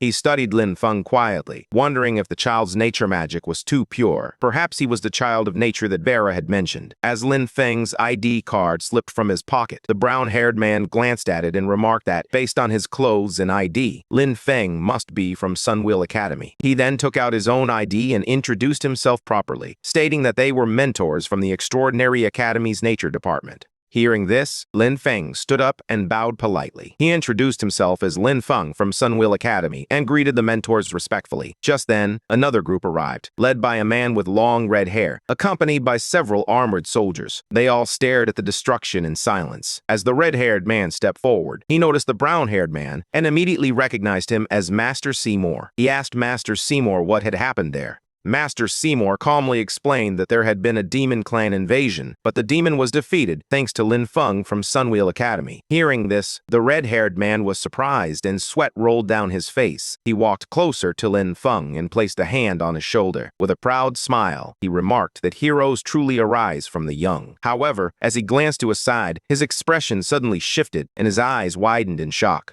The red-haired man stared at the scattered rocks and the blond man's sword lying on the ground. His eyes widened as he recognized the killer. Master Seymour gently placed a hand on his shoulder and asked what was wrong. The red-haired man lowered his head slightly. Seymour addressed him as Lord Count and inquired again if he had discovered something. After a moment of silence, the red-haired man finally spoke. He reflected on how hard they fought on the front lines to resist the demon clan. Yet, despite all their efforts, a member of the demon clan still managed to sneak into the rear, which he found truly shameful. Master Seymour regarded him calmly and stated that the matter had already been resolved and they should return to the academy. However, before leaving, Seymour turned back and instructed one of his men, Yalan, to bring Lin Feng along as well. They needed the principal to provide an explanation. Inside the principal's office, the room glowed with warm sunset light. As Lin Feng, Master Seymour, and the principal faced each other, the principal, sitting behind his desk, stated that he was already aware of the incident. He explained that the school would strengthen its management by adding 3 more patrol teams. Before he could finish speaking, Master Seymour suddenly grabbed him by the collar. Master Seymour pulled him close and shouted angrily, stating that people only panic when death is already at their door, much like looking for a toilet only after making a mess. His anger escalated into an outburst as he shook the principal, yelling about what use a principal like him even had. Meanwhile, Lin Feng quietly placed a hand over his face, feeling embarrassed as he watched the scene unfold.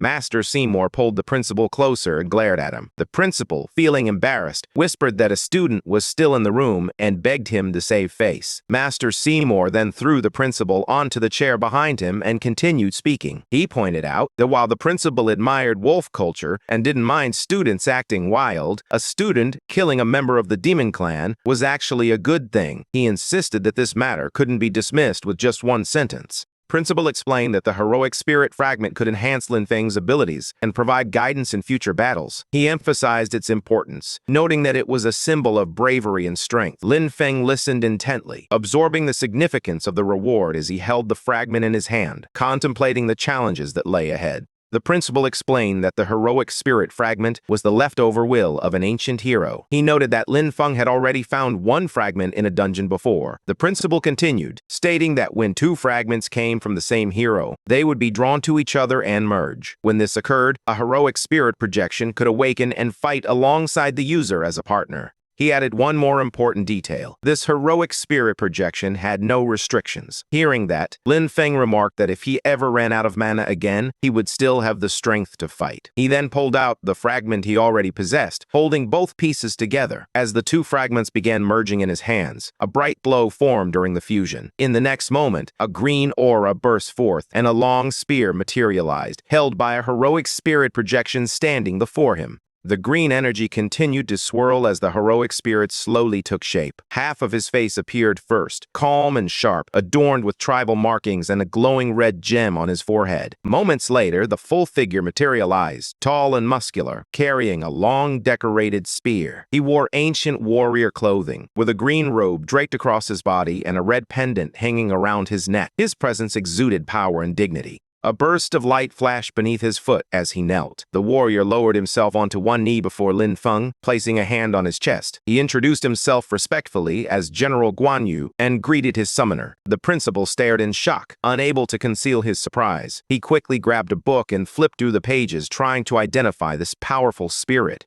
The principal stared at the open book in his hand, confusion evident on his face. He wondered aloud why this heroic spirit did not appear in any historical records. The summoned warrior stood with a hand on his chest, his posture calm and respectful. Across from him, Lin Feng watched quietly, saying nothing. Then, Lin Feng raised his hand, and the spirit transformed into dark, shadowy energy, beginning to retreat at his command. After that, Lin Feng turned to the principal and Master Seymour, bowing politely as both of them observed him with serious expressions. He then stepped through the doorway, leaving the principal's office and returning to his room. Just as he left, Master Seymour leaned toward the principal and spoke urgently, insisting that they had to take Lin Feng with them. He continued, explaining that the purity of Lin Feng's natural mana was something he had witnessed only once before in his life. He believed that with even a little cultivation, Lin Feng would surely achieve greatness in the future. However, the principal calmly told Master Seymour to let Lin Feng decide for himself. Outside, Lin Feng closed his eyes and slowly shook his head. Remembering his fight with the demon worshipper, he quietly thought to himself that he was still too weak.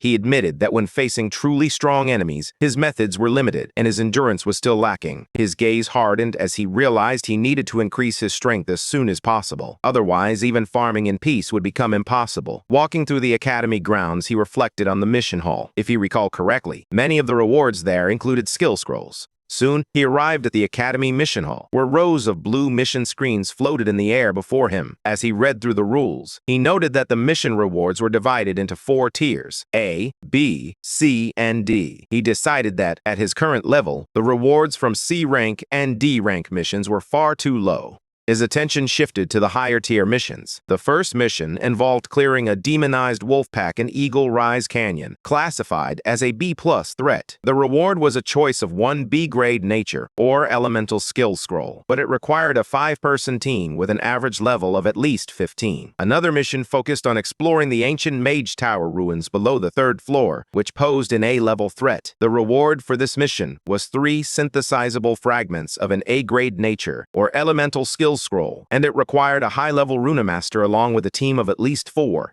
The third mission stated that supplies needed to be escorted to the eastern border, specifically to Iron Rock Town, rated at threat level B. The mission offered a reward of a B-grade general skill scroll and 100 military merit points. It required a team of at least 2 individuals with survival skills and fire-type combat abilities. After reading this, Lin Feng reached out and tapped the mission screen with his fingers, softly muttering the name Iron Rock Town. He recalled that it was an important military town. He recalled hearing that soldiers stationed there for long periods had developed a special military farming method. This technique could grow food and medicinal plants even in harsh, barren environments. A small smile appeared on his face. If he could learn this method, it would be incredibly useful. However, as he looked at the requirements again, he sighed to himself. The mission called for a 2-person team, and finding someone with fire-type abilities would be troublesome. Just then, 2 girls nearby began arguing loudly. One of them shouted that it was all the fault of the other. Hearing this, Lin Feng turned around to observe the scene unfolding before him. A group of students had gathered, and in the middle of the crowd, a pink-haired girl was in a heated exchange with a blonde girl. Behind the blonde girl stood her 2 bodyguards. Upon seeing the pink-haired girl, Lin Feng immediately recognized her as Ailing.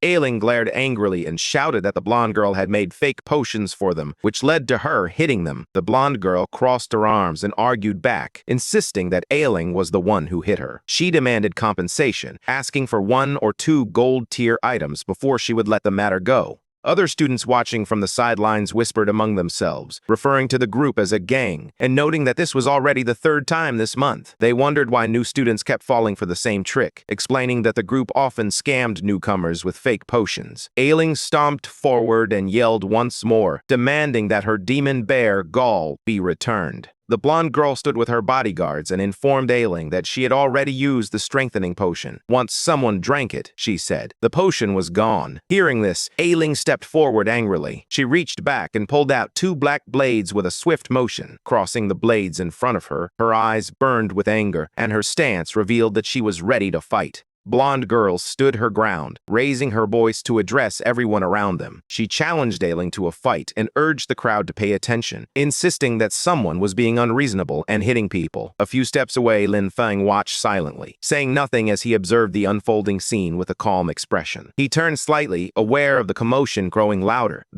The blonde girl pointed at Ailing and told the crowd that this woman had asked her to make a strengthening potion. However, after drinking it, Ailing refused to admit that she owed anything. The blonde girl shouted again, claiming that Ailing even accused her of stealing the materials. Her face grew serious and angry as she spoke. Just then, Lin Feng stepped forward and told the blonde girl that she had indeed embezzled the materials. The blonde girl was shocked and turned to see who had spoken. Lin Feng glanced back at her, maintaining his expression. Noticing his attire, the blonde girl recognized him as a student from Sunwheel Academy. She pointed at him, raising her voice in complaint. She insisted that, while he could eat whatever he wanted, he couldn't say whatever he pleased. She argued that she worked very hard and didn't deserve to be falsely accused. Meanwhile, Ailing stood by, listening to the heated exchange. Hearing the blonde girl, Lin Feng activated his natural energy, and a green flame suddenly appeared in his hand. The blonde girl flinched and covered her ear, fearing she was about to be attacked. However, Lin Feng simply held the green flame close to her. She slowly opened her eyes and checked herself, finding no injury. Confused, she asked why there was no damage. At that moment, Lin Feng reached toward her waist pouch and, with one swift motion, tore it open. Something dropped out demon bear gall, which had been hidden inside her bag. The blonde girl turned around in shock, staring at what had fallen. Lin Feng held up the glowing green flame once more, revealing the truth to everyone. Students around him whispered loudly, with one remarking that this woman always targeted newcomers to scam them. Another pointed out that the item she had concealed resembled demon bear gall. The blonde girl pointed angrily at Ailing, declaring that this time a senior from Sunwheel Academy had stepped in to help her. Then she warned that next time, she wouldn't be so lucky. Just as she tried to storm off, Lin Feng grabbed her wrist. She froze in surprise and looked back at him. Lin Feng stood calmly and asked her to hand over the demon bear gall. After she reluctantly handed it over and ran away, Lin Feng held the brown demon bear gall in his hand and asked Ailing if this was the same one from last time. Ailing looked at him with a soft expression. She explained that she had originally saved the demon bear gall for him, but after losing to him last time, she felt reluctant to give it up. She admitted she had considered turning it into a potion to make herself stronger. Lin Feng then threw the demon bear gall toward Ailing, reaffirming that since he had promised to give it to her, he would keep his word. He acknowledged that the demon bear gall hadn't improved his strength as much as he had anticipated. After giving it back, Lin Feng turned to leave when Ailing gently called out to him. She thanked him, saying his name with a shy expression. He looked back at her calmly and replied that there was no need for thanks. If she truly wanted to repay him, he asked her to help him find a fire-type ability user. As he spoke, he turned around and asked if he remembered correctly. She was fire-type, wasn't she? Ailing stopped and glanced back at him, smiling faintly. She answered with a soft yes. He smiled in return, feeling relaxed and confident under the golden light. A few minutes later, they arrived at the mission hall. A staff member approached them, informing him that his mission request had been accepted and handed over the mission items. The staff member asked Lin Feng to keep them safe. Lin Feng held the mission scroll in his hand and stared at it quietly. He didn't say anything, but his eyes revealed a hint of speechlessness. Looking down at the scroll, he felt a surge of excitement at the prospect of learning a planting method and acquiring a new skill. He also received a thick book among his mission items. The cover revealed that it was a translated copy of an ancient array manual. That same night, at the Iron Lion Count's residence, the scene shifted to a secret chamber. Inside the dim, cold room, the Count sat alone, surrounded by twisting shadows. He spoke slowly, revealing that both of his nephews, Haru and Tuka, were dead. Dark mist curled around him as he continued. He said the Academy's law enforcement team had tightly controlled the news, and even now, they still didn't know who the killer was. From within the shadowy fog, another figure spoke, asking why he had been summoned, and if that was all he wanted to say. The Count clenched his fist tightly as he replied, reminding the shadowy figure that there had been a promise. As long as he provided intelligence about the frontline defenses and assisted with the infiltration, he would receive support. His expression twisted with anger as he shouted that the other party had promised to help him rise to a high position. His voice cracked with rage as he yelled that, because of the defeat in the war, he had already been demoted from Duke to Count by that old man. His eyes widened, veins bulging as he screamed, demanding to know how things had ended up like this. He continued shouting, claiming that his military power had been stripped away and his territory reduced by half. He lamented that he could no longer protect his own nephews. In his frustration, he demanded to know where the promised aid was. The dark figure spoke calmly from within the swirling shadow mist, stating that the battlefield was unpredictable and that their side had also suffered losses. Regarding the nephews, the figure claimed their deaths were a result of their own weakness. It added that if the Count had sacrificed Heru and Tuka earlier as planned, the situation would not have unfolded this way. Trembling with anger, the Count shouted back, questioning whether they thought he didn't want to follow the plan. But before he could finish, a pale, ghostly hand reached out from the shadows, wrapped in dark energy. The Count fell silent for a moment, his red eyes trembling with anger. He gritted his teeth, but couldn't find the words to respond. Across from him, the shadowy figure spoke coldly, stating that Lord Galadama only cared about results. The Count's face twisted with frustration as he snapped back, stating that ever since he had opened a back door on the battlefield for them, the old man had been watching him closely. He questioned how he was supposed to help any further. The shadow replied without emotion, saying that was his own problem and reminding him not to forget his position. The shadowy figure stepped forward angrily and pointed out that even the group from the nature department had its own responsibilities. It could not save him now, its voice turning sharp as it spoke. The Count's expression tightened as he stared into the swirling darkness, fear and anger mixing in his eyes. His jaw clenched, his teeth grinding in frustration. Purple shadows drifted around him, revealing just how tense he had become. Then, the shadowy figure stood on the steps, its dark aura spreading wide. It spoke coldly, warning that relying on the nature department to remove the curse would only cause the Count to die even faster.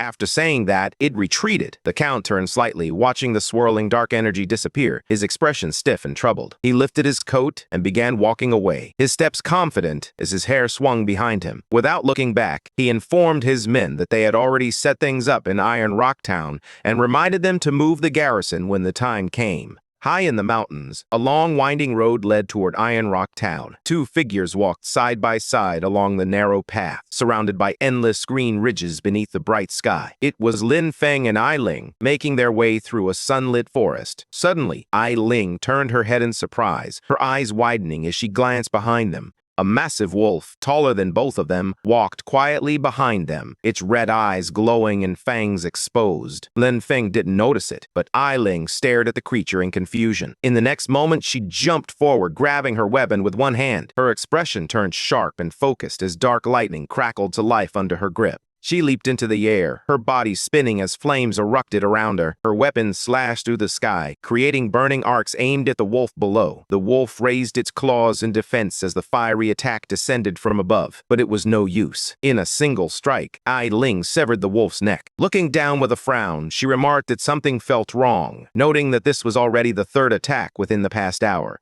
Lin Feng approached Ai Ling and asked her what was wrong. She stepped closer to him, still gripping her weapon behind her back. Looking at the wolf, she explained that Iron Rock Town was an important military hub, so troops regularly cleared and patrolled the area. She continued, stating that under normal circumstances, in a location so close to the main road, even large wild beasts were rarely seen, let alone demonic wolves. Lin Feng listened, still feeling uneasy as they continued down the mountain path. Ai Ling mentioned that ever since they entered the mountain area that morning, they had already faced 3 waves of attacks, which she noted was very abnormal. Hearing this, Lin Feng crouched low on the hillside ahead of her, scanning the surroundings. Behind him, terraced fields stretched far into the distance. Suddenly, green energy flowed around Lin Feng, wrapping the ground in glowing patterns as he activated his ability. He leaned forward and stood up slowly after finishing his check, pointing toward the forest. He reported that the surrounding plants hadn't detected any anomalies, but he remained cautious. He told her that regardless of the situation, they should speed up and try to reach the outskirts of Iron Rock Town before dark. The two of them moved quickly through the mountains, their bodies transforming into streaks of white light as they shot across the sky.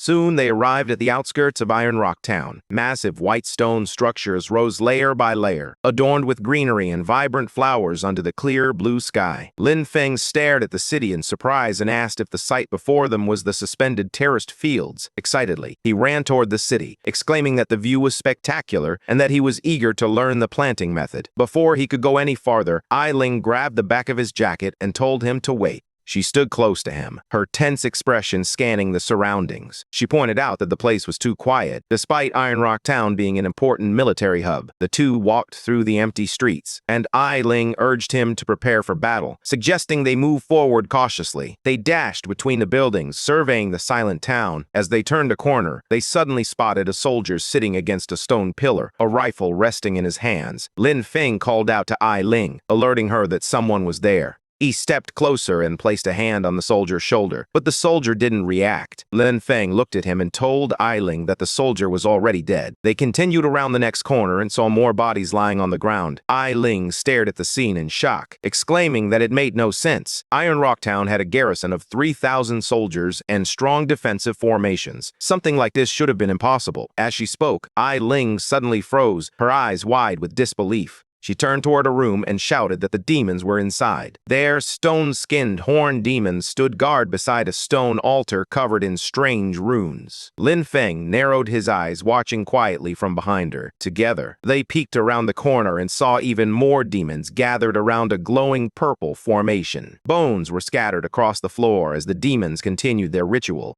Ai Ling spoke in a serious tone, explaining that the demons were creating a formation that they couldn't allow to be completed. She told him she would lure the demons away, giving him the chance to destroy the formation. However, Lin Feng placed his hand on her shoulder and reminded her that the demons were all around level 35, questioning how she planned to draw them away. Ai Ling stepped forward with a determined look, her expression firm and unwavering as she considered her next move. Suddenly, a burst of purple energy erupted around them. Lin Feng felt the air crackle with magical power. He quickly grabbed Ai Ling, pulling her close with a strong motion as he shouted for her to go. Together, they leapt away just as purple blades of energy shot past them. A violent explosion of purple light erupted behind them, sending rocks and debris flying across the room.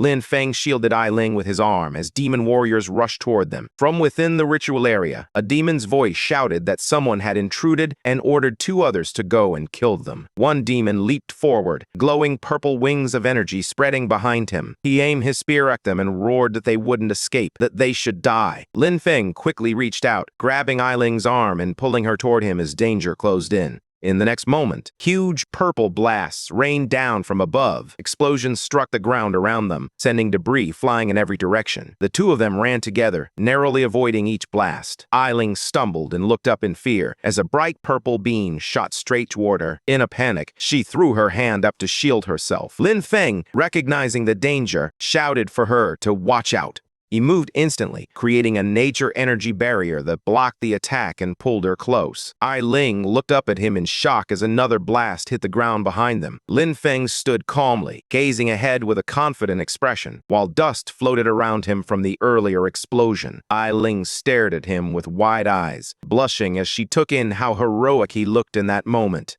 Suddenly, both of them were thrown into the air by a burst of purple energy. Their bodies spun as rocks and glowing lines shot past them, and they landed hard on the sandy ground. Smoke slid across the surface as several demons with spears charged toward them. Ai Ling pushed herself up and grabbed her dagger, which glowed with a bright green light. She held it tightly while glaring ahead, but then the green light vanished from her weapon. She looked at it in shock. When Lin Feng attempted to use his power, green energy swirled around his hand like a flame, but then it vanished. He looked at his hand and spoke calmly, noting that the mana in this area couldn't be channeled. He concluded that the formation from before likely had a mana imprisoning effect. Lin Feng then took out the item he received from his principal and pressed it, but nothing happened. He was shocked to realize that he couldn't even summon heroic spirits, and he understood that this was a serious problem. A skull-faced demon appeared with a wide grin and asked if they liked the anti-magic formation, stating that only demonic energy could be used there. It laughed loudly as more demon soldiers approached, weapons drawn, while Ai Ling and Lin Feng stood their ground. Lin Feng glanced at Ai Ling and had a fleeting thought. He knew that undead magic didn't adhere to the normal magic system, but with Ai Ling right next to him, he realized that using it would surely expose him. Therefore, he concluded that his only option was to run.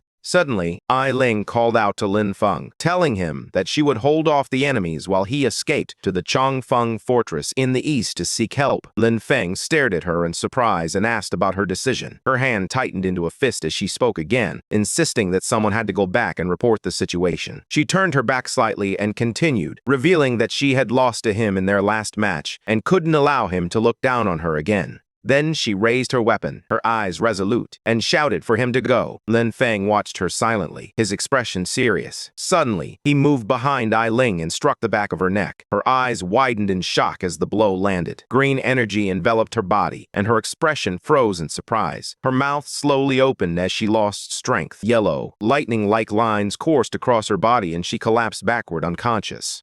Two skeleton demons watched Lin Feng and mocked him. One asked if he was trying to betray his teammate just to survive, while the other commented that this was humanity despicable and shameless. However, Lin Feng caught her before she hit the ground, cradling her in his arms as he gazed down at her sleeping face. He remarked that this way, he wouldn't have to worry about her witnessing his next move. With a calm smile on his face, Lin Feng turned his attention to the enemies. One of the skeleton demons shouted at Lin Feng, asking why he was still laughing when he was about to die. In response, Lin Feng reached into his jacket and pulled something out. Green energy glowed in his hand. As he raised the lamp of nature, a horned skeleton demon pointed his spear at Lin Feng and shouted, claiming that Lin Feng dared to use the lamp of nature in front of him and was courting death. Purple flames fell from above like meteoric fire. Lin Feng stood with his back to them, holding the green crystal as the bright purple streaks descended toward him. Just as those waves of purple attacks rushed in, a green barrier formed around him. The energy circled him like a shield, pushing away the smoke and force around his feet. Lin Feng remained calm inside the green light, holding the glowing lamp of nature in his hand. The lamp of nature floated gently, surrounded by green flames. In the next moment, Lin Feng infused his necromancy energy into the lamp, transforming it into the lamp of the undead. Holding the lamp of the undead in his hand, he observed the demons with a calm smile as purple energy glowed within it. As he activated the lamp, his necromancer power surged to life. Lin Feng's undead servant, enveloped in purple energy, emerged behind him, standing quietly like a guardian. At the same time, the demons struck. Several huge purple energy blades came crashing toward Lin Feng with explosive force. However, something intercepted those energy blades, resulting in a violent purple explosion that sent debris flying everywhere. It was Lin Feng's undead savior that blocked the demon's attack, standing firmly in front while energy swirled around it. The demon looked on in shock, shouting in disbelief about these undead creatures and questioning why they were appearing. Lin Feng looked ahead with a calm expression and declared that the hunt had begun. Dark energy swirled around him as several powerful undead figures emerged behind him, standing like a terrifying armor surrounding their master. Meanwhile, on the ruined streets outside Iron Rock Town, several demon warriors confronted Savis. Savis was the first to act. She swung her scythe, unleashing a massive wave of purple energy that surged forward. The attack slammed into the demon warriors with explosive force. The purple blast shattered the ground and blew the demons apart, sending bones and debris flying across the ruined street. At the same time, in the middle of the city where the altars stood, a candle representing the lives of those demons burned with purple energy. A powerful demon, raising his arms, felt the impact of the purple energy explosion. He looked toward the battlefield with empty eyes, realizing something strange. The demon's eyes suddenly glowed red as it spoke in surprise, wondering how there could be a summoner capable of ignoring the anti-magic zone. At that moment, a tall demon warrior stepped forward, purple energy twisting around his body as he moved toward the battlefield. He declared that the summoner himself was not very strong. The real problem was the undead army. He ordered the others to hold off the undead, while he dealt with the summoner personally. As he prepared to confront the summoner, purple energy gathered in his hand, and he also used summon magic. Several demon soldiers appeared, raising their weapons in readiness. With a powerful force, they leaped into the battlefield. Several demon soldiers rushed forward, wielding shields and swords, attempting to block Lin Feng's undead army. A tall demon observed Lin Feng's undead and calmly explained that summoners could be troublesome opponents. However, he believed that once the summoner was killed, all the summoned creatures would vanish on their own. With that thought in mind, he shifted his focus to Lin Feng and mocked him, calling him foolish. With a powerful force, the tall demon advanced. Shocked, Lin Feng raised his arm to block the debris flying toward him. The tall demon laughed, taunting that Lin Feng was practically giving him free credit. Undeterred, Lin Feng looked up calmly at the approaching demon.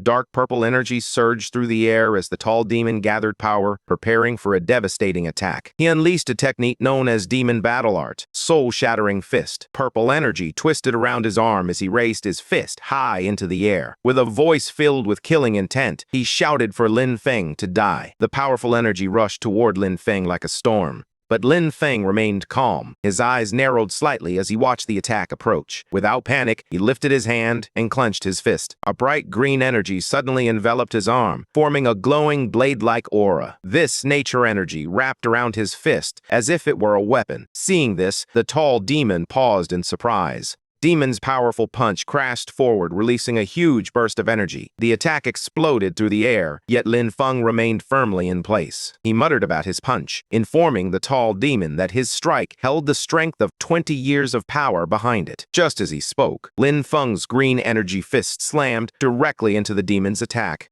Two forces collided violently in mid-air. Lin Feng stared at the clash and shouted to the tall demon, questioning whether he could truly block such a powerful attack. In the next instant, a massive explosion erupted at the point of impact. Blinding light burst outward as the ground shattered and debris flew in every direction. Meanwhile, Lin Feng's undead warriors proved to be stronger than the demon warriors. Under their relentless assault, the demon's bones cracked apart violently. Lin Feng stood calmly, observing as his undead effortlessly destroyed the demon warriors. Once all the demons were defeated, his undead approached him, enveloped in a purple energy, surveying the fallen summoned demon warriors. The tall demon, filled with fear, glanced at Lin Feng and demanded to know his identity. Lin Feng remained composed, his hands in his pockets, exuding an air of complete calm. Lin Feng then asked the tall demon, already injured from the energy blast, why they were attacking Iron Rock Town. He demanded to know their goal. The tall demon laughed coldly and mocked him, stating that a mere human insect had no right to interrogate it. It warned that once the great Guladosa descended, every human there would become nothing more than fuel. Hearing that name, Lin Feng's eyes sharpened slightly. He immediately recognized it and muttered with a serious expression that it was Guladosa again. Turning his head slightly, he called to Savas, who was standing behind him. Savas looked confused, staring at Lin Feng with question marks in her eyes, trying to determine if he was calling her. As she approached, Lin Feng instructed her to handle the interrogation, reminding her that she had claimed to be skilled at interrogating enemies. Hearing that, Savas smiled mischievously as purple energy flowed around her body. Lin Feng regarded the enemies calmly and spoke in a low voice, demanding their entire plan. He wanted to know everything, their allies, their locations, and every single detail. Meanwhile, Savas stepped forward slowly, her playful smile returning as the purple energy continued to swirl around her. Massive purple attack collided with the tall demon, sending him staggering backward. He struggled to regain his footing, but the impact had already taken its toll. The ground trembled beneath him, and the air filled with dust and chaos as the remnants of the shattered stone floor scattered around. The enemy stood there for only a moment before the purple energy swallowed him completely. The attack exploded with terrifying power, and he screamed as the energy surged around him. When the chaos finally settled, his entire body was enveloped in the purple power, trapping him completely. The battlefield fell silent as the overwhelming attack came to an end. Lin Feng stood quietly, his expression calm as he gazed ahead. Nearby, Ailing lay unconscious on the ground. Lin Feng glanced at her without any concern before turning away and slowly walking forward, leaving her behind. A faint purple trail of energy followed him as he moved. Soon, he arrived at a strange structure in the middle of the area. In front of him stood an ancient altar platform with a glowing magical formation hovering above it. Purple flames burned at the center, surrounded by mysterious runes that formed a star-shaped array. Lin Feng stared at the altar carefully, noticing that something unusual floated within the purple flames. A strange object was sealed inside the burning magical energy. As he observed the altar, Lin Feng quickly sensed that something was amiss. He realized the natural magic in the surrounding space was being suppressed. After a moment of thought, he reached a troubling conclusion. The nature magic in the area was completely blocked. In fact, almost all magic in this place had been sealed. After taking a closer look at his surroundings, he understood that this location was an anti-magic zone. He slowly raised his hand, attempting to touch the floating magical energy in front of him. However, the moment he got close, the magic reacted strangely, twisting and distorting, surrounded by mysterious runes that blocked outside interference. Lin Feng narrowed his eyes and carefully analyzed the situation. He soon realized that approaching the altar with physical strength alone would not work. If brute force could not solve the problem, he would need to find another method. He then turned around and called one of his undead warriors standing behind him. The undead warrior stepped forward slowly and walked toward Lin Feng. His body was enveloped in black energy with purple lines spreading across his skin like cracks of power. Lin Feng stood calmly in front of the altar, his expression cold and steady as he issued a simple command. He instructed the undead warrior beside him to smash it for him. The undead warrior behind him stepped forward, surrounded by crackling purple energy that surged around its body like violent lightning. Raising both arms, it gathered power in its fists. With a fierce roar, it swung its arm forward, delivering a punch that landed directly on the altar platform. The impact unleashed an explosion of purple energy, shattering the stone structure. Pieces of rock broke apart and flew into the air as the altar began to collapse. At the center, strange purple energy swirled violently, pulling the broken stones into the vortex. The magical flames twisted into a spinning storm of power. In the next moment, the entire altar was swallowed by the swirling purple energy, forming a massive glowing sphere that filled the area. But the next second, the purple energy sphere trembled violently for a moment, before suddenly dispersing. The dark magical flames slowly faded, leaving the area quiet once again. After the altar was destroyed, the surroundings fell silent. There was no movement or reaction from anywhere, leading Lin Feng to conclude that there were no signs of life in the vicinity. The ground was littered with broken stones, scattered bones of demons, and old weapons. Demon bodies lay strewn across the floor. Lin Feng stood silently among the ruins. Thinking about the situation, he realized that since nothing else seemed to be happening, he should go back and check on Ailing first. With that in mind, he headed to where Ailing lay unconscious. Lin Feng carefully examined her condition. After assessing her injuries, he calmly concluded that aside from some minor internal injuries and a few surface wounds from earlier, she was basically fine. Seeing Lin Feng treat Ailing that way, David stood beside him with wide eyes. Ailing felt a bit unhappy and wronged. Lin Feng noticed her expression and paused for a moment, a drop of sweat forming on his brow as he stared at her in slight confusion. He realized that Savas also had her feelings. He tried to say something to Ailing, but before he could speak, he suddenly saw something that changed his expression. His eyes widened when he saw something glowing beneath her clothes. Without wasting another second, Lin Feng pulled out the thick red book with a golden star on its cover that he had obtained from the mission hall. The moment he opened it, the pages began flipping rapidly on their own. He stared at the book with a serious expression as it floated slightly in front of him. Then, strange magic suddenly appeared. A large red magic circle formed in the air, glowing brightly with complex patterns and symbols. Green energy streams burst forth from the circle. Lin Feng stepped back in shock as natural energy flowed around it like waves, sparkling as it enveloped the pages. Staring at the bizarre scene in disbelief, Lin Feng realized that the book had activated on its own. In the northern part of Iron Rock Town, near Riverside Town, the surroundings had finally calmed down as the scattered mana slowly recovered. Lin Feng stood outside, holding the strange book in his hand, while green energy continued to swirl around it. He stared at the book intently, his eyes sharp as he tried to understand what had just happened. He realized that the book had activated automatically. Not far away, Ailing lay unconscious on the ground. Lin Feng quickly moved toward her and crouched down beside her. Without wasting any time, he opened his bag to check her condition. His expression turned serious as he sensed mana in the distance. He looked in that direction and realized it led toward the Demon Clan battlefield. Without hesitation, Lin Feng made his decision. He stood up and immediately rushed forward, moving at high speed straight toward that location. Lin Feng moved rapidly across the ruined battlefield, his body slicing through the air as streaks of green energy trailed behind him. The ground below was utterly devastated, with burnt earth, broken buildings, and flames still rising into the sky. Without slowing down, he leaped forward, navigating over shattered rocks and collapsing debris when, suddenly, he spotted something. In front of him, several broken stone fragments floated in the air, each carved with strange symbols. Lin Feng's eyes narrowed slightly as he observed them. Not far away, a city lay in ruins, its streets stretching forward and filled with destruction. Flames burned fiercely in the distance, and smoke rose into the sky. As Lin Feng walked in, screams suddenly echoed through the area. One person laughed maniacally, while another voice cried out in pain. Lin Feng walked forward calmly, sweat beading on his forehead as he noticed that there were still people nearby. He pulled out a cloak to conceal his identity and moved in their direction. Ahead of him, a terrifying demon pursued a woman and the young girl across the ruined battlefield. Its hollow eyes burned with cruel intent as it raised its sword, mocking them and taunting them about where they thought they were running. The woman ran desperately, gripping the child's hand tightly as they stumbled across the broken ground.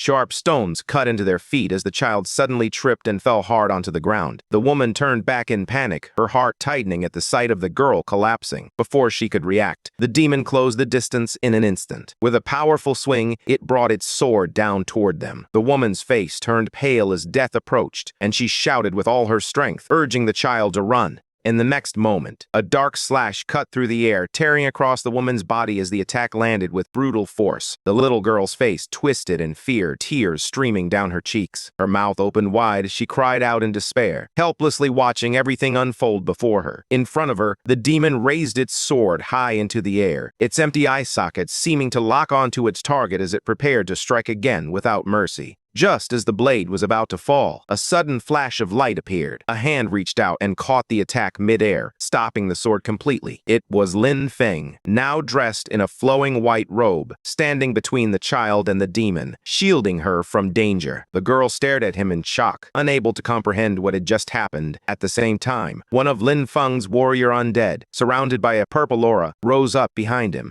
Before the demon could react, the undead warrior moved with terrifying speed, closing the distance in an instant. It grabbed the demon and unleashed a violent attack infused with purple energy. The demon was stunned at the sight of the undead. In that moment, the undead warrior's explosive burst of purple energy tore through the battlefield. Sharp, blazing streaks of power shot forward, sending the demon flying. The demon hit the ground and exploded on impact, sending debris and dust flying everywhere. Lin Feng turned his head calmly to look back. In a relaxed tone, he asked if the child was all right. The little girl, still trembling, quickly pointed into the distance. Her voice was filled with urgency as she said there were still many people over there and begged him to save them. Hearing this, Lin Feng remained calm. He lowered himself slightly and gently placed his hand on her head, reassuring her without saying a word. The girl looked up at him, tears still streaming down her face. However, her expression slowly softened as she felt a sense of safety. Without hesitation, Lin Feng spoke firmly, declaring that he would go and save them right away. With a dark, twisting force spinning like a violent vortex, Lin Feng vanished from that spot. Meanwhile, in the riverside town's central plaza, flames continued to consume the shattered buildings and smoke filled the sky. In the midst of the destruction, a demon commander clad in armor towered over a group of frightened people. Its empty gaze remained fixed ahead as it made a chilling offer, stating that if they surrendered the item, they would be given a chance to serve its lord. Nearby, a knight in battered armor struggled on one knee, gripping his sword tightly. His face reflected both pain and determination as he fought to hold his ground despite his injuries. Just then, a demon soldier rushed forward through the burning ruins, panic evident in its movements as it reported urgent news. It announced that a person in a black robe had suddenly barged in, leading a group of undead. Hearing this, the demon commander remained calm and unimpressed. In a cold tone, he dismissed the situation, stating it was nothing more than a necromancer and questioning why everyone was panicking. To him, it was nothing but disgraceful behavior. Without wasting any time, the commander gave his order. He instructed the others to monitor the situation while he personally went to confront the necromancer. However, when the demon commander arrived, his eyes widened in shock. The battlefield was engulfed in chaos and dark energy, with Lin Feng's undead mercilessly slaughtering the demon soldiers one after another. Witnessing this, the commander issued a single ruthless command for his soldiers to eliminate them. The demon commander raised his sword high and charged forward without hesitation. His blade came crashing down toward one of Lin Feng's undead warriors, aiming to cut it down in a single strike. However, in the next moment, the undead warrior retaliated with a powerful punch. The impact struck the demon commander directly, and a loud crack echoed through the battlefield. They were filled with dread. Panic spread among them as they realized the overwhelming power of Lin Feng's forces. The once confident soldiers hesitated, their resolve crumbling in the face of such a formidable opponent. Lin Feng, unfazed by their fear, surveyed the battlefield with a steely gaze, ready to assert his dominance. The air was thick with tension as the undead army awaited their master's command, poised to strike at any moment. They began to panic. Fear spread through their ranks as they turned and ran, shouting desperately for everyone to flee and escape. Seeing this, Lin Feng let out a quiet breath. A drop of sweat slid down his face as he acknowledged that it was fortunate everyone had escaped, for he had almost run out of mana. He then turned his gaze toward the injured humans. Not far away, the group of survivors sat weakly on the shattered ground, still shaken from what had just occurred. Lin Feng walked forward slowly, flanked by his two terrifying-looking undead. The sight of them sent a wave of fear through the survivors. One of the soldiers nearby tightened his grip on his sword and stared at Lin Feng in shock. With disbelief in his voice, he asked if Lin Feng was truly a necromancer. In that moment, Lin Feng acknowledged in his mind that he was indeed a necromancer, but he also realized that voicing it would only heighten their fear. He gave a faint smile and spoke lightly, asking if they would believe him if he claimed he was not a necromancer. Then, he questioned them about what had actually happened there.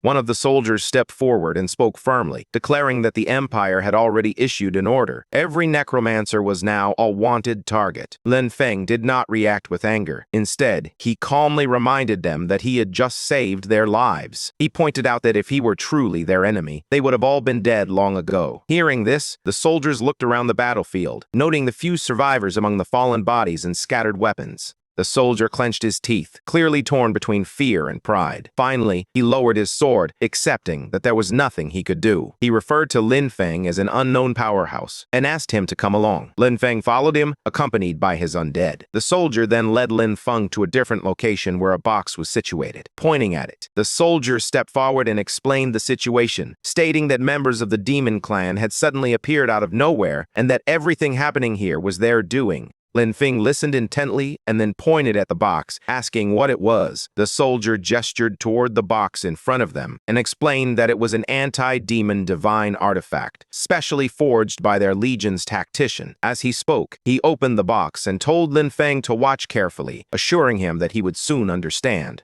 As he opened the box, the soldier's eyes widened in shock and his face turned pale. He shouted in disbelief, insisting it was impossible. The object had clearly been there just a moment ago, yet now it had completely disappeared. Hearing this, Lin Feng approached the box, his expression calm as he examined it closely. After careful observation, he stated that there was no illusion magic involved and that the item had truly been taken. But just as he finished speaking, a surge of black energy suddenly erupted from the box. Seeing this, Lin Feng's eyes sharpened as he sensed something was wrong. He quickly reacted, urging them to wait, but it was already too late. In the next moment, the bodies of the fallen soldiers began to move unnaturally as thin black energy entered their forms. Then, a strange green energy erupted from the corpses, spreading rapidly across the battlefield. The soldiers who were still alive stared in horror. One of them shouted in panic, asking what was happening and what had just occurred. Suddenly, the ground began to shake as debris scattered across the battlefield. A soldier tightened his grip on his sword and stared in confusion, unable to comprehend what was happening. Before anyone could react further, the sky above transformed as massive green energy pillars emerged, piercing through the air like sharp spears. The energy coalesced into a single point, forming a powerful magic formation of radiant green energy.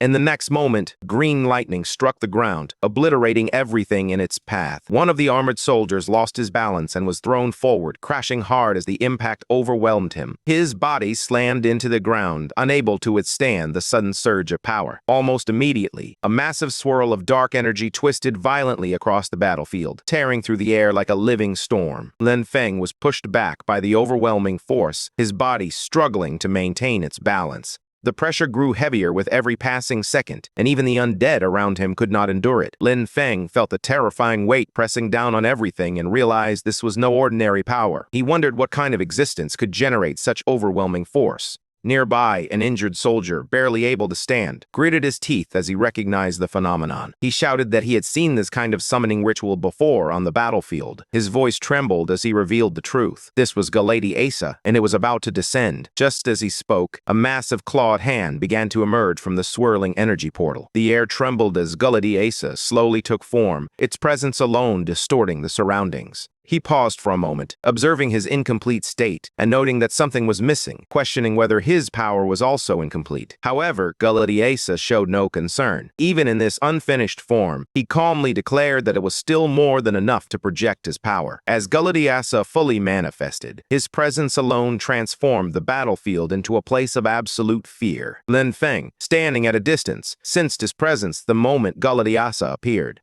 Guladi Asa was fully revealed, his long white hair flowing in the wind, dark markings across his face, and glowing eyes filled with cold intent. He surveyed his surroundings as he finally entered the human world. Suddenly, his eyes sharpened and anger flashed in his gaze as he turned around. He sensed Lin Feng's presence, the necromancer energy flickering around him. A smile formed on Guladi Asa's face as he recognized that it was indeed Lin Feng. On the other hand, Lin Feng suddenly paused, his eyes narrowing slightly as he sensed someone approaching. It was Guladi Asa. In the next instant, with a violent surge of purple energy, Guladi Asa appeared right in front of Lin Feng, looking down at him from above, surrounded by flowing black and purple energy. With a calm yet eerie tone, he remarked that it had truly been a long time. Guladi Asa's expression twisted into a wide, sinister grin as he called Lin Feng a damn bug. In the riverside town square, the ground lay completely destroyed, filled with cracks, rubble, and shallow pools of water. Several armored soldiers were sprawled on the ground, their faces etched with fear and shock. Their bodies trembled as they stared ahead, unable to comprehend what they were witnessing.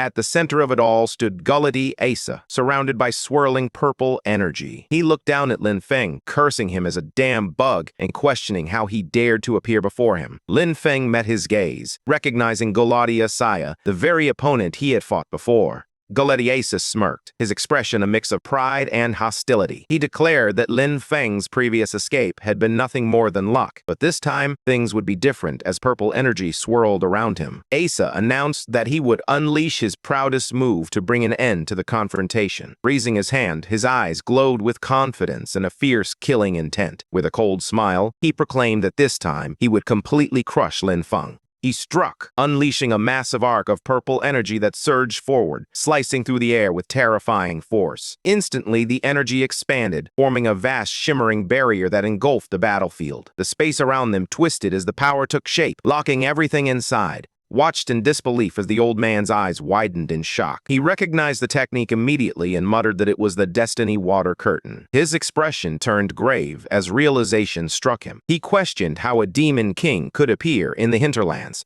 Trembling with fear, they explained that this was Guladi's strongest skill, Destiny Duel. The sheer scale of the technique left everyone stunned, and they struggled to understand who it was meant to confront. All eyes turned toward the battlefield, where Lin Feng stood alone, surrounded by overwhelming power. The old man spoke in disbelief, questioning whether all of this was truly meant for that young man. He frowned deeply, struggling to accept what he was witnessing. He muttered that the young man didn't even look older than his own son. Confusion filled his voice as he tried to make sense of the situation. He explained that Guladi Asa's power of destiny took a long time to accumulate each time it was used, and there was no reason for such a terrifying ability to be unleashed on someone so young. On the other hand, Lin Feng looked around in confusion, his eyes scanning the surroundings as he tried to comprehend what had just happened. He wondered where he was, as just moments ago he had been standing in the town square. In front of him, Guladi Asa hovered in the air, facing him directly. The battlefield around them had completely transformed, as if they had been pulled into another realm. Suddenly, a system notification appeared in front of Lin Feng, announcing that a destiny duel had been initiated. During this challenge, both parties would have all their abilities restricted. The notification further declared that the challenger, Guladi Asa, had issued a challenge to Lin Feng.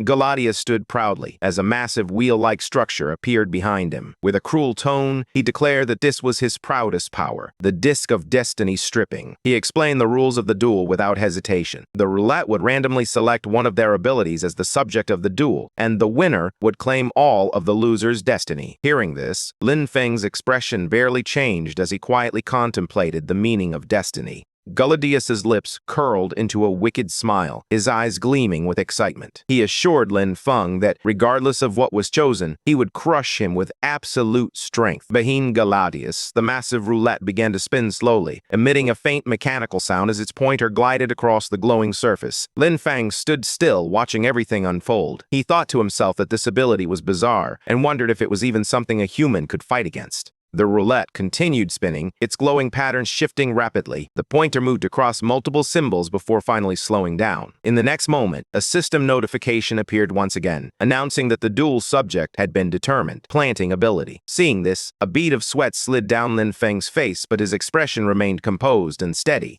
Seeing the result, Galadius burst into laughter. He found it amusing and admitted he had been curious about the outcome. With a confident grin, he declared that even though he was not skilled at planting, the powerful physique of the demon clan was more than enough to handle such lowly labor. Galadius then looked at Lin Feng with a mocking expression, remarking that he, as a necromancer summoner, had probably never even touched a hoe in his life. Hearing this, Lin Feng lowered his head and remained silent. Seeing his reaction, Galadius sneered and asked if he was trembling with fear. Lin Feng then slowly lifted his hood, his voice steady as he questioned the very idea of fear, as if it meant nothing to him. A faint smile appeared on his lips as he admitted that he had almost laughed out loud. At that moment, a system voice echoed through the space, announcing that the dual arena was being generated and that the planting space had been open. In the next instant, the surroundings transformed, revealing a farm field before them. 2 boxes filled with seeds materialized, neatly placed side by side. Galadius glanced at the setup and smirked, casually remarking that it was far too simple.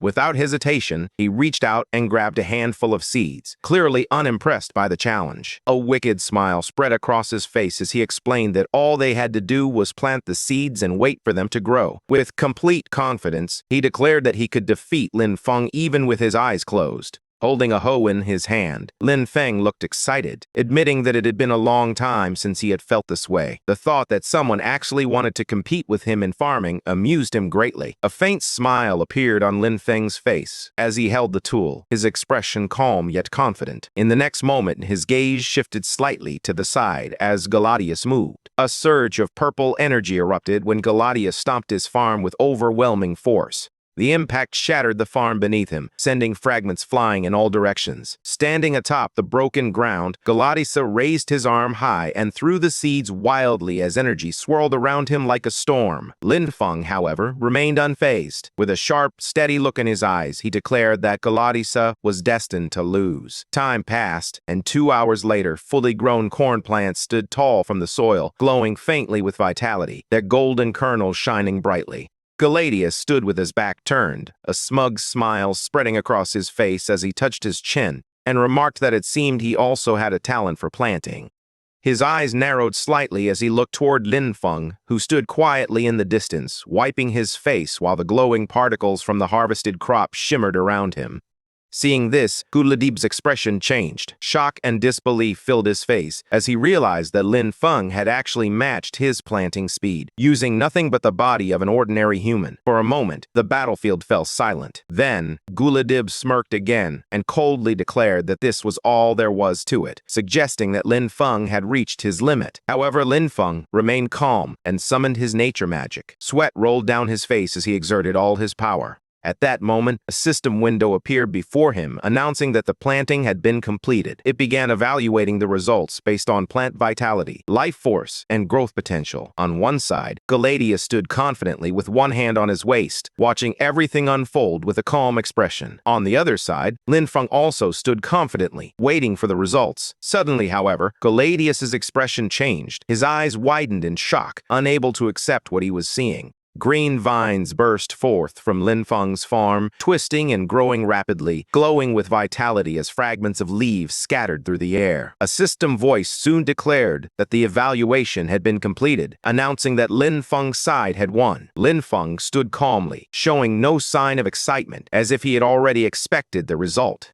Hearing that, Galadius trembled with anger. He clenched his fists tightly and shouted in disbelief, insisting that it was impossible. In his eyes, there had been no difference between what they had planted, which only added to his frustration. Lin Feng simply smiled faintly, letting out a quiet, amused breath. Then, with a calm and steady tone, he explained to Galadius that farming was not just about putting seeds into the soil and calling it a day. He revealed that he had infused the seeds with nature magic, allowing them to absorb more nutrients from the soil and grow stronger. At the same time, he pointed out the flaw in Galadius' method, explaining that Galadius' energy was destructive by nature and would only cause the seeds to wither instead of nourishing them. Hearing this, Galadius' face froze in shock, his eyes widening unnaturally as disbelief consumed him. In the next moment, anger exploded within him. His hands trembled as purple energy crackled around his fingers, and he roared that it was nothing but opportunistic trickery. He refused to accept such an outcome. Losing control, he surged forward with killing intent, shouting that he would tear Lin Feng to pieces with his bare hands. Lin Feng reacted instantly, his body moving sharply as Galadius's purple energy lashed out around him. Frustration was clear in his voice as he mocked Galadius, calling out his shameless behavior for flipping the table when he could not win, and questioning what kind of demon king acted like that. Just then, a dark figure that looked exactly like Galadius appeared beside Lin Feng, wrapped in dark, violent energy. Seeing this, Galadius grew furious and unleashed a massive surge of purple energy. It crashed into the black figure with overwhelming force, but the black figure managed to block it. Lin Feng watched from a distance, a faint smile forming on his lips as the events unfolded. At that moment, a system notification appeared in midair, its cold voice declaring that the challenge had ended. The challenger's destiny had been stripped away, and prohibited behavior had been detected and forcefully resolved. Hearing this, Galadius's expression twisted in horror. He roared in despair, declaring that his destiny could not be taken from him. Suddenly, cracks spread across his body as dark energy spiraled violently around him. His form began to change, and then his entire body transformed into purple energy, slicing through the air like blades as it flowed into Lin Feng's hand. Lin Feng raised his hand and noticed a black mark had formed on it. Just as Galadius disappeared, the massive space he had created also vanished. The sky shattered, and Lin Feng began to fall from the sky into the demon realm. Inside Grados's palace, the residence of the 7th Demon King, everything stood silent and grand. Galadius looked at his hand, which now bore the same black mask as Lin Feng. Seeing this, Galadius froze, his eyes widening in disbelief. He clenched his arm tightly, insisting that this was impossible. With a sharp motion, he pushed himself up, trying to stand, but suddenly pain shot through him as the power in his legs became unstable. He fell to the ground, shocked by the sudden turn of events. Just then, inside the grand hall, two powerful figures appeared. One was the 6th Demon King Eliza, her long purple hair flowing behind her elegant form. Beside her stood the 5th Demon King, the Lord of Mountain Winds, his muscular blue body adorned with large black wings. They looked down at Galadius kneeling in front of them. Eliza's lips curved into a faint smile as she spoke softly, asking if this was not their great lord Gradosa. Her red eyes narrowed slightly as she tilted her head. With clear mockery in her voice, she questioned how he could have possibly lost to a human. The 5th Demon King crossed his arms and declared that Gradosa had thrown away the dignity of the demon realm. The 7th Demon King losing to a mere human was simply ridiculous. Hearing their words, Galadius lifted his head slightly. His glowing blue eyes burned with anger as he shouted at them. Eliza calmly raised her hand, her sharp nail glowing with red energy as she activated her power. In an instant, a beam of crimson light shot downward from her finger, wrapping around Gradosa's body. She declared that this was his punishment for bringing shame to the demon tribe. The red energy tightened around Galadius, and in the next moment, he transformed into a clown. Trembling, he stood with his face twisted in fear and shame. The red aura behind him flickered as his anger gradually faded into regret.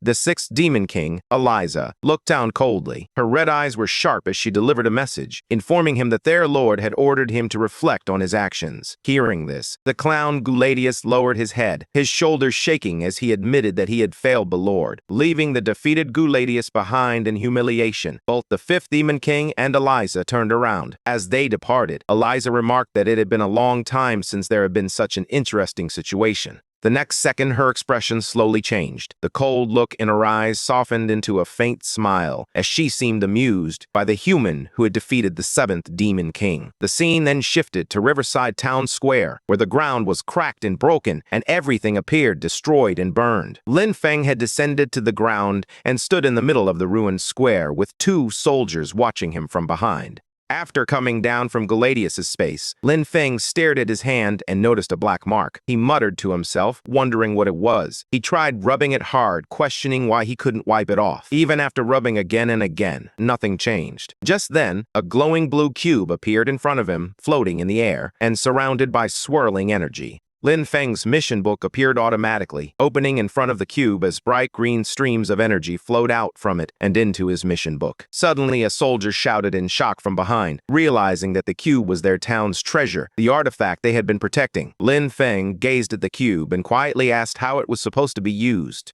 The soldier smiled awkwardly and admitted that he did not know either. He explained that when the tactician sent the artifact to them, he said it was a divine tool specifically meant to combat the demon tribe. However, before he could teach them how to use it, the demons attacked. Hearing this, Lin Feng reached out to the cube floating in the air and released some of his nature energy into it, but nothing happened. Lin Feng was surprised by the lack of reaction from the mana. The cube remained silent. After pondering for a moment, he decided to keep it for now and return it once he figured out how it worked. The soldier nodded in agreement, stating that Lin Feng had saved their entire town, so it was only natural that the artifact belonged to him as spoils of war. As he was leaving, Lin Feng suddenly stopped and asked the soldier if they could still turn in the mission since the mission location had already been destroyed. Then, he added that earlier, he had saved 2 students in Iron Rock Town. However, now that Iron Rock Town was destroyed, he wondered how their mission would be resolved. The soldier looked surprised for a moment and asked if he was referring to the mission issued by the Extraordinary Academy. He quickly explained that it was straightforward. The students only needed to go to the Imperial Iron Wall. He continued by explaining that the Military Affairs Office at the Imperial Iron Wall specifically handled situations like this. As long as there was evidence, the mission would be considered complete, and the rewards would be given as usual. Hearing this, a faint smile appeared on Lin Feng's face. As he prepared to leave, the soldier called out to him, asking if he wasn't going to leave his name behind. Without turning around, Lin Feng raised his hand slightly and replied that they would meet again if fate allowed it. With that, he walked away, leaving the ruined land behind. Lin Feng then returned to Iron Rock Town, moving quickly across the wreckage and broken structures. On the ground nearby lay Ailing, unconscious and resting on a slab of rusted metal, still wearing her school uniform. Lin Feng knelt and reached out his hand, urging her to leave his name behind and wake up, saying it was time to go. Slowly, Ailing opened her eyes, looking confused and weak as she wondered how she had fainted. Then her eyes widened slightly as she suddenly remembered the demons. Lin Feng calmly explained that she had suddenly fainted for an unknown reason and reassured her not to worry. He mentioned that the demons had fought him for a while, but eventually slipped away on their own. Ailing frowned slightly, sensing that something was off. She clearly remembered someone being behind her just before she lost consciousness. Ignoring her confusion, Lin Feng stood up and suggested they head to the Imperial Iron Wall to turn in the mission. Ailing slowly pushed herself up from the ground, still shaken, but quickly followed behind. After some time, they arrived at the place known as the Imperial Iron Wall. Stunned, Ailing gazed at the massive structure in disbelief and asked if that was truly the Imperial Iron Wall.